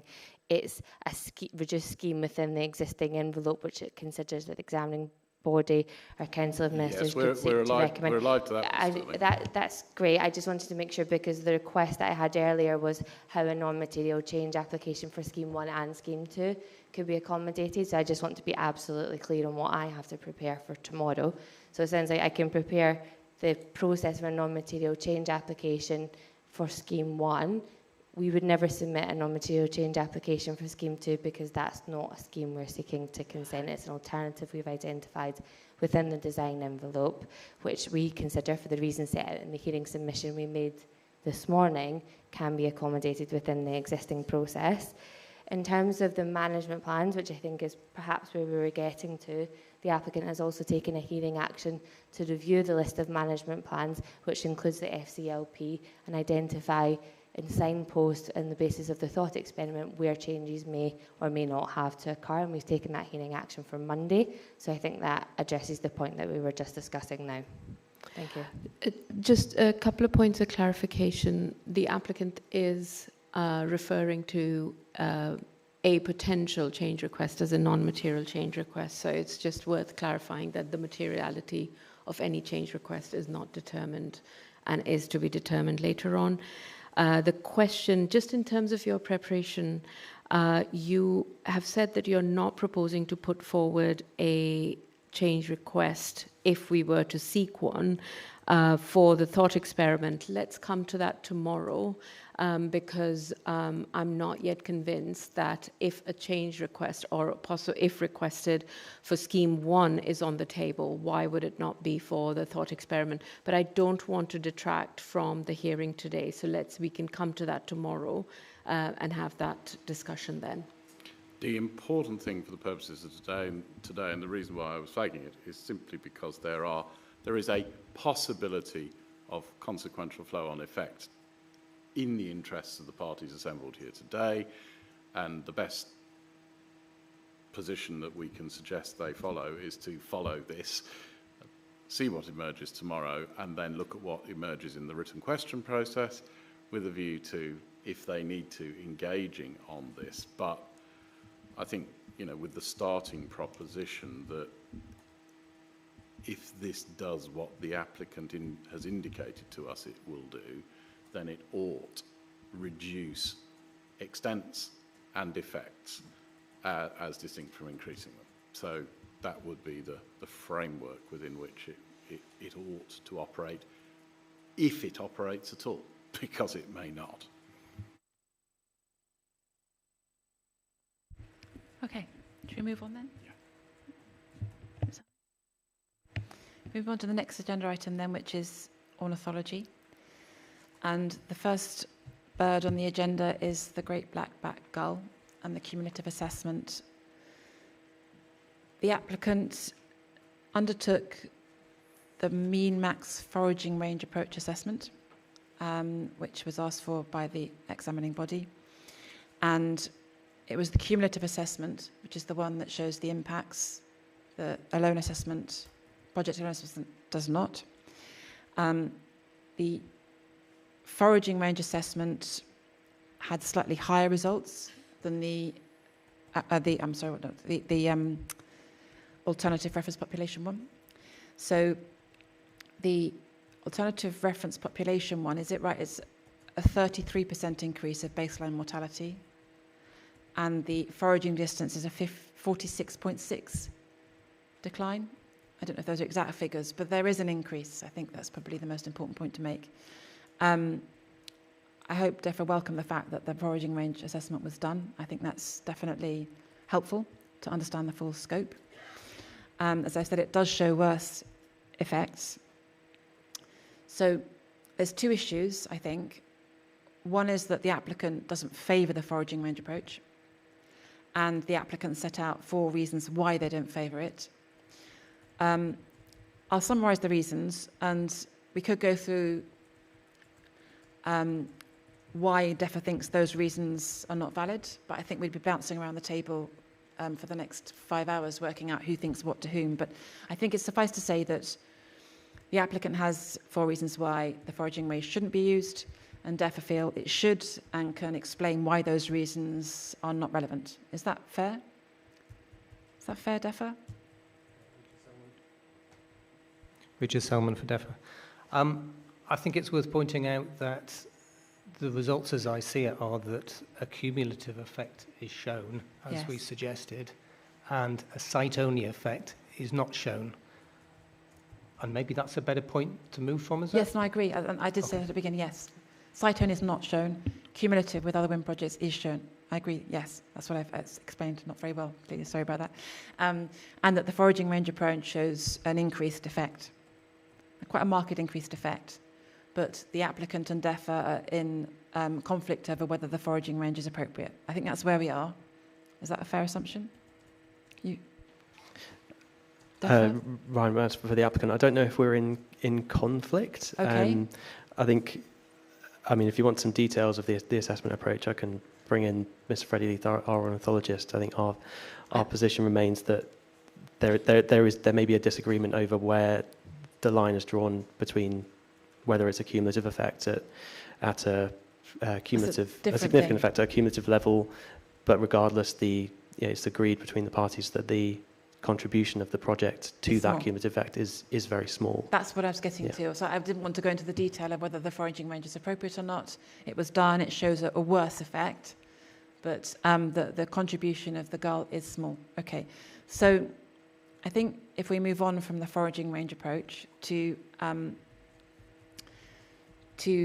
the sensitivity. So, and this has been an issue for a lot of species, but I think for these species it's important, and I hope DEFRA will appreciate the explanation or delving into it a little bit. So the applicant considers the magnitude of impact to be minor. When given the choice of minor or moderate, which critically defines it as being short duration, minor, and recovery can occur within a year, whereas moderate can be achieved in the longer term, so the impact rides for a longer term, whereas minor is short term and recover quickly, the applicant's chosen minor. Is that fair?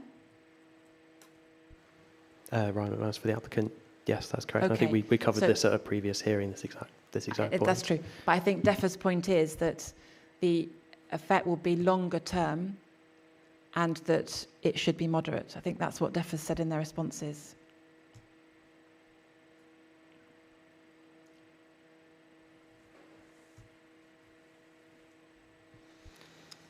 Yeah, my memory of the discussion was largely around that it's a particularly sensitive population that's declining. So that's highly. where I'm getting to. I'm not sure whether I used the term moderate specifically from that table or not. So the point is that for this level, if it's minor, it's not significant. If it's moderate, it is significant, so mitigation is required. Do you see the difference? And the applicant's chosen minor on the basis of it being, short duration and recovery can occur within a year. They've chosen that option, which is minor and then not significant, whereas DEFRA in their representation said it should be moderate, and that moderate is that it can be, it takes a longer time to recover. There's a crucial difference, if that makes sense. I understand what you're saying, but my position from the start was that there is a significant effect cumulatively. So I'm saying, we seem to have come to a position where Ørsted agree that there is a cumulative effect. But it's not significant. I think that we're saying that it is significant by saying there is a cumulative effect. Okay. Are we all agree with that then? Ryan McManus, for the applicant, if I could just hand over to Freddie Leith, who's online, just to talk through this. Yeah. Hi there, Freddie Leith for the applicant. So I think in our most recent submission, we acknowledged there is a cumulative effect. Okay. And if we were to look at the worst case scenario, so looking at SNCV parameters only, looking at the southwestern channel, the smaller BDMPS region, and not accounting for precaution in the assessment, it could be considered a significant effect, but we still believe that when you account for the precaution and the factors we put across, it is not significant. But I think the most key point is that regardless of whether the impact is significant or not significant at the cumulative level, the project is not making a material contribution to it. So whether it's significant or not is not kind of the key factor here, because that's without the project. It's not the key factor, but it is a factor. So moving on to the importance of the birds, there is a flow to this. Moving on to the importance of the birds, the Ayres gravel pit ASSI does have these birds, although it's not a contribution to the effect in a great proportion. And the biggest colony is on the Calf of Man with a count of 96 individuals. So there's an issue in terms of the species and the survival of the population. It's recognised that there's a cumulative effect. The applicant think it's not significant. DEFRA think it is significant. We all recognise the proportion of the project to that cumulative effect, whether significant or not, is small. So the point I'm getting to is that in the monitoring plan, the applicant, the latest monitoring plan, which is D4, I think, I hope, I've got a bit lost with them on monitoring plans, but I think it's D4, the applicant will consider implementing monitoring for the gull, recognising the project is not expected to make a material contribution to the predicted cumulative effect. Potential monitoring approaches may include demographic studies, tagging programmes where feasible, and they'll be coordinated strategically with our developers. So the point I'm getting to is, can that be expanded to something more concrete in terms of monitoring the gull populations, particularly on the Calf of Man populations, because there is an effect. DEFRA think it's significant. The contribution is small, but the island population is vulnerable. And I'm coming back to the protected species assessment, the work we did on Policy 4, Policy 5, on compensation. And so I'm not asking for a massive programme. I'm just asking for tagging and monitoring of the population, possibly at the Calf of Man, but I will defer to DEFRA for that, some programme commitment. I'm going to hand over to DEFRA. I think it's really important on your views on this. Thank you, Richard Selman, for DEFRA. Yes, I appreciate what you've raised there. I think it would be worthwhile doing something on demography. As you identify, the Calf of Man is one of the most important populations, although accessibility can be a challenge. I was conferring. I'm so sorry. Please repeat. Sorry, shall I start over? Yes, I'm so sorry. I appreciate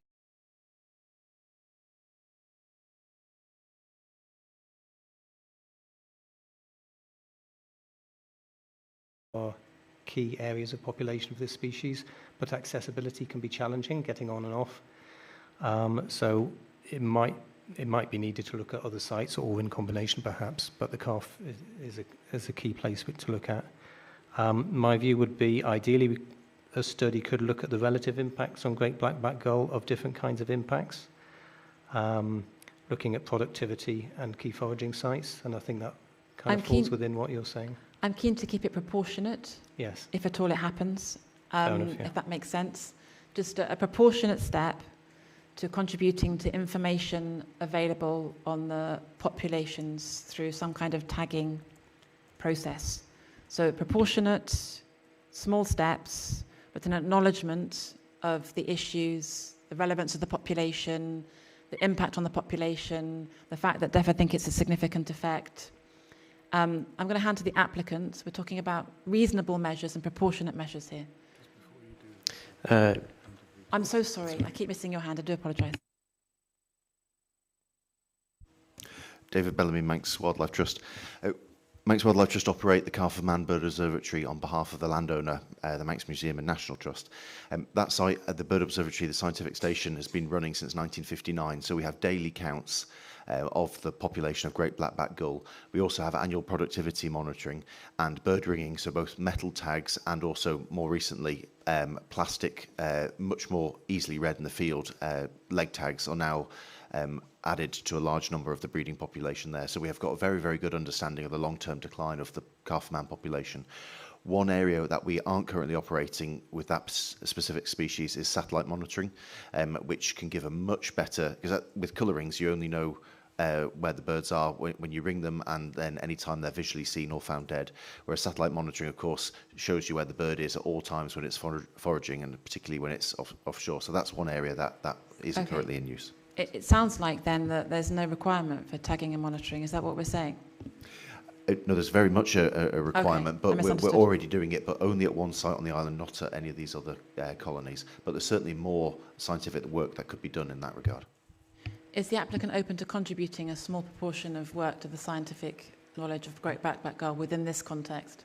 Ryan McManus for the applicant, yes. And if we look at paragraph 2.1.1.2 of the Ornithology Monitoring Plan that was submitted at deadline 4, it does discuss great blackback gull and the potential for demographic studies, tagging programs, etc. So, I mean, we're still in discussions with DEFRA about the exact scope of the ornithology monitoring. I think we're also keen for it to be proportionate and recognise that this is a voluntary thing that the applicant is committed to. But yes, like these are the sorts of things we're looking at. Sorry, I'm talking over. I do apologise. What I'm looking at is putting some meat on the bones now, though, so that the next draft of the plan has some kind of principles in there, some firm discussions. Because this is just one paragraph saying we might monitor.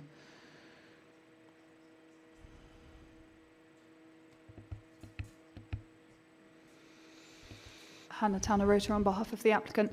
So the structure of the plan at the moment, what it's got in there, has been put together in discussion with DEFRA. So I think I would just be keen to understand what more DEFRA are looking to see in there at this point, because I think our understanding is that this reflects the discussions we've had today. Okay. It's left it suitably open that we can work together in the future on a voluntary plan to come up with what would be most appropriate.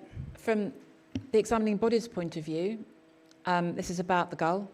That groups together a lot of different species, and it's a generic solution. So from the XB's point of view, we'd like to see an expanded explanation for the gull, because that's what we're discussing now, within the context of the commitments that you're making currently, and not in combination with other wind farms. This is a specific to Mooir Vannin, because I think it's very difficult to secure, fix, confirm agreement on things with other wind farms. I think BATS is slightly different, but so is that clear? So to work with DEFRA and Manx Wildlife Trust to provide, I'm not saying a plan, but some form of commitment around great back gull and the gaps that Manx Wildlife Trust feel would beneficially be filled.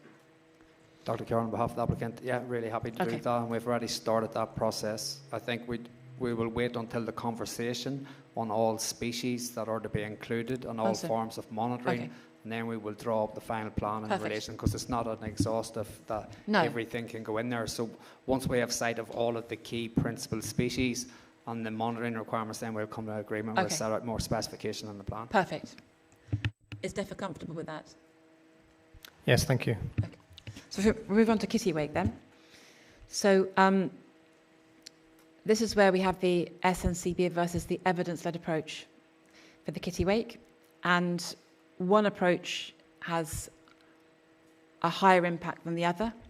I think we universally accept that. We've been through why the SNCB approach is not favoured by the applicant. The applicant's done the research to say that that approach is favoured by a number of offshore wind farms in terms of the statutory nature conservation bodies. So I think we're kind of in the same position as Kittiwake, as the gull. We all understand, hopefully, where we're at. It's the same situation with appointment of sensitivity and magnitude. There's that box where it's minor, so there's no significant effect. I think DEFRA think it's moderate, so there is a significant effect. So we're in the same kind of territory. It's slightly more relevant here in that this is about Ramsey Bay MNR, and it is a qualifying species of Ramsey Bay MNR. So it's slightly more onus on compensation under the policies we discussed this morning. So I think we've all worked to a position where that is relevant and possible, notwithstanding research on other applications and the use of the 2016 plan. So I can go through why SNCB is favoured or not favoured, but I just think we'd be down to the weeds. I think we just keep moving this forward. So DEFRA are worried that if the evidence-led approach is chosen, they would still find results for a worryingly steeply declining population, and a decline of 20.58% in the population size between the start and the end of the project. So I'm turning to what can be done, and as far as I understand it, and I'm turning to DEFRA and probably Manx Wildlife Trust, an opportunity for compensation, you could term enhancement, but let's not go down the detailed route of trying to allocate labels of predator eradication to protect kittiwake breeding. So I'm thinking of something along those lines, something simple and proportionate that can easily be implemented and tracked through the ornithology monitoring plan. So I'm going to hand to DEFRA and see what they think about that, then Manx Wildlife Trust, and then the applicant. Richard Solomon, Isle of Man, DEFRA. Yes, in order to improve the situation for kittiwake, you've either got to be thinking about increasing productivity or increasing survival effectively. Productivity-wise, yes, if we can get more from the nest. We have wondered about things like rodent control, although I imagine that's going to be much more effective for puffins, which are also in a more parlous position and at Mackles. Whether the rodents get to the kittiwake nests, I can't state, because they tend to be in more inaccessible ledges and less accessible to rodents, but it is a site that probably warrants that for all the species that nest there, and it is at least an easy route in. That's my, I think, very fair and open assessment. Manx Wildlife Trust. Can anything be done for the kittiwakes? David Bellamy, Manx Wildlife Trust. We currently have 3 kittiwake breeding colonies on the Isle of Man: Mackald, Peel and Chasms, and the Sugarloaf. The former colony on the Calf of Man has recently been lost. We believe that's through increased storminess, which washed away the colony. However, it could be explored to restore the former population on the Calf of Man. Equally, kittiwake in many parts of certainly the United Kingdom are rapidly adapting to human-made nesting platforms, so that as long as there wasn't a potential conflict with collision risk from the wind turbine generators themselves, it could be explored for the offshore platforms, although that would need a lot more thought. But certainly on shore, on the Isle of Man, structures could be explored. I'm looking at more the Ramsey Bay, the M&R that's actually directly affected, because it has to link really to the impact, and it has to be proportionate. So is it possible for this to be picked up by the applicant? You've mentioned kittiwake in the monitoring plan, so I'm assuming you have similar thoughts.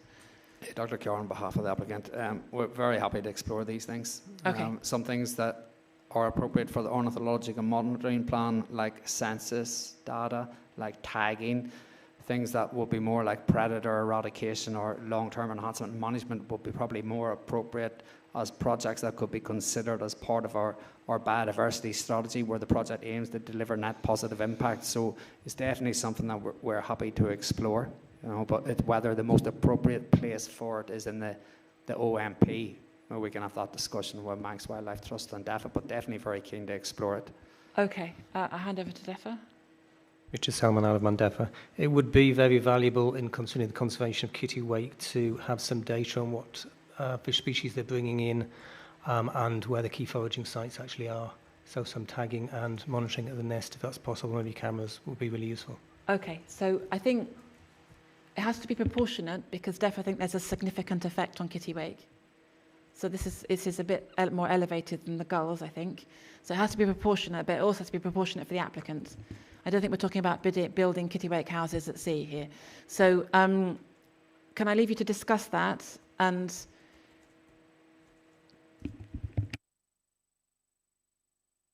so I think, who's going to start the discussion? Because it would be really good to have that on the table for next Friday. Dr. Keogh, on behalf of the applicant, we'll start the discussion. Yeah. Okay, so can you produce something for the deadline next Friday to start the discussion and have the discussion, and then it would be in the final plan. Remember, this is the final plan, so if it's not in front of us in that... It's okay. If it's not in front of us in that final plan, we can't consider it. And I'm going to say again that DEFRA think kittiwakes have a significant effect. So it needs to be robust for kittiwake, and it needs to be in that plan. Are we all agreed? Okay. I'm going to move on from intertidal birds. I'll do that through written questions, because it's more about trimming the edges around the LEMP and refining the language Is that right? I'm going to move on from intertidal birds. I'm going to do some written questions refining the language around the LEMP for protecting birds in the intertidal space. So if we move to bats before tea and coffee, is the Manx Bat Group representative still here? Would you like to come to the table then?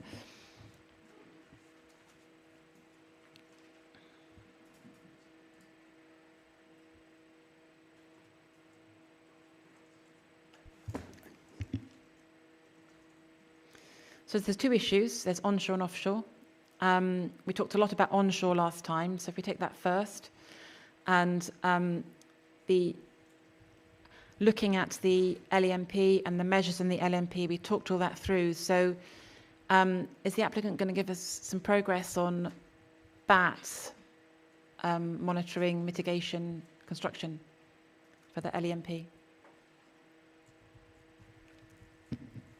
Dr. Keoghan, on behalf of the applicant, what we've done is we've included bats within the LMP. So within section 10.2 sets out what all the environmental surveys are, including bats. So we've got bat roosting and bat roost surveys and bat activity surveys, and they're set out in section 10.2. Also, table 12 sets out the pre-commencement survey programme, which details when those surveys will occur. That's as far as we've got in relation to the further detail within the LEMP at the moment. So DEFRA was supposed to provide a deadline in the hearing action, input on proposed pre-construction survey method and mitigation to the applicant in consultation with Manx Bat Group as part of the SSCG process at D4. And this is to include mitigation required should a bat roost be identified at onshore work, recognising the Wildlife Act has been disapplied. So did that happen? Okay. Okay, so we're all comfortable with what's been added to the plan? Excellent, okay.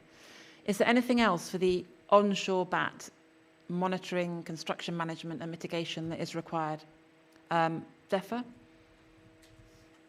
Assuming what we put in our response has gone into that plan, I would be happy. Has the response gone into the plan?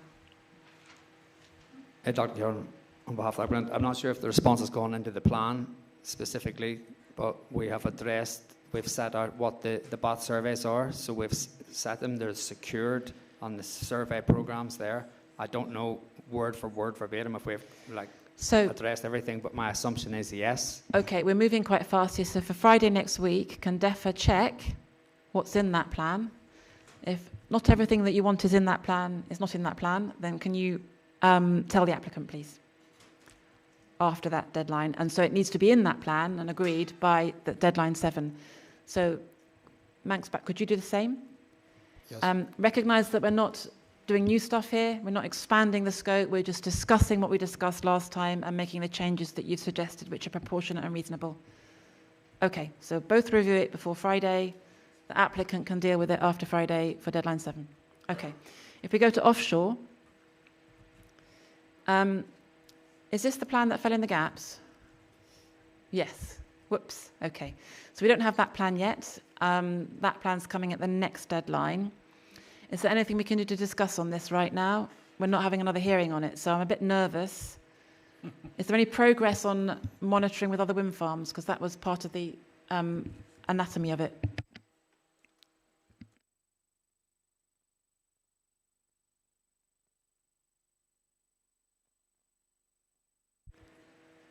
Progress with other wind farms? Dr. Keoghan, on behalf of the applicant. So we've done the review initially of all of the other offshore wind farms. Wind farms in proximity to Mooir, Vannin in terms of the other REC ones, Morgan, Mona and them have no BOT monitoring requirements. Other projects that have BOT monitoring requirements are on the east coast, so in the North Sea. So in terms of migratory offshore bots, they wouldn't provide sufficient linkage between the migratory routes that are inferred here. So we're talking about the migratory routes from Ireland across the REC via the Isle of Man. So they're fundamentally different than the migratory routes that the other North Sea projects are monitoring, which is across the North Sea to continental Europe, different species and different migratory paths. So we looked at that. There was nothing that we could hook onto within the REC. We reviewed then the SNCB work. And again, there's nothing that immediately stands out, but we do need to reach out to Natural England and progress that discussion with them. So there's no real apparent, that would provide value for us at the moment. So what we're saying is you've had there's nothing you can anchor to at the moment? Nothing that it's apparent, yeah. Okay. The Manx Bat Group have any views on that? Kevin Wells from the Manx Bat Group. I apologise that was not aware that there were some documents from Deadline 1 that had been produced by Orsted on checking through the other, as you say, other offshores, etc. Yeah. I have had a look at that document now, having seen it referenced. I feel there are several inconsistencies and issues that will need to be raised or discussed. For instance, you're talking about the migration between Ireland and the Isle of Man, but the bats that fly from Ireland are possibly only passing over the Isle of Man and going on. Most of the bats are flying long, these Nethusius pipistrelles especially, are flying long distances. They are flying from, at the moment, that is known about, the UK to Europe. Having spoken to the Irish Bat Group, they feel that they are also potentially flying over the Isle of Man and onwards. So it should be taken into account. You have also in there stated that Nethusius pipistrelles only fly 1 to 3 metres above sea level. That is a total nonsense. It's more than that. There is evidence from other offshore monitoring that it's a lot higher than that. You have confirmed the height of your turbines, the lowest height of your turbines above sea level, but you've only stated it low level sea level, which is quite a difference. I understand. So I think what we're looking at here is whether we can put mechanisms in place to monitor bats, migratory bats. I think that's what we're discussing, isn't it? So I appreciate your comments on it. It's very helpful to have the feedback on the document. I think what the applicant's explaining is that they're having some difficulty working out how they can monitor and put a monitoring plan in place for migratory bats. Is that what we're saying? Could you just explain a bit more for the Manx Bat Group, please? Yeah, Dr. Carton, that's basically it. So we've reviewed what is all other offshore wind farms in the REC that could provide a link and provide a coherent mechanism by which we could get some framework, because I think us doing something by ourselves in one isolated point provides very little information unless that's shared more strategically. So we looked for strategic partners, being those other offshore wind farms in the REC. None of them have any bot monitoring requirements, so we can't join up with them. The only other ones are SNCB ones, which we have to reach out and see what we can do that way. So it may be that we make a contribution in some way to that. We've provided a review of the other offshore wind farms. None of them have requirements in terms of their operational survey requirements. They've all done pre-construction, construction surveys and bat activities really low, and there is no establishment, there is no scientific establishment of migratory routes from Ireland across. There may be evidence, and it's quite sporadic, and there's lots of gaps in it, and we recognise that, and anything we can do to contribute towards, we're happy to, but we haven't seen a really clear pathway in terms of a project or something that we can do that will deliver scientific benefit. I understand. So, to the back, is there any merit in, Mooir Vannin is a sizable array. Is there any merit in monitoring between the Isle of Man and Mooir Vannin? Would that contribute to migratory bat information? Kevin Miles from the Manx Bat Group. Yes, we feel there would be benefit in monitoring on the offshore Mooir Vannin platform. One of the things that you keep mentioning is it's migratory bats, but there is now also evidence, especially from the Irish Bat Group, that bats forage quite a distance out to sea, 6 to 12 kilometres out to sea. So it's within their range, so it's all things that could damage the bats. I understand. That's very helpful. Thank you. So the applicant was prepared to organise collaborative monitoring. Is the applicant prepared to do some monitoring on their own platforms between the Isle of Man and the Mooir Vannin array? We wouldn't be prepared to put something on our platform offshore to monitor bats, no. We would be willing to do something on land. Oh, okay. So that we're happy to explore that, but we're not happy to put structures offshore. I don't know how the monitoring works. I'm so sorry. So if you were going to monitor with the other wind farms, where would the monitoring take place? I don't know, because it's not something that we've done as an area it's emerging science. So in terms of offshore wind farms, there's very limited studies out there. There's very limited strategic, so we don't know. So I think that's why we're doing it, though, isn't it? So we've put acoustic monitors onto survey vessels. You could put radar onto operational wind farms, but that is hugely expensive and disproportionate, considering we don't have an EIA impact. So that would be wholly disproportionate in terms of the cost. So we could put it on survey vessels, on operational maintenance vessels, or it's easier to have those devices, acoustic devices, on land where they're more easily accessible and easily monitored and maintained at much cheaper cost. So it sounds like, I mean, there's no obligation on the applicant to do anything. So it sounds like if the applicant has tried to collaborate with other wind farms, they don't have any requirement to do any monitoring for bats. If the applicant's prepared to put monitoring on vessels and on shore, to provide information for the Manx Bat Group and DEFRA, is that helpful? Kevin Wells, Manx Bat Group, it would be helpful, but our concern is that we have a very small population, or we believe we have a very small population of Nethusius pipistrelles on the island. Right. We've only actually been able to monitor, get sound recordings, monitoring of them since 2019. We have never found a roost on the island, so we believe they may actually be popping over from England. It's 6 miles from the closest point, and therefore you could be destroying our whole population if you don't know that they're flying over you. So we've moved, I understand that and I appreciate it, but we've moved on in terms of the examination from EIA stage. We're now looking at monitoring and mitigation and management plans, and the applicants offered to do something here. So Kevin Wells, Manx Bat Group, in their document they actually state that onshore monitoring isn't very effective for monitoring what goes offshore, so they would have to do some offshore monitoring as well to be able to mitigate, surely. So what about monitoring on vessels then, as the applicants offered? That's it's an option as long as it's far enough offshore to actually I think the array's offshore, so I think that might be... Yes, but talking about what vessels, is there no reason why they could not be on the masts or on the... I think the applicant explained that on the masts and on the array is extremely expensive. If you just explain, how come it's expensive on the array and not expensive on vessels? Just... Dr. on behalf of the applicant, they have to be designed in, they have to be installed onto the monopile, so it's all specific design. The installation costs are like astronomical to basically get the vessel out there. So we're talking, the equipment itself might cost £10,000, but cost £1 million to install. To put it on the array. To put it onto the array, to maintain it, to make sure that everything's there. So it's disproportionate in that sense. So it's easier on construction vessels that we already have, and we can put the monitoring equipment on the construction vessels. So that is much easier. It's easier for us to deploy that. I want to close this out because we want to cover it, but just so, what were you proposing to do with the other wind farms then if you weren't going to put it on the array? I don't know what we were going to do with the other wind farms because this is a new emerging area, so we don't know. So we were looking to see what other wind farms were doing and see was there an opportunity for us to get into strategic monitoring. Understand. So let's move it forward. The applicant has offered to do something. They're not required to do that, so it's an enhancement, if you will. Can the applicant prepare by Friday a one-sheet summary of what it might be able to do for Manx Bat Group to consider?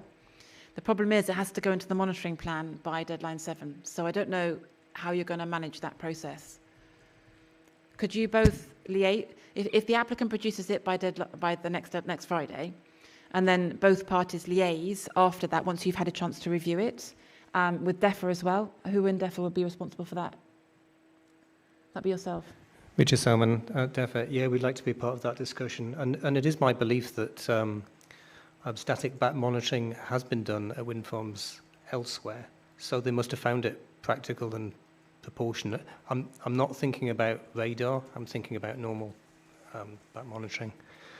So I would have thought that a monitoring framework could have some bat detection, could include vessels, but I don't think it should be restricted to vessels. I think it should be on the site as well. Okay. Can I state what framework might look like? Yes. Would that be helpful? You could have a basic survey of whether bats are recorded at the site, if so, which species, in what season, how often. If data suggests foraging, not just passage, then research could be undertaken to look at the conditions under which foraging takes place, comparing the bat activity with met data. Tagging studies could be possible if connections are suspected, e.g. if liceless bats are foraging there, then tagging could elucidate the activity going on. And if bats are active at the site, then more technical research could elucidate how they behave around turbines. So a stepwise approach, you wouldn't have to necessarily go all the way through. Start just with some basic stuff. What's their species season? I understand. This has to be proportionate, but it has to be agreed because we want it to happen. So could the applicant just set out a one-page summary of what they consider is possible for review by Manx Wildlife Trust, the BAT Group and DEFRA quickly, so that a discussion to be had about what goes in the management plan? Last question, Manx Wildlife Trust.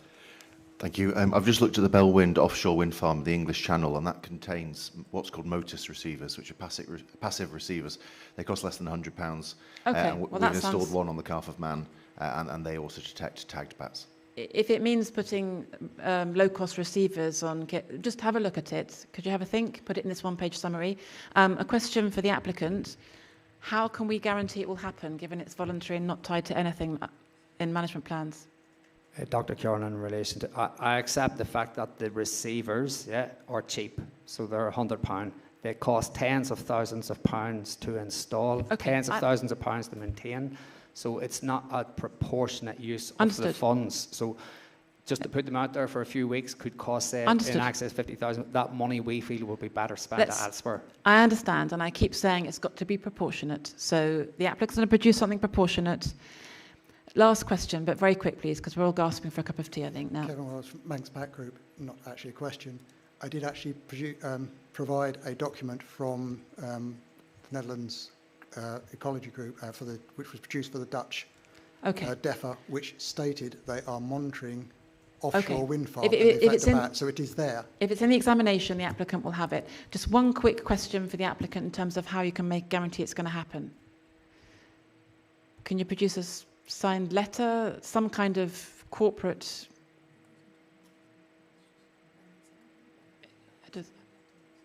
Okay.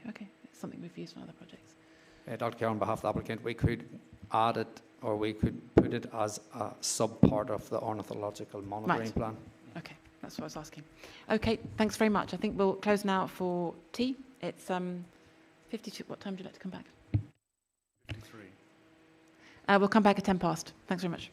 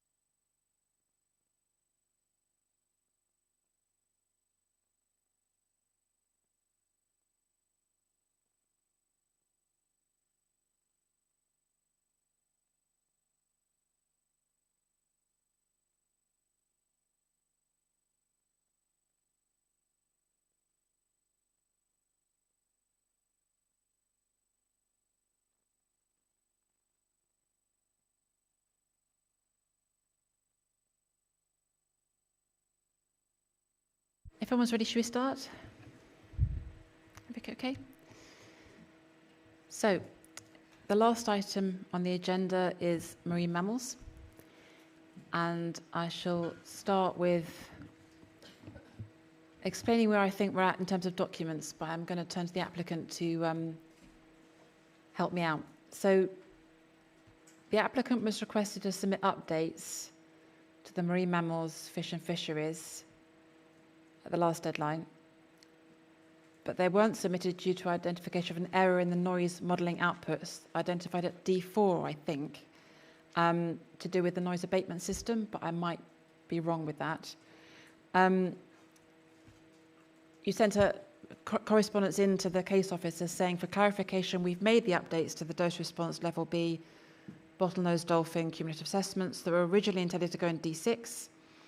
However, you were also updating chapters for D7. So I think I'd like to know if the HS300 to HS005 documents include the correct modelling, or are we to expect new documents at D7? Is that a fair place to start? To the applicant? Ryan McManus for the applicant. Just to confirm, it wasn't due to the identification of an error in the underwater noise modelling. That was in the cover letter, but that itself was an error. Oh, okay. It was the error was the error that was the error. Okay. Exactly. So the reason was that, as you'll be aware, we undertook noise abatement system modelling earlier in the examination process, and as part of that, we looked at abated and unabated systems, so you could compare like for like. Due to the time between the application and that modelling, the underwater noise modeller had made updates to their model, incorporating more up-to-date real-world measured data from wind farms that were under construction, and so we thought it would be beneficial to update the mammals and fish chapters in line with the most up-to-date noise modelling, considering that we had that available. It wasn't going to be possible to do that for deadline 6, which is why we said we'd do it for deadline 7. We still intend to do that for deadline 7, but following your request to provide the updated mammals chapter, we did do that as a hearing submission. However, that updated modelling has still yet to go in, but that will go in. So there will be a further update to deadline 7, essentially. So just take me through what the problem was with doing it to deadline 6 again, a bit slower. Sorry, I'm just trying to understand what the issue is, what's changed, basically. Ryan McManus for the applicant. It was an issue of the time available to do that, but to incorporate the updated noise model outputs, there's quite a lot of assessment work that goes into that in terms of mapping it up and working out the numbers of animals affected, etc. The noise modelling outputs, the noise modelling that underlines the whole assessment, or the noise modelling to do with the NAS testing the... It's the unabated modelling. Right. So the noise abatement modelling won't be in the chapter. It will be the unabated modelling that was also done at the time that we did the noise abatement modelling, so that you can compare like for like. Because the two models are different, because there's been an update in the model itself between the application and the noise abatement modelling that was submitted earlier in the examination. And the noise abatement modelling was the modelling you did because we asked you to test your mitigation? Yes. So the noise abatement modelling to test the application was unmitigated or mitigated? Mitigated, because you're testing the mitigation. Ryan McManus before the applicant. In the application, there was no abatement modelling provided. No, I know. This is the test that we asked you to perform. Yes. Okay. So the noise abatement system position paper compared unabated and abated scenarios. Both of those were within it also included the modelling application, so it included three different outputs. The original noise modelling that the application was based on, the updated version of that based on the updates to the model, and the abated modelling, which is also associated with the updated model. Okay. I've got a section here on noise abatement, so we'll dig into that a little bit there so I really understand what's happening. It is quite confusing, I know. It is very confusing. It's confusing to explain. The long and short of it is, we've got these documents 00 to 5, HS3. Are they worth reading then? Or is everything going to change, is the long and short of it? Sorry. It's a logical question. Ryan McManus for the applicant. I mean, that was the reason that we didn't submit them, is because we didn't feel that it was that helpful, really, because we knew we were going to be updating them for deadline 7 anyway. But there are a number of changes that have gone into that as a result of the independent marine mammal advisor. So the updates to the dose response assessment, the updated level B assessment, etc. But yes, those assessments themselves will be subject to further updates. So will the results change? The outputs of the assessment are very unlikely to change. Unlikely doesn't mean no. I can't confirm it until the assessment's done. That they will be reduced compared to the scenarios application, because the results of the updated model are smaller ranges. Okay. But given that overall there were no significant effects identified following the application of mitigation at application, so they will either remain the same or reduce. Okay. And the level B assessment that had the wrong contours that did affect the MNRs, that will still not affect the MNRs, just as basic principles? Yes. I might hand over to you, my colleague Sarah Browder, just to confirm. Let's not get into we can do. I'm just trying to get the principles of what's changed. Okay. It's going to be updated at deadline 7. Right. Problem is, deadline 7 is pretty much close to the end, and so it's very hard for the examining body to understand what the impacts are. I think it's a fair comment to make. The question is what we do about that. I've got some questions on various elements of what's going on, so we can go through those, but I'm going to hand it to DEFA, because DEFA also need to be very confident. They understand what's been assessed, they understand the results, and they need to comment on those results. And ordinarily, we're at that stage when the application is submitted, but we're now at that stage 5 months into examination. So you can understand my position that it's quite hard to understand what we need to understand.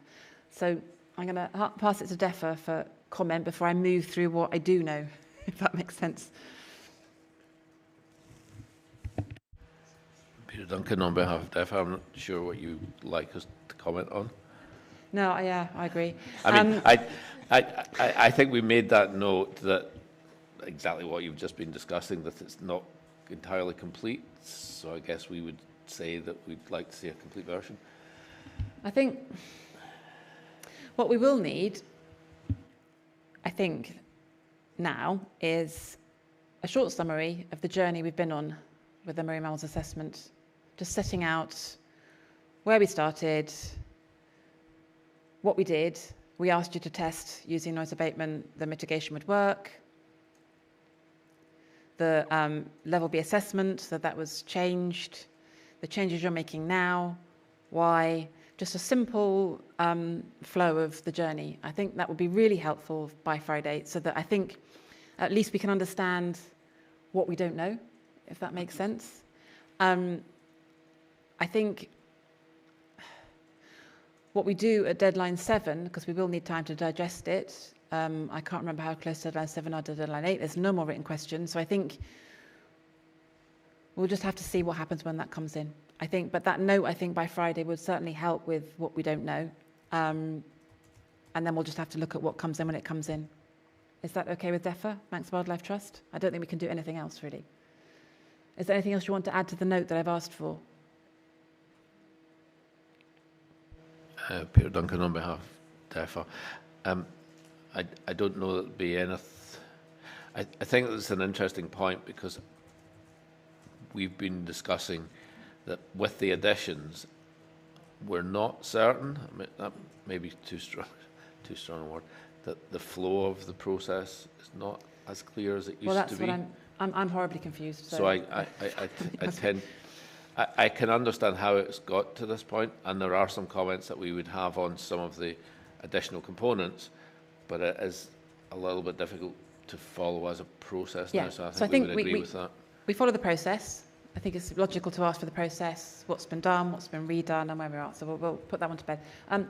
Sorry, can I just add at the end, Ryan McManus for the applicant. So, I mean, in terms of the changes that are in here, that are in the chapter we've submitted at deadline 6, and will also be in the version at deadline 7, those are all set out in the methodology the method statement that we provided previously, and we can confirm that all of the impacts will either remain unchanged or will be reduced compared to the EIS that was submitted application. So there still remains no likely significant effects.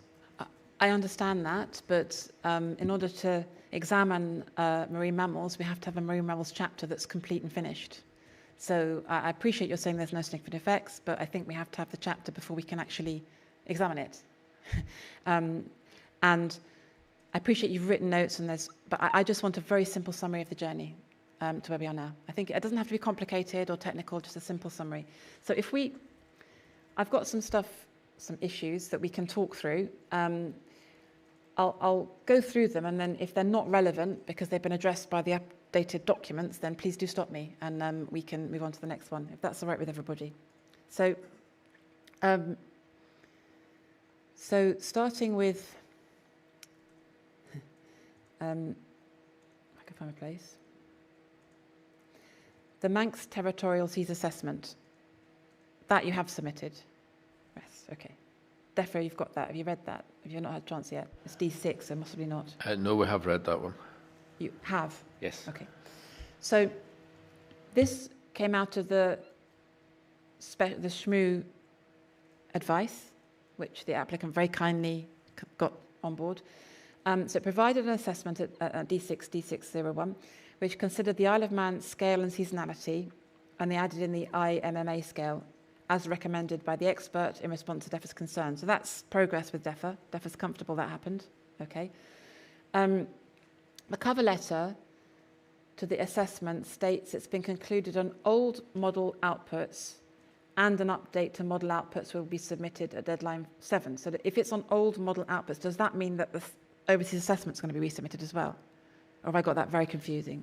Ryan McManus, for the applicant, yes, we propose to update that with the revised modelling as well. Okay. And just to say that the documents that have been provided at deadline 6 remain valid and are in line with the modelling that was undertaken for the application.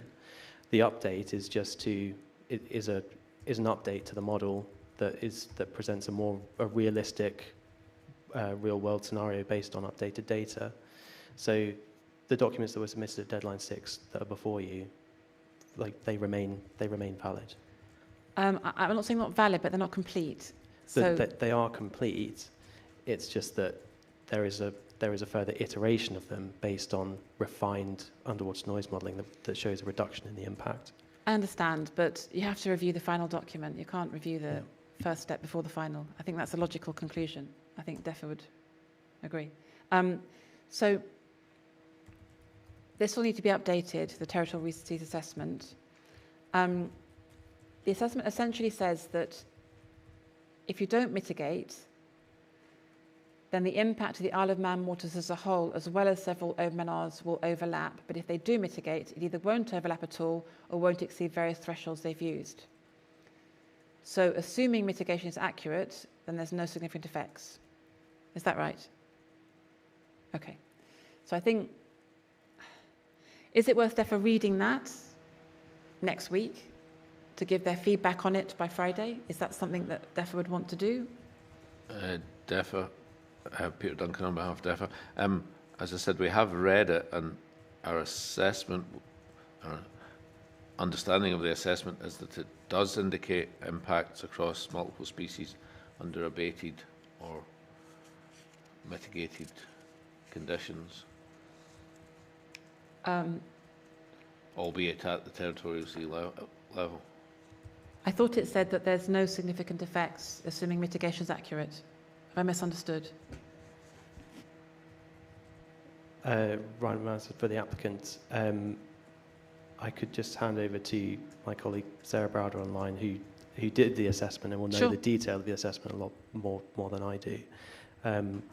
But yeah, just to repeat again, I think that the documents that were submitted at deadline 6 are complete, and the updates that proposed at deadline 7 are just a re-evaluation of revised modelling following exactly the same methodology. And while some outputs and numbers will change, and the assessment conclusions will either stay the same or reduce, that they're still a complete assessment. So just when you say that it's not complete, I don't agree that it's incomplete. I think we could talk round in circles here. You're submitting another version, so let's just accept that. There is a new version coming. So is the conclusion of the territorial seas assessment that the impacts are not significant for the territorial seas? Ryan, for the applicant, sorry, I missed the question there. Is the conclusion for the territorial seas assessment that the impacts are not significant? That's complete, yes. Okay. Yeah. I think DEFA has to read it to challenge it. Peter Duncan on behalf of DEFA, we have read it, and So our interpretation is that they are not significant in the applicant's consideration of EIA terms, which it's at the management unit level, but they are significant on the basis of the assessment of the territorial sea. Sections 5.2.2.3 to 5255 all indicate where there's overlaps across multiple species. So it's the interpretation of the data that says they're not significant in EIA terms because the applicant's using the management unit, which was the whole reason why we had this approach to the territorial sea. So we've gone through a process which, to DEFA's eyes, indicates that it acknowledges impacts at the territorial sea level. However, in EIA terms, that means not significant. But the whole reason for doing it was to identify effects at the territorial sea level. So we maintain that the exercise was useful. We've got to the point where we've clarified it. But what it says to us is that there's mitigation required in order to remove those impacts at the territorial sea level. I thought the conclusion was that if you mitigate, there are no significant effects. And you're saying there are significant effects at the territorial level, but not at the EIA level. Yes. Okay, applicant, what do you think about significant impacts at the territorial sea level? Ryan McManus for the applicant. The max territorial sea assessment doesn't assess the impacts in terms of EIA significance. It's a quantification, a spatial presentation of the areas of effect, but it doesn't make any assessment in EIA significance terms. That's the job of the EIS chapter. Okay, it sits alongside it then, was my understanding. Paying respect to the Isle of Man territory and assessment at the territorial level with the IMMA.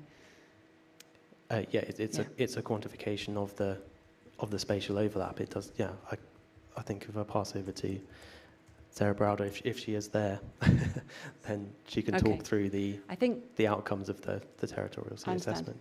I think the panel have to look at this within EIA terms. I think we talked about that before we undertook this assessment with this advice. And in EIA terms, the effect's not significant. So I'm not sure we can look at how we would mitigate territorial sea level impacts within this context and within MEMA and the MEMA regulations. Peter Duncan on behalf of DEFA, that was kind of the point of doing the exercise. I understand. So in a sense, now that we have useful information, the question is valid. And we discussed this at the last examination board. What we are trying to do here is reduce impacts. EIA is a process. If we assume it's infallible, then that's fine, but the argument would be that it's not. So we have new information that would indicate there is justification for additional mitigation within the territorial sea area. That's essentially DEFA's position. That's what that document says. And if the examination board interprets it in an EIA only perspective, then we've made our argument, and that's. I think all we can do is examine within the legislation that we have, and MEMA sets out the process for EIA. I read the references and sections earlier in this examination hearing, and those are the constraints within which we operate. I think what the applicant did was employ a specialist, look at the relationship to the Isle of Man and the territorial seas, and as you say, we've gone through that process, and hopefully it's valuable in terms of information for the Isle of Man for moving forwards, maybe with new MEMA applications. I think for the purposes of assessment here, we have to look at what's in front of us within the EI constraints. Peter Duncan on behalf of DEFA, I don't understand the logic. We're dealing with the process as it stands now. We have the information, so why would we not use it? what was the point of undertaking a territorial sea assessment if the outcomes were not informative to the process? I understand, and we've been dealing with this dichotomy between the absoluteness of the EIA and the reality that we face, but DEFA's position is that, notwithstanding legal process, etc., our objective is to safeguard marine mammal populations in the territorial sea. We have a mechanism, an identification and a potential mechanism to do that. If we choose to ignore that, then I think that's lacking. I think the point I'm making is there is no mechanism. Well, we should find a mechanism to do it. I understand that, but that's a different process that sits outside the examination. I'm going to hand over to the applicant for response. Amy Sterling, on behalf of the applicant, you preempted me, Madam, as what I was about to say is we have to comply with the Marine Infrastructure Consenting Process regulations, which set a process for EIA. There, as far as I'm aware, and I'm instructed, has never been a process for assessing the territorial seas as a standalone biological environment for marine mammals. So the applicant went through this process of appointing an independent marine mammal specialist, agreed the scope of works, came up with a methodology, has then carried out that methodology, presented that into examination, which doesn't conclude on significance for territorial seas for the reasons stated. There's no, as I understand it, defined population, no methodology for concluding significance, unlike in the EIA terms. So that information has been made available, and in our view, we've progressed it as far as we can within the confines of the information that we have and the process we're in. Peter Duncan on behalf of the applicant. I think we would then refer back, on behalf of DEFA, sorry. I think we would then refer back to the point that we made this morning.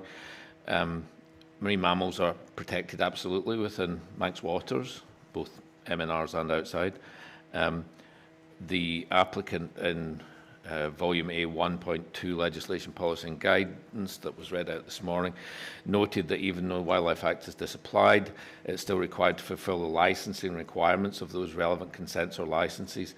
If DEFA was to license such activities, it would be asking exactly what we're asking for now.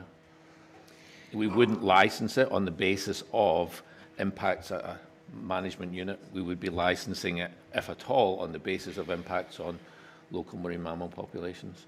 And the applicant has basically said that they would adhere to that. What I said was that MEMA is intended to be a one-stop shop in place of licensing under the Wildlife Act, and that the tools we have at our disposal are the EIA. I would say that, Peter Duncan on behalf of DEFA, the EIA identifies the issue. That's separate from the MIC, which takes the place of legislative consenting. Yes.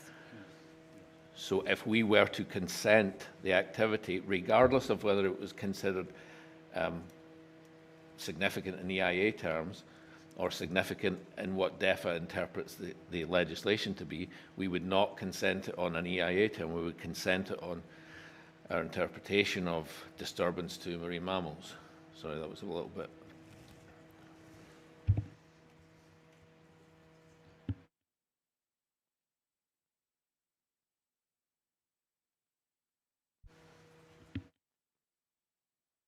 I'd be interested in the Department for Instructors' comment on it, on this process and the relevance. Robert Garden on behalf of the Department of Infrastructure.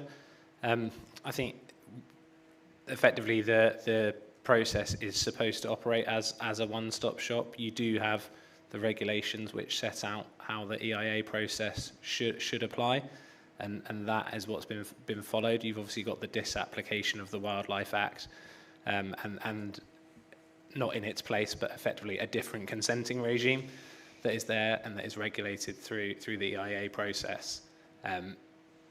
And that leads you to the kind of conclusions on significance, and that translates to what's secured in the MIC. So, given that DEFRA are not comfortable, I'd ask the departments to get together and write something for next Friday, which perhaps you could have a conversation about the concerns of DEFRA, about the territorial seas assessment that has been done, and whether there's a process that we should be examining under the territorial seas assessment that's different from the EIA or sits alongside it, or whether what the applicant's done in terms of the EIA and carrying out the territorial seas assessment in response to DEFRA's concern that the Isle of Man perspective wasn't addressed by the EIA has been done. Does that make any sense? Robert Garden on behalf of the Department of Infrastructure, yes it does, and we can have that discussion. Okay, if you could have that discussion and then submit your conclusion of that discussion on Friday, it will give some clarity around whether the applicant has followed the correct process or whether they've missed anything in terms of the territorial seas assessment, because we do have to sit within the guardrails of MEMA. I do understand what you're saying. I think the applicant was responsive in employing an expert to look at your concerns for the territorial seas. They've paid for that work to be done, so let's just tick the box in terms of the process. Is that okay? Is DEFRA happy with that? Yeah, Ken Mill, representing DEFRA. Yeah, we are content with that approach. Brilliant. Okay, is the applicant happy with that? Okay. So, if we move on then to, I don't know whether to delve in this or not because I'm not quite sure. So, there were changes to the acoustic modelling in the absence of mitigation between APP 049 and the D4 submission, including an explanation of noise reductions used for modelling in mitigated scenarios. The noise abatement paper stated that since application, the noise model has been updated with additional measured data, and therefore unmitigated results should not be compared to noise monitoring results provided in the application, which is what you've explained. Okay. So, moving on from the error in your submission letter, which is not an error, in the NSA paper, the distance for unmitigated PTS has changed, but there's no explanation of what has caused this change and what additional measured data was included in the assessment. According to the noise abatement position paper, D4012, predicted outcomes have generally increased for instantaneous PTS and decreased for cumulative PTS, but there's no explanation of why. Is that in the document you submitted? Is it clear from that? Do you understand the question? Ryan, on behalf of the applicant, are you asking for a description of what measured data, for example, what projects have fed into the updates to the model? The changes that were made to the acoustic modelling in the absence of mitigation between the original marine chapter and the revised note, including mitigation, noise abatement system petition paper, which told us that noise abatement is effectively mitigated versus unmitigated, but then said don't compare the unmitigated results against the unmitigated results in the original chapter. Yeah. So what changed? Yeah. Ryan McManus for the applicant. So that's basically because the model has been updated to account for more recent data that's been collected at construction sites, offshore wind farms, in Europe and beyond, and in the UK, that the model itself has changed, and therefore it's not right to compare abated scenarios within that model to unabated scenarios in a different model. Okay, understood.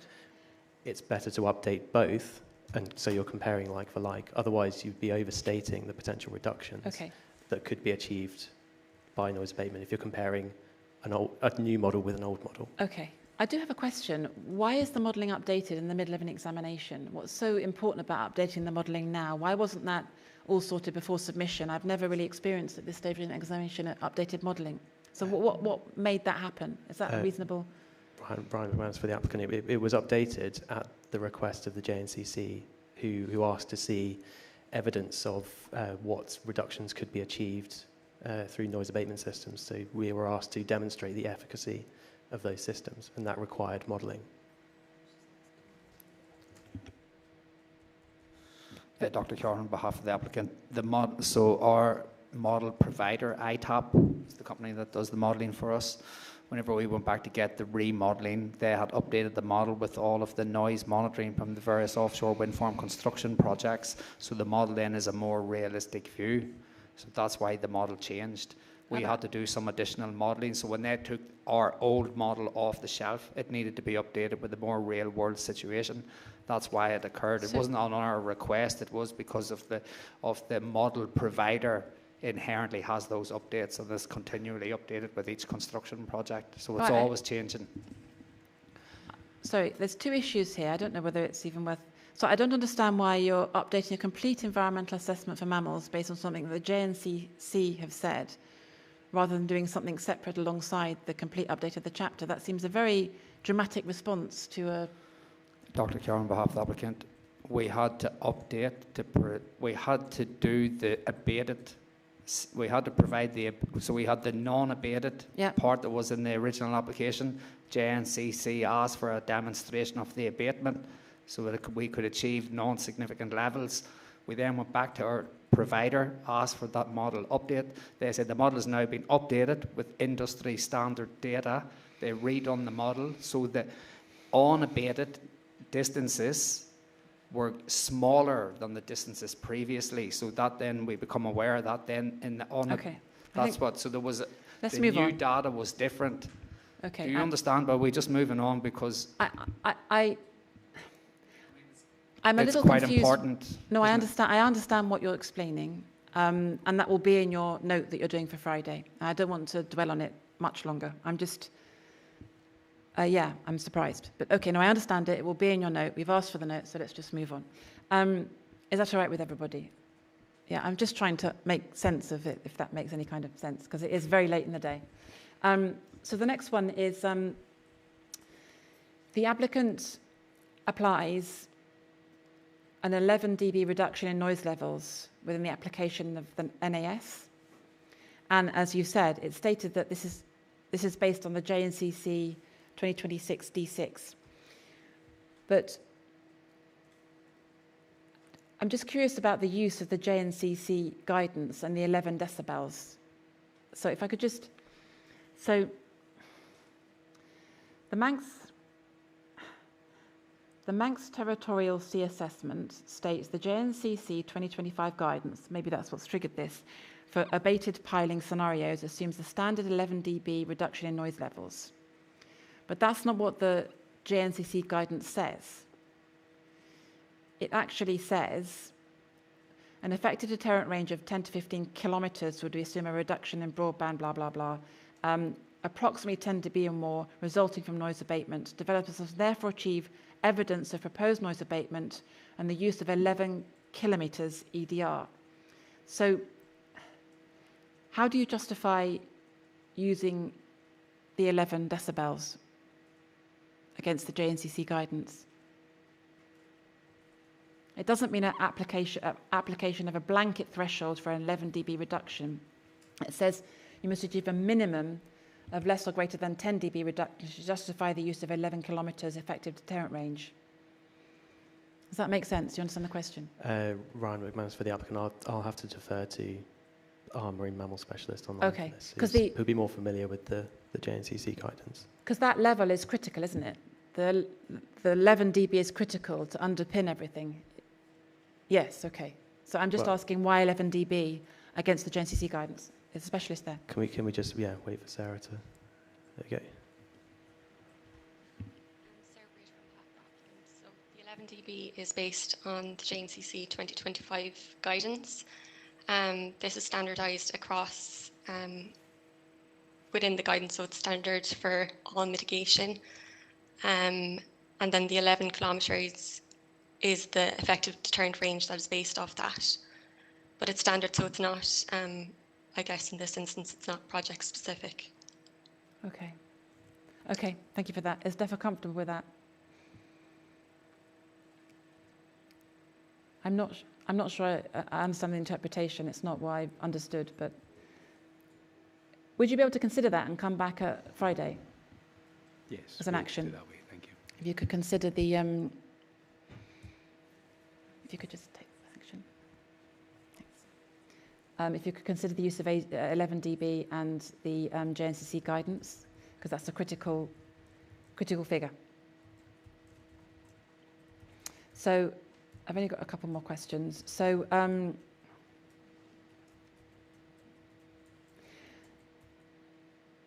we able to conclude that there's now no overlap between the level B harassment contours and the MNRs?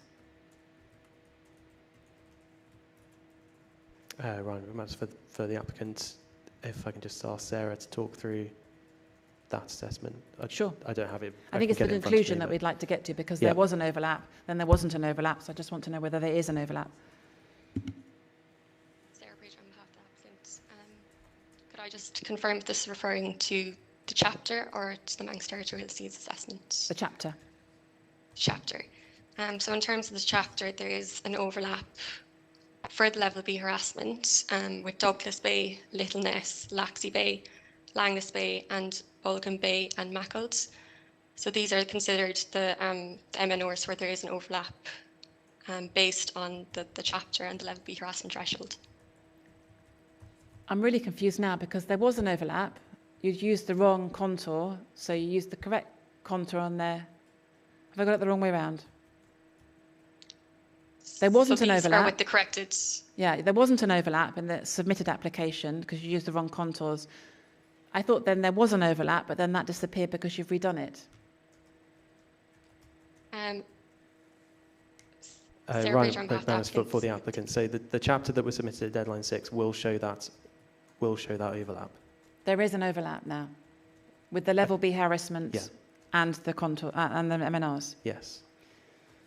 This is unabated. What the removal of the overlap was the abated scenario that was presented in the noise abatement efficacy paper. So with abated, is there an overlap? No. Right. So there's no significant effect. Well, there's no significant effect on the MNRs regardless. Okay. Is there? Okay. There's no significant effect. No, okay. That was my main concern. So.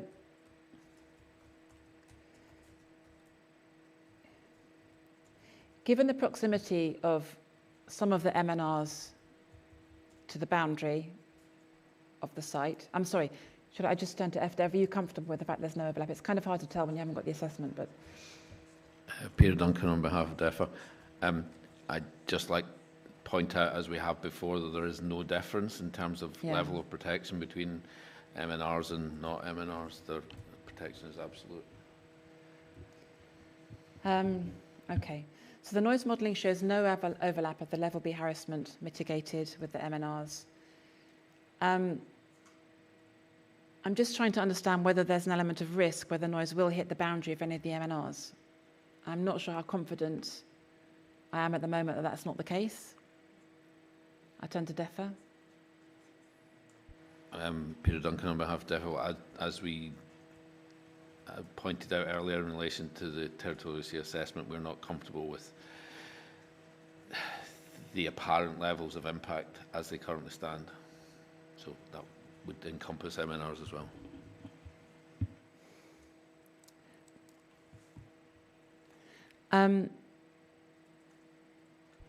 So I'm just trying to work out whether there should be monitoring at the boundary of an MNR, the nearest MNR. I can see a lot of applicants' heads shaking, but just let me, there was an impact, then there wasn't an impact, the modelling's changed, now it's updated. I'll hold that thought, I think. If you'd like to explain why that's definitely not an issue, that would be great. Ryan McMahon's for the applicant. I think we're getting a bit stuck in the detail, but the assessment didn't conclude a significant effect in whether the mammals are within an MNR or not, and as DEFRA have said, that the mammals have the same level of protection within and outside MNRs. So I think we're struggling to understand what the issue is about the overlap with the MNR itself in terms of EIA significance and the requirement for mitigation, because we've assessed that and determined there's no requirement for mitigating an effect in an MNR because it's not significant. I understand, and you've said that, and you updated the level B harassment when the contour was adjusted. I think I just have to hold that thought really till all the information's in. Does DEFA have a response to that? Peter Duncan on behalf of DEFA. We understand the applicant's position, but as we've detailed earlier, we have a different one about the interpretation of impact within territorial sea. The point about MNRs and not MNRs is valid. I don't think that's a useful differentiation. Okay. But the interpretation of the territorial sea assessment is disputed. Thank you. Or whether or not there is more that can be done in mitigation to reduce that, I think would be our end point. Okay, we're nearly there. So moving to the outline underwater noise management strategy, D4085, the applicant states in line 3713 that if the noise monitoring shows significantly higher underwater sound measurements to those assessed in the environmental impact statement, the marine mammal mitigation protocol will be updated and agreed with the DOI in consultation with DEFRA.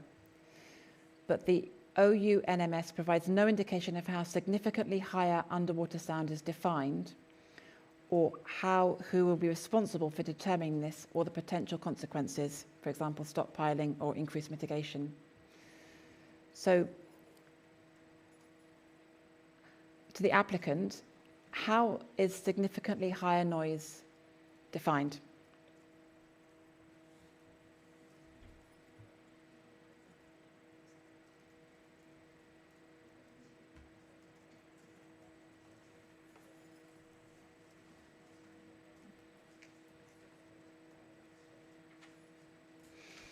Dr. Keoghan, on behalf of the applicant, we have sound level exposures for all specific marine mammals. And during the installation of the piles, we monitor the noise in relation to those. So should the noise exceed those levels, then that would feed back into the marine mammal protocol. What levels?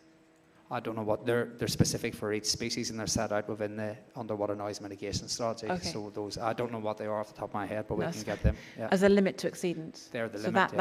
that's the level. Yeah. Okay. Is DEFRA comfortable with that? In principle, Peter Duncan on behalf of DEFRA. In principle, yes.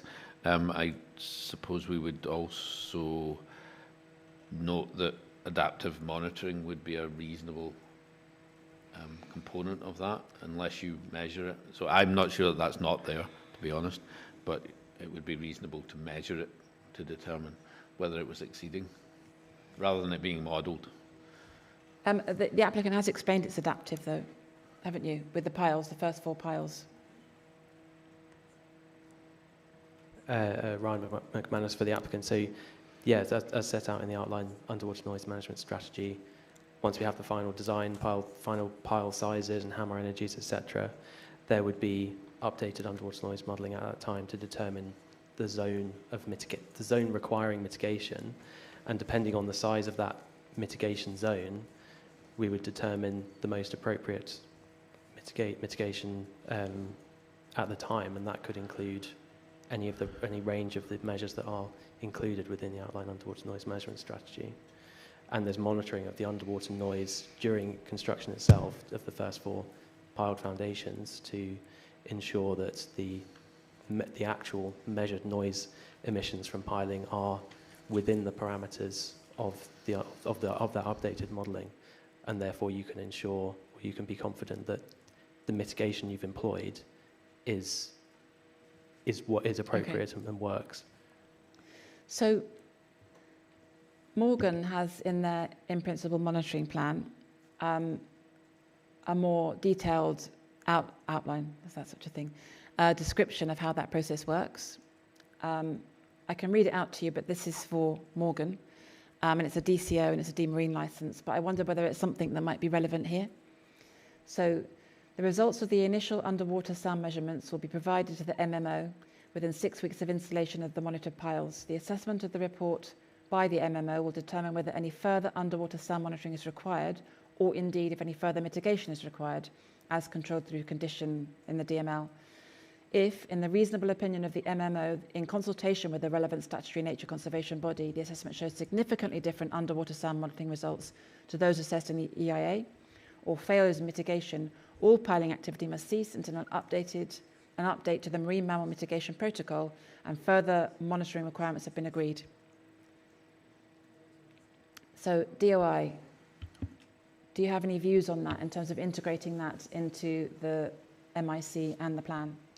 Yeah, Robert Garden on behalf of the Department of Infrastructure.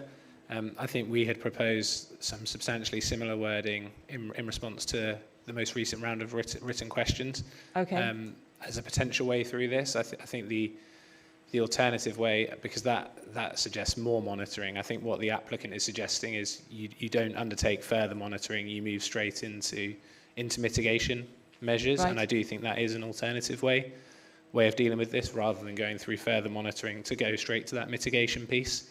Okay. But I think, as with the plans we discussed earlier, there's probably that decision tree element of what you do, what species the noise exceedance reaches, and what the mitigation measures are. So if you've made a response and it's available in the hearing examination, has the applicant reviewed what the DOI said?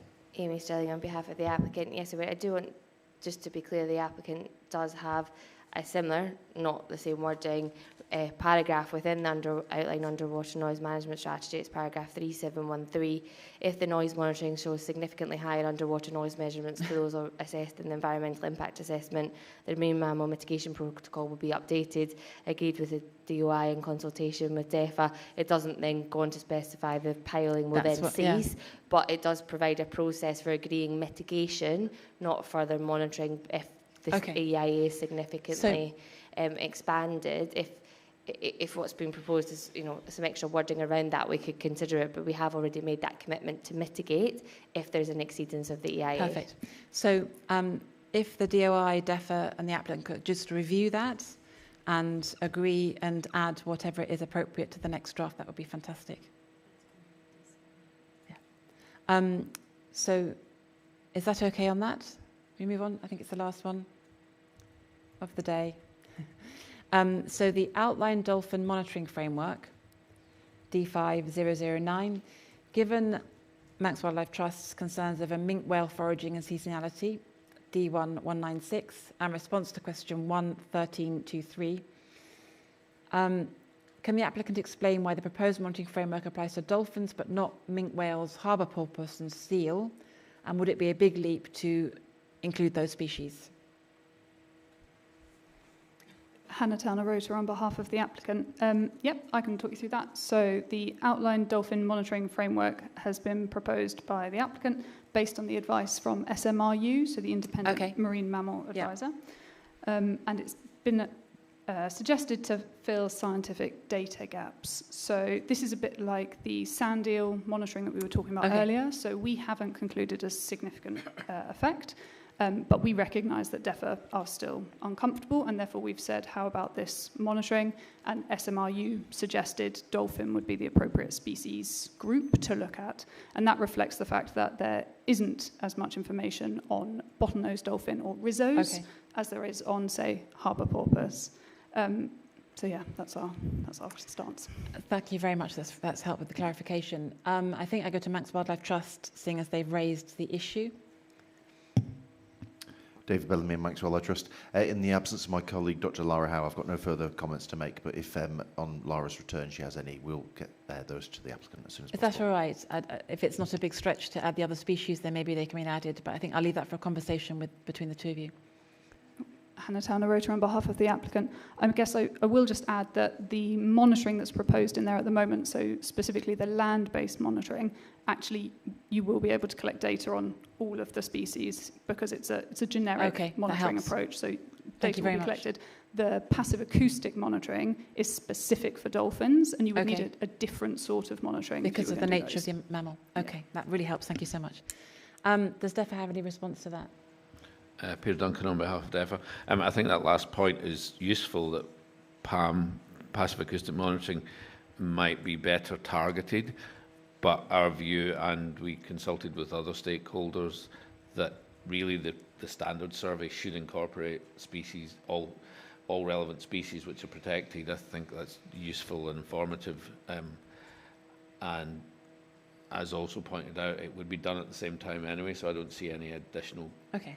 I think I've made that point. So yeah, so that's fine. We would be supportive of expanding it. Okay. Well, I'll let the applicant and Manx Wildlife Trust confer, unless you want to join that party, or are you comfortable with them to discuss it? I'll leave it with you to decide. Peter Duncan on behalf of DEFA. Sorry, yes, we would like to be involved in that. Okay, Manx Wildlife Trust, could you bring DEFA into that conversation, please, with the applicant? I think that's the last topic of the day, and that's the last question I have today. Have I missed anything? Does anyone want to raise any other issues that we haven't addressed across these topics? Would you like to come to the table?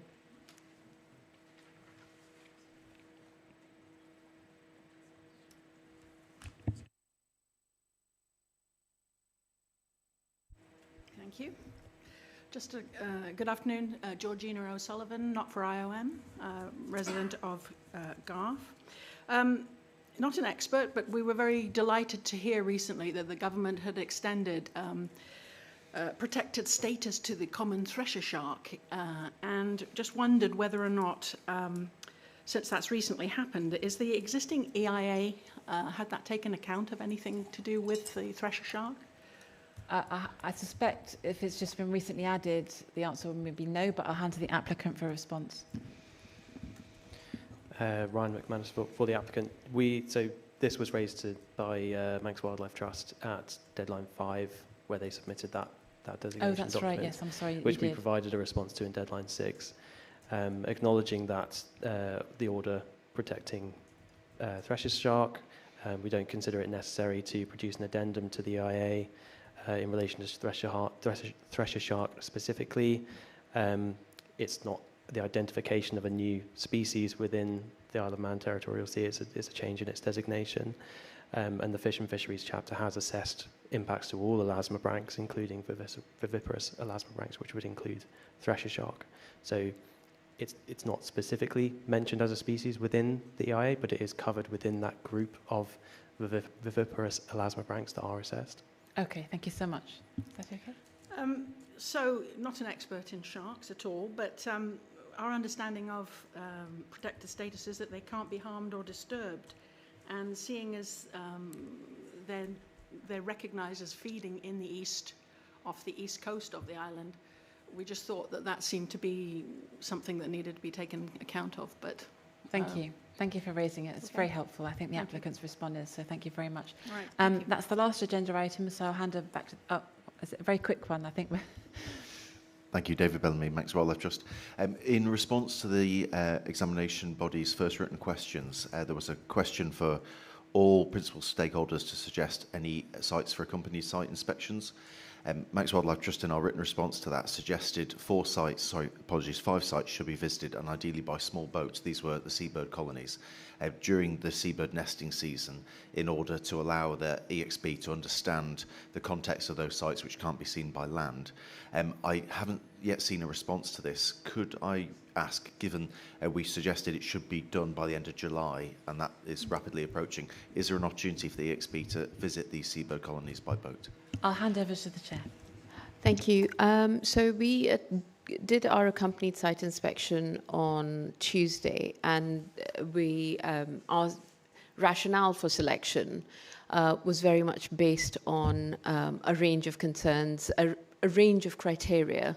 That at the moment is not something that's on our list for accompanied site inspection, and as you know, the timetable does not allow for it. However, it is something that we can take into account as we consider other opportunities for unaccompanied site inspection. Given that you've put in a request does not automatically mean that it is something that we will respond to or indeed be able to do. So there's several criteria that we take into account when determining what we will visit and what we won't. So don't expect a response is what I'm saying, but if it is something we visit, you will see a note of that in the examination library.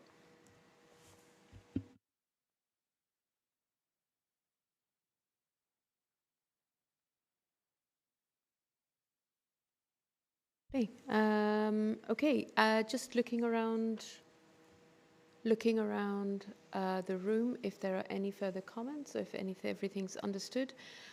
Just to highlight that actions emerging from all hearings, we intend to publish them by Monday next week. And given things that emerged yesterday, there will be some of the actions will be issued under a Reg 31 request, so they will be expected on Friday the 24th of July, and others will be expected at deadline 7. So, yeah, just procedurally, that applies across all hearings. Anything further from my colleagues? No. 7 minutes past 5. Very happy to close. SIH 9. Thank you.